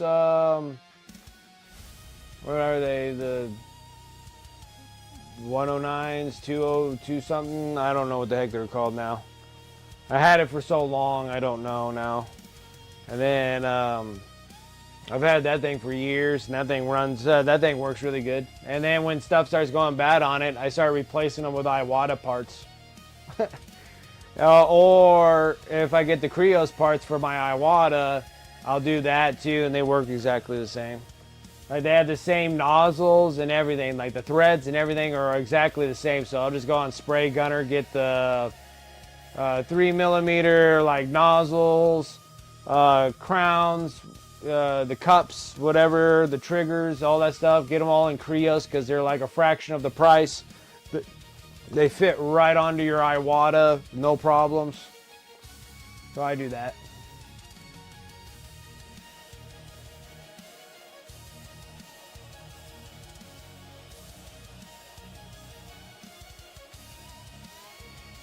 You got side holes? Not in my pistol, I don't.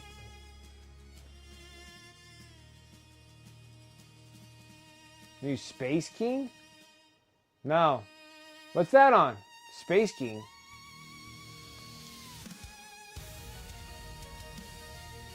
What is this? What is this? What is this Space King? You're like serious? Like now I'm serious. Like I don't know what we're talking about here. I'm like, I have no idea what we're talking about.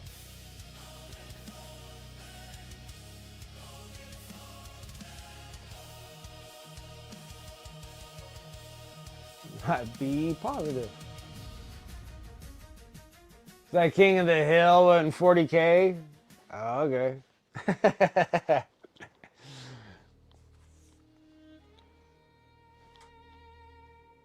I relatively close to that other color? That might be brighter. Nah, that works. Alright, perfect. Now we just gotta rinse and repeat and do this thing over and over and over again.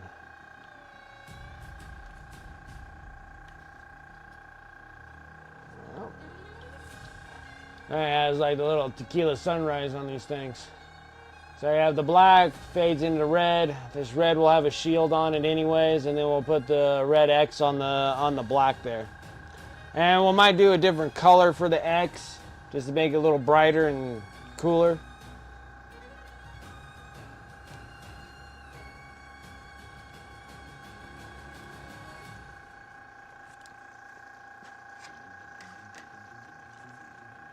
All right.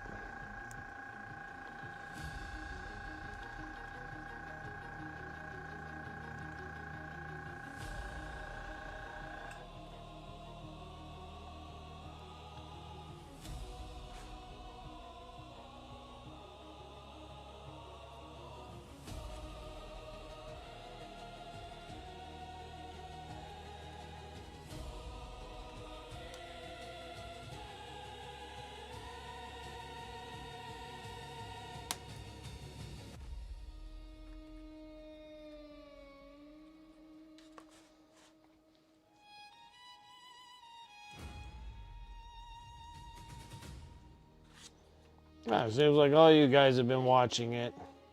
Looks like all you guys are all familiar with it.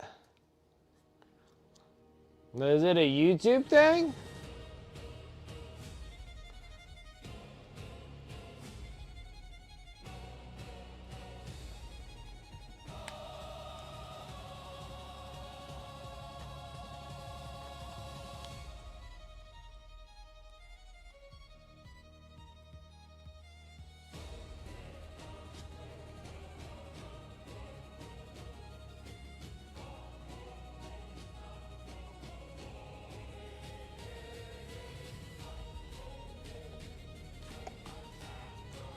Let's pop the other one, get the other one done too at the same time.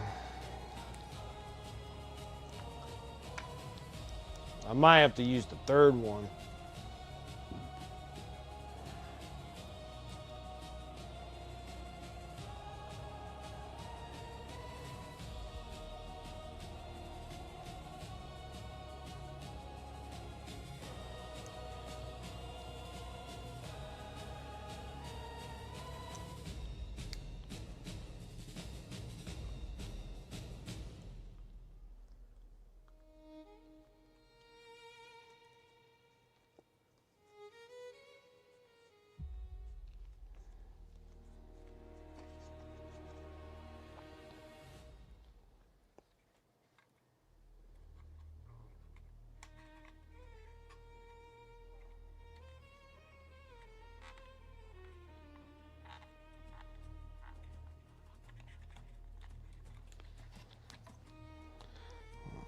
Thin this out so I can tuck it in.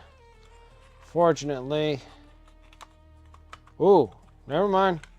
I was smart. I was smart on this one. Super smart on this one. Oh, I feel so proud of me right now. I don't have to cover nothing. Cool. I never glued it in the first place. Perfect. Sometimes I can surprise myself for how long ago I built these things to what the heck was happening with them.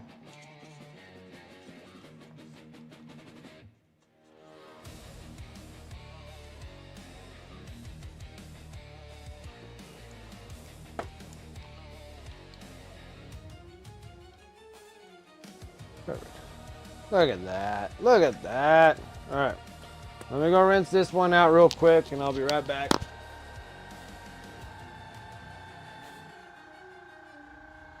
Oh, was it part of the dealio of freaking Games Workshop shutting them all down?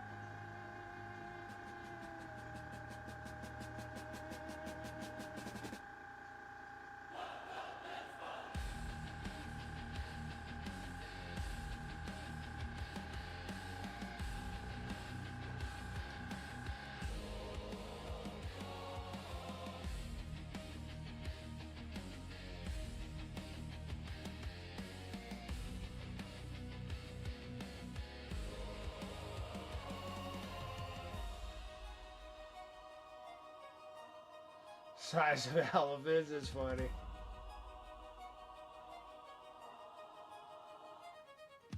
Made through 3/4 of the bronze highlights. What the heck are you working on, Dragoon?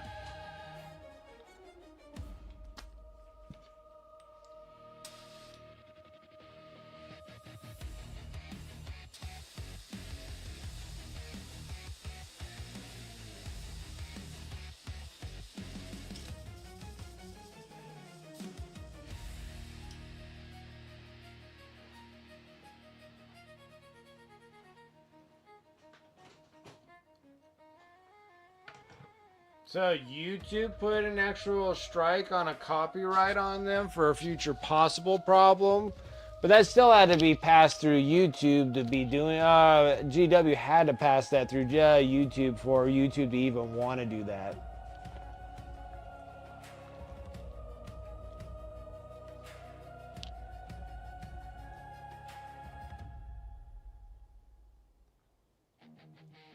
Alright, I got it on there. I'll watch it after I'm done with my stream.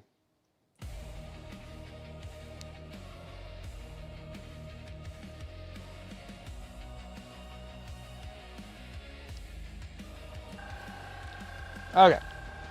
Let's start lining up paints, baby. Let's do this. So we're gonna start it out because they're all gonna look like this. And then we're gonna put the big fat X on the back here. Then the shield goes on the front here, so a lot of this red gets covered up. Okay. I'm gonna start with this satin black because I don't have coal black. Otherwise, I would have used coal black.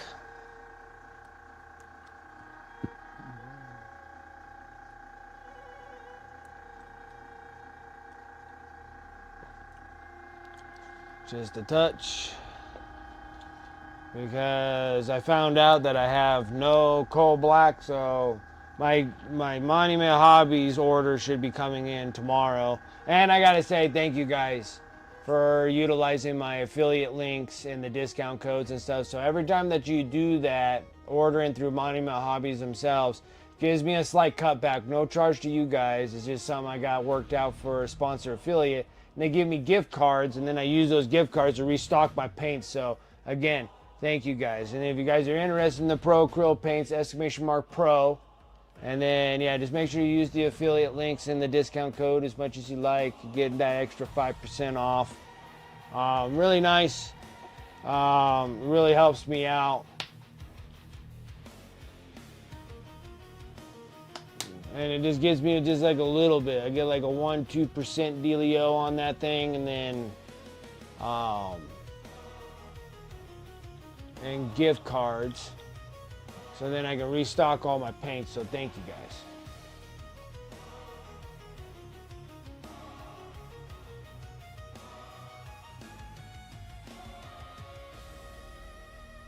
Janovich sees a Vrax 3 times better than Buck. I have no idea.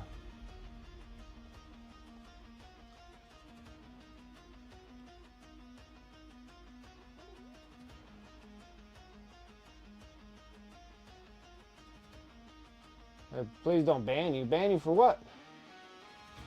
Why in the heck would I ever ban you?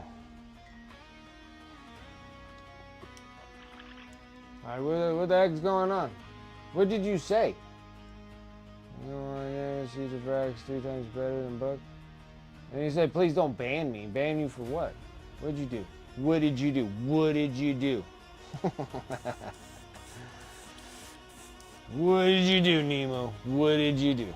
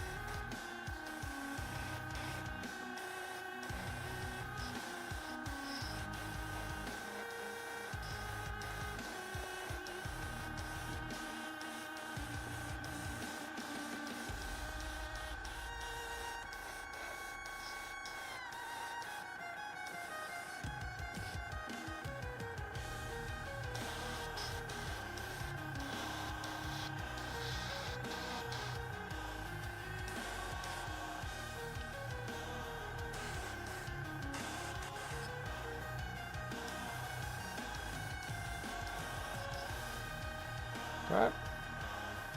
All black. Do this one too. Smart me, I didn't glue this thing on.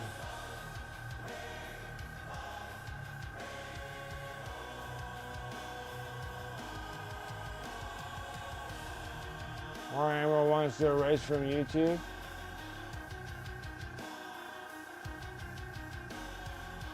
Oh.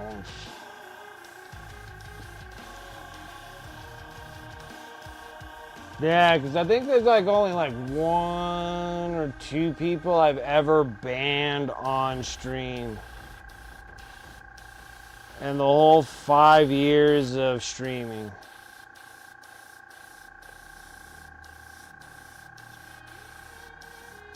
And of course the onslaught of bots that I had.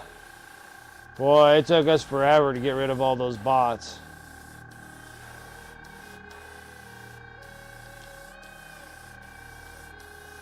I remember one time I got upset about you guys banning all the bots for me. I'm like, I need some viewership, guys. I'm like, they're not really doing anything, and they're not really like, blowing up my chat or anything. Like the ones that blow up my chat, like, hey, come watch some freaking porn on this thing or whatever it was. We banned all those. And but like the silent ones, the silent bots, they're just chilling in there. You guys got rid of them all, and I'm like, man, that was like 15 viewers just gone. Well, times have changed, I'm doing a lot better than I was, I guess. Like, keep those bots. They didn't do anything.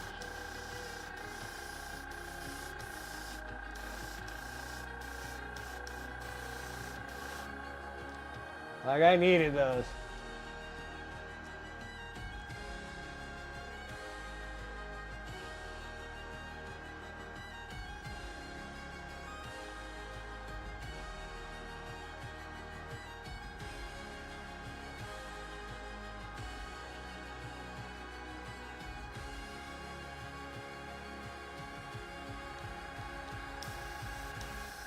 I don't know. It seems like GW's been getting really good at getting away with it.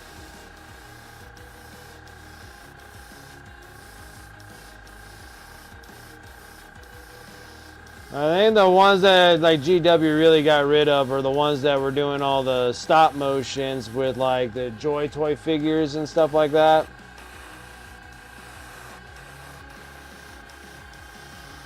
And then anybody else that's doing that same kind of art as those feature films that are in Warhammer Plus, like Death from Above and stuff like that. They put a hammer to all those, it looks like.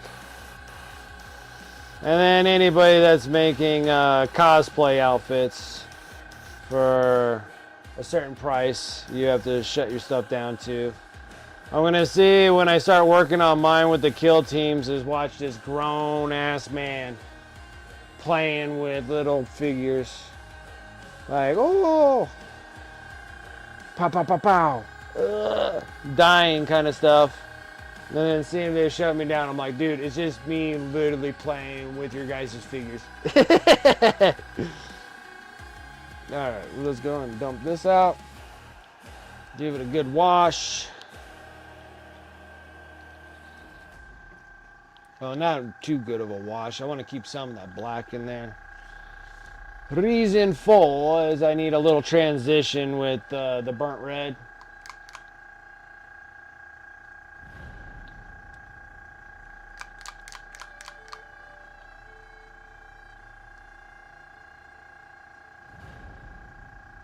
The Star Wars IP? I don't... honestly, I'm not 100% sure. I don't pay attention enough to like news and stuff. Like the only ones that I know of is because Spiky Bits always pops up on my feeds of my news and stuff, talking about how GW hit YouTube again, and GW is hitting Gamic, which that's kind of a that one's gonna be kind of a dicey one there, because like Gamic's not even getting hit for copyright infringements; it's getting hit with unfair competition, and I'm like, oh boy. Because if GW gets away with that, then you gotta talk about like all your stuff that's on those 3D printer, 3D guys that do all the 3D sculpts and stuff. If anything remotely relative to the models that GW have, you're looking at freaking all of those being shut down if GW wins. That's why Gamic you have to go to court with them over that, because you're just like, boy, they win over that one, they got everyone, you know. But yeah, I didn't know that Disney was even bothering Normally when you got like multiple billion-dollar companies, I don't really see them ever going after it. Like after like Marvel got bought up by, you know, Disney, Fox, and Sony buying the characters, and like DC getting picked up by Warner Brothers, it seemed like they all stopped hammering people for copyright infringements of doing your own art of the characters that you love. Like with Jim, but they did do that back in like the 80s and stuff like that. Because like Jim Lee talked about it, about being shut, his stand getting shut down at conventions because they had Marvel and DC guys walking around and telling you that that's a copyright infringement. You're copying the characters of Marvel or copying the characters of DC to make profit. They would tell you to close your stand there at the conventions and leave. Jim Lee got it. I think Todd McFarlane talked about that for a bit. But I know Jim Lee for sure was talking about being shut down at conventions for selling his artwork of drawing like Batmans and Supermans and like, you know, Spider-Mans and stuff like that. And that's what happens when a company is like on the verge of bankruptcy. That's what makes me kind of worry about Games Workshop a little bit. I know you're protecting your IPs, but then once you become like a billion-dollar company, because you see like people making stuff for D&D all the time. They do all the S&Es and everything else. You don't see Hasbro going around, because now Hasbro owns Wizard of the Coast that has D&D and Magic the Gathering. You don't see them going all over YouTube shutting everybody down that's doing their own thing for D&D and S&E and all that crap, and or that whatever it is, 5th edition whatever crap for D&D, because you're making up your own stuff that's not correlating with D&D's freaking storyline, and they're not shutting you down for it, you know, because they're a billion-dollar company and they don't care what you're doing.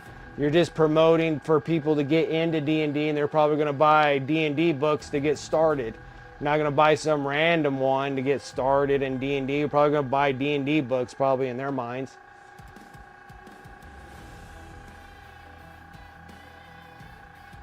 Oh, I know. That's gonna be a big court dealio for Gamic. Like Gamic got something ahead of them for.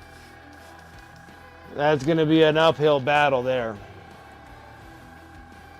It's unfair competition, man. They get you for that. Oh man, they're gonna get you. If they win that one, man, they're gonna be in trouble for anybody that makes anything remotely GW related anything. How far did I go? I went up there.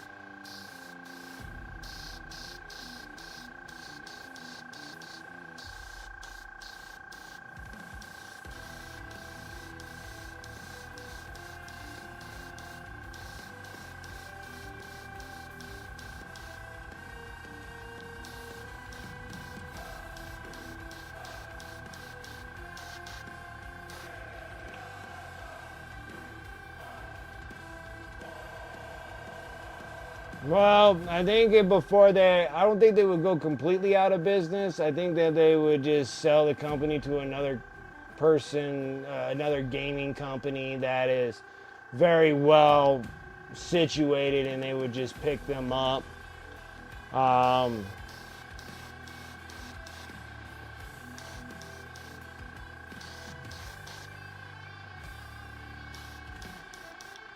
For some reason, I feel like they're kind of banking on MGM and Amazon making these movies and shows or whatever they're gonna do, going out there. Because I'm like, even still, like, the royalties can't be that much. Like, I think even if you're, leasing out or renting out your IPs, like, your IPs can't be worth any more than like 15% of royalties. So, like the video game, they always like blow up that video game. Like the Space Marine 2 is like blah blah blah. They sold 5 million copies or whatever the heck it was. But I'm like, even still, at 5 million copies sold at, well, they're like $60 a game or whatever. So it's like you made 30 million and they made like 15% of that, because I don't believe that they would do anything bigger than that for IP royalties. So GW got like 15% out of the 30 million, but you gotta say the company makes like a half a million or $500 million a year. So what is 15% of 30 million? You made like 5 million bucks off of it. Like, I don't know. I'm just kind of saying things right now. I don't know. I don't know what their royalties for IPs, but I know if it's too high, you wouldn't be making the game, because then you're not going to be making any money yourself.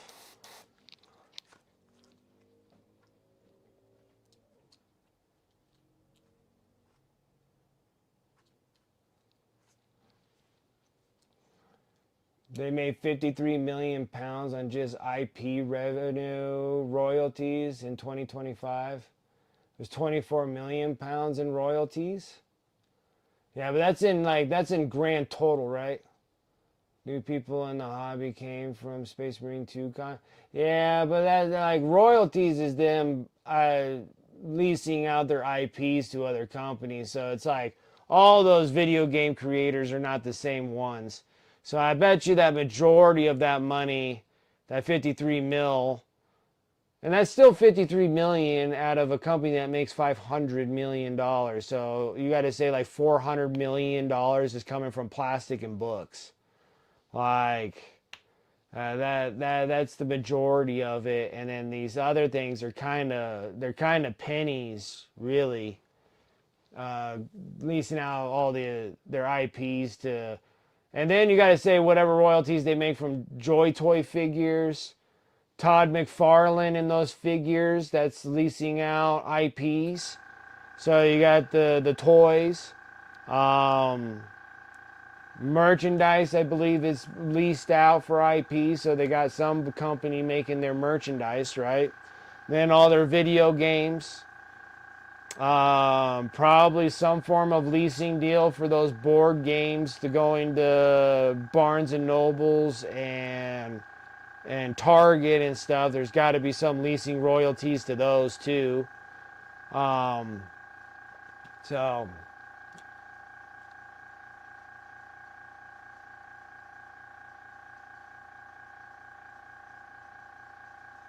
They've always gave profit sharing. They always get profit sharing bonuses. That's one thing that they are big on, is the profit sharing bonuses, which is cool. I worked for a company too that did profit sharing bonuses. Oh, why did I do that? Golly, Brent, losing my marbles. So yeah, so that was kind of cool that you looked that up and you got like 53 million. That's all they got for royalties. So yeah, and then they're chasing everybody down on freaking YouTube to shut them all down. And then once they have like another company that's a $1 billion company, like Hasbro's like a multi-billion-dollar company that bought up Wizard of the Coast, and Wizard of the Coast had Magic the Gathering. I don't know if Magic the Gathering bought D&D or D&D bought Magic the Gathering. I would imagine that Magic the Gathering probably bought D&D, and then Hasbro bought both of them or something like that. Or they just bought both of them individually. But it's like Wizard of the Coast is pretty much D&D and Magic the Gathering. So, I don't know. Not 100% sure on that one. But Hasbro's not going around chasing people down that are doing D&D sessions. I'm telling you guys, hey, you got to shut that down because you're copyright infringing on, our idea of telling stories as a game.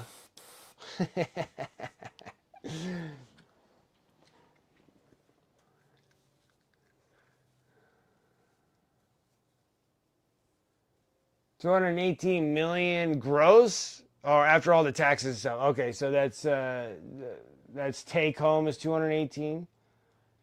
But I think they grossed 500 or close to.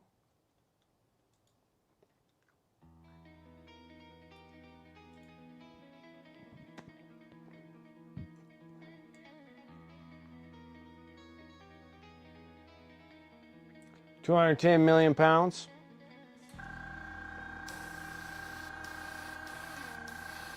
And then it'll go up more too. Gross is like 500 something, and then that's not pure profit, right? Yeah, the gross is like 500 with everything. And like profit is probably what they're taking home is the 210 in profits. But then you got to say they put up that building too, or they're working on that warehouse building. I guess supposedly that's supposed to make the boxes. Like anybody that says that making a board game, the most expensive thing is your box that they come in. And they get all their boxes and stuff from China or whatnot that makes the boxes for them. But they say everybody says they spend a fortune getting boxes done. Just having all the artwork and all that stuff on the outside of those boxes cost a fortune. So that's why GW is building a whole nother warehouse and making their own boxes, and that will save them. That would probably save them $100 million per year doing that. I bet they spend, because you guys say 210 out of plastic should be super cheap. So the most money that they're forking out, and they already have their own publishing press. So that makes mostly all their magazines and books and whatever they're doing. So that's what saved them on all that. So the next thing is those boxes. So I bet they probably spend about $150 million in just boxes, if not more. I wouldn't be surprised at $200 million in just boxes. Just boxes, not even the stuff that's in the boxes, just the boxes.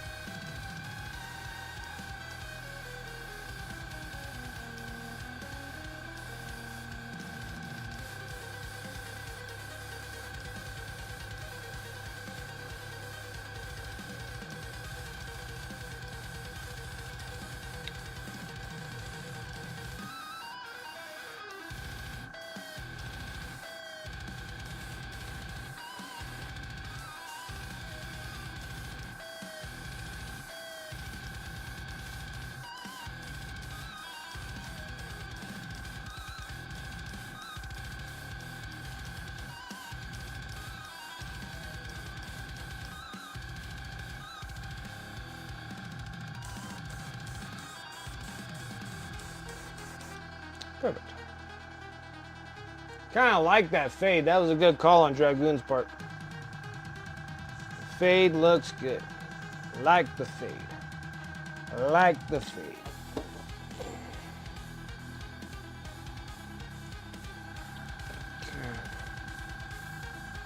A little bit of a rinse here.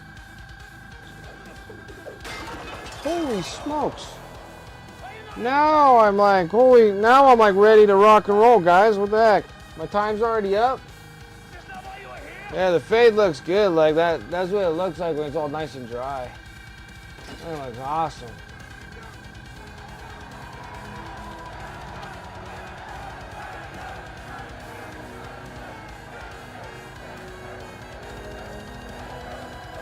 Oh, you guys kept the boxes? Well, dude, there's somebody I know that sells boxes. Well, I don't know them personally, but like, I literally seen him on eBay all the time, and he's literally selling the empty boxes on eBay. And they're selling. And I was like, oh my gosh, what am I doing? I throw away all my boxes. I don't have room, dude. If I have to keep empty boxes, oh my god. Like, if I have to keep empty boxes, dude, we're gonna have to have an intervention for myself, because I don't know exactly what the heck we're gonna do. So Bold Pyro Red is the next one. Let me finish up the fade, guys. And then I'll close out. I can't believe when I was looking, I thought we had like a oodles of time. But then you got to say, like, look how far we got. We got Carlina von Karstein done. And then I got all the bronze all done on these guys. Like, it's crazy.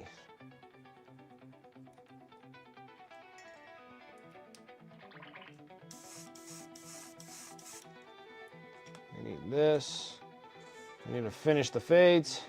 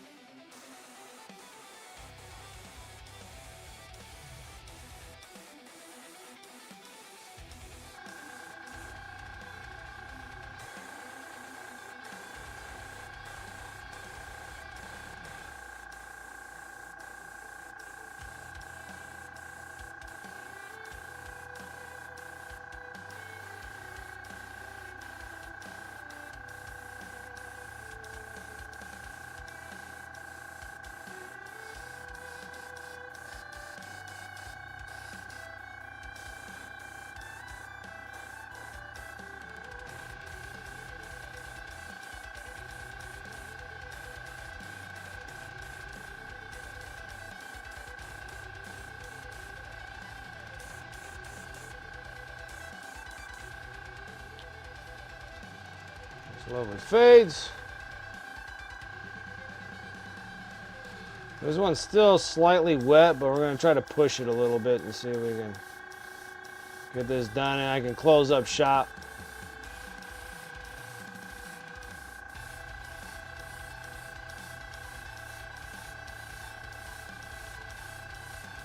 I mean, honestly, it doesn't really matter because we're going to be putting Ashtaroth on this model.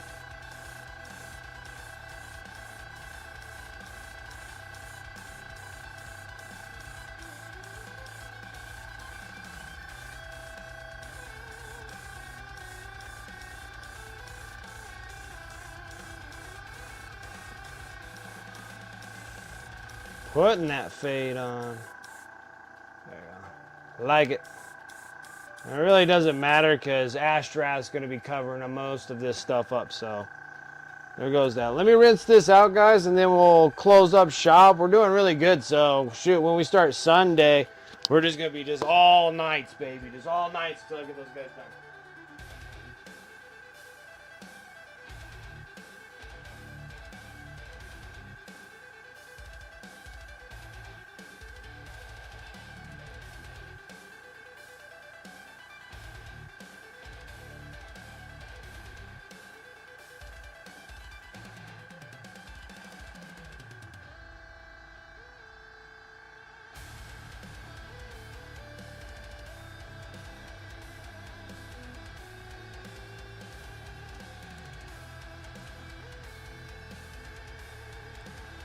Alright, guys. I just had to clean up this thing. Let me get this all cleaned up, and then pretty much everything we're going to be doing now is paneling work, really. We still got a bunch of airbrush work we still got to do on just all the panels, but we got the main panels. They're awesome little fade. So that was a good call on Regan Dragoon's part. So we do that. Put the big old huge red X on the back side there. But this one's not going to matter too much because it's going to have Ashtaroth like on it. I have to try to figure out where I want to put them.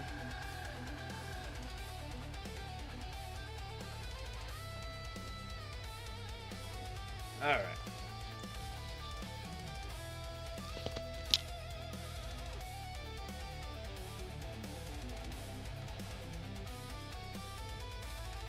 I know. I was just like, I was once really tired, and then now I'm like, all right, guys, I'm ready to like go. I was dragging on that first couple hours, but we're solid.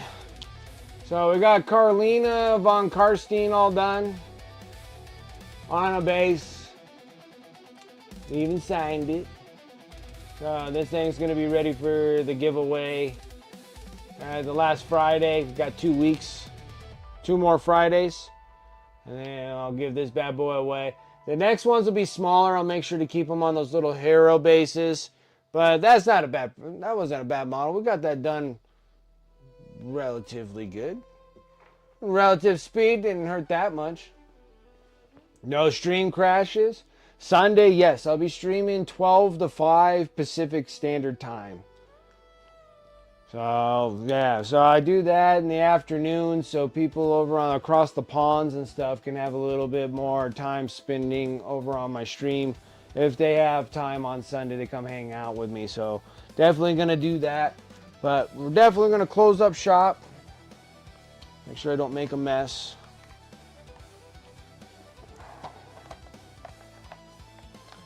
But we did some great works. And before I forget, we need to take this stuff off. We gotta get the silly putty off.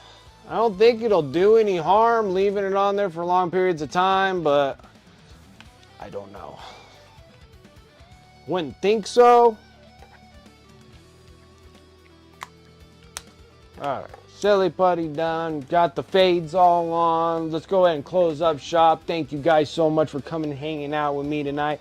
Really do appreciate it. Shout out to the sponsors above. You can use those commands in chat or go ahead over to my Discord, !Discord. They'll be over in the sponsor affiliate area there. And again, thank you guys because I just made a big old huge order from Monument for paints. And that's a lot of it. It was thanks to you guys for helping me restock my goods. So make sure that if you do need some pro acrylic paints or brushes or texture paints and tube paints and all their other go bags or whatever you want to get from their store, just make sure you always keep me in mind when you do, because it does help out helping me restocking my goods while I keep painting and entertaining everyone while we do all this. So I do appreciate that, so thank you. And that happens with pretty much all the sponsors and affiliates that you see above here. Anyone that you guys are interested in, just make sure you're using the affiliate link or you use my discount code. That works as well. It goes over to me when you do that. So thank you. I really do appreciate that. Let's see here. I got my eBay store, !eBay. It's also on my Discord as well. If you guys need the link to get over to my eBay store, or just you can find Wicked Minis on eBay itself. Pretty much everything that I paint on the stream or off the stream, I'm always adding them onto my eBay store. It's looking a little sad right now, but I'm working on Necrons on my time that I'm not streaming, so I'm normally painting Necrons. Almost got another 10. I got 10 Necrons and 3 Scarab Swarms almost complete. It was very fast and easy. They actually go really quick, so I'm going to do that and throw them up on eBay. So pretty much everything that I do, there's a whole bunch of armies that I keep myself, and there's a whole bunch of them that I don't want no more, but I still want to paint them. I just don't want to play them. So I'm going to paint them up and sell them off on eBay, and that's where they're all going. So if you guys want to support my stream that way, you're more than welcome to purchase painted miniatures from me from there. You can hit me up on Discord if you guys want commissions done. Just let me know what you guys are interested in, and I'll try to give you the best appraisal estimate that I can give you for getting miniatures painted. Other than that, everything that does get sold on eBay does support the stream. So I'm trying to get new equipment and new stuff, and I really do appreciate it, guys, that you for the subs and the resubs and gifting subs and following and everything else. I really do appreciate that. And on top of it too, over on YouTube, make sure you like this video, subscribe to the channel. We're trying to make that grind, the big grind, to 1,000, but we're trying to hit there for 500. So I do appreciate you guys if you do subscribe to my channel. Thank you. And make sure you give me some likes too, so we can get this algorithm throwing up throwing up on everybody else's screen. So thank you. Let's see here. What else do we got? That was YouTube. Then we go into socials. My socials are sad, super sad. I almost need to hire somebody to do my socials. Socials suck. But I do have my socials on all media platforms. Mostly run through Instagram, and then I have that just fan out to all the other ones when I'm taking pictures. I haven't really been on top of that because I've been so busy worrying about my streams crashing, so I got rid of Streamlabs, and now I'm on pure OBS. I am literally multi-streaming on 3 different platforms. I got Twitch, YouTube, and then I got the YouTube Short, so you can actually see them on your phone while you're flipping through there and stuff. I thought that was very interesting. I got that all set up as well. So thank you guys all for coming and following me over there on Instagram and on the social medias and stuff. I need some help over there as well. So thank you. Oh yeah, it seems like since I got OBS, I haven't had a single problem. I turned down my 60 frames per second down to 30. It's still from time to time OBS will sit there and say that my encoder is getting crazy, but it happens like once every hour. So I don't know what the heck the problem is there. Unless I drop my frames down to 720 instead of 1080. We might try the 720 on Sunday and see how that goes, and then I might not have anything because right now I have no drop frames. My bit rate is through the roof. It looks good. 30 frames per second. My CPU is pretty low, but it says my encoding's overloaded, but I think it's because it's pushing out to 3 different things. Yeah, because I'm pumping out at 1080, so it looks good, and my bit rate's like through the roof. I got like 6,000 bit rate, like it's crazy, and it's letting me have it. Like it's letting me have that kilobytes per second. It's 12,000 or something, so it's like 6,000 bit rate or whatever it is. Crazy, and it makes everything look so crisp and clear.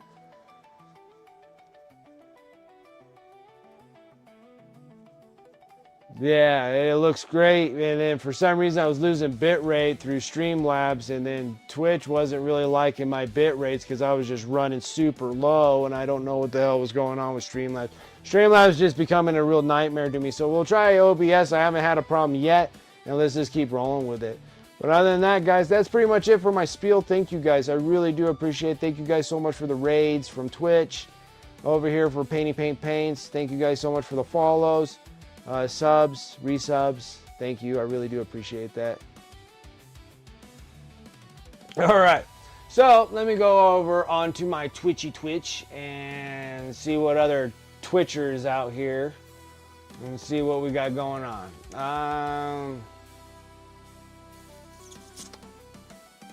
I got a little Jinx start going here.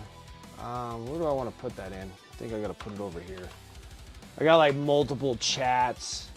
Actually, OBS platform itself is awesome. Like it is really freaking cool. I really do like this.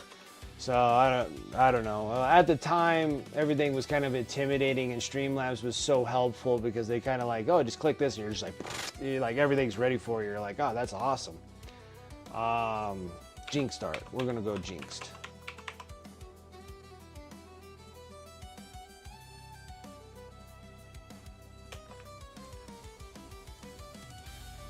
Yeah, when I can vote.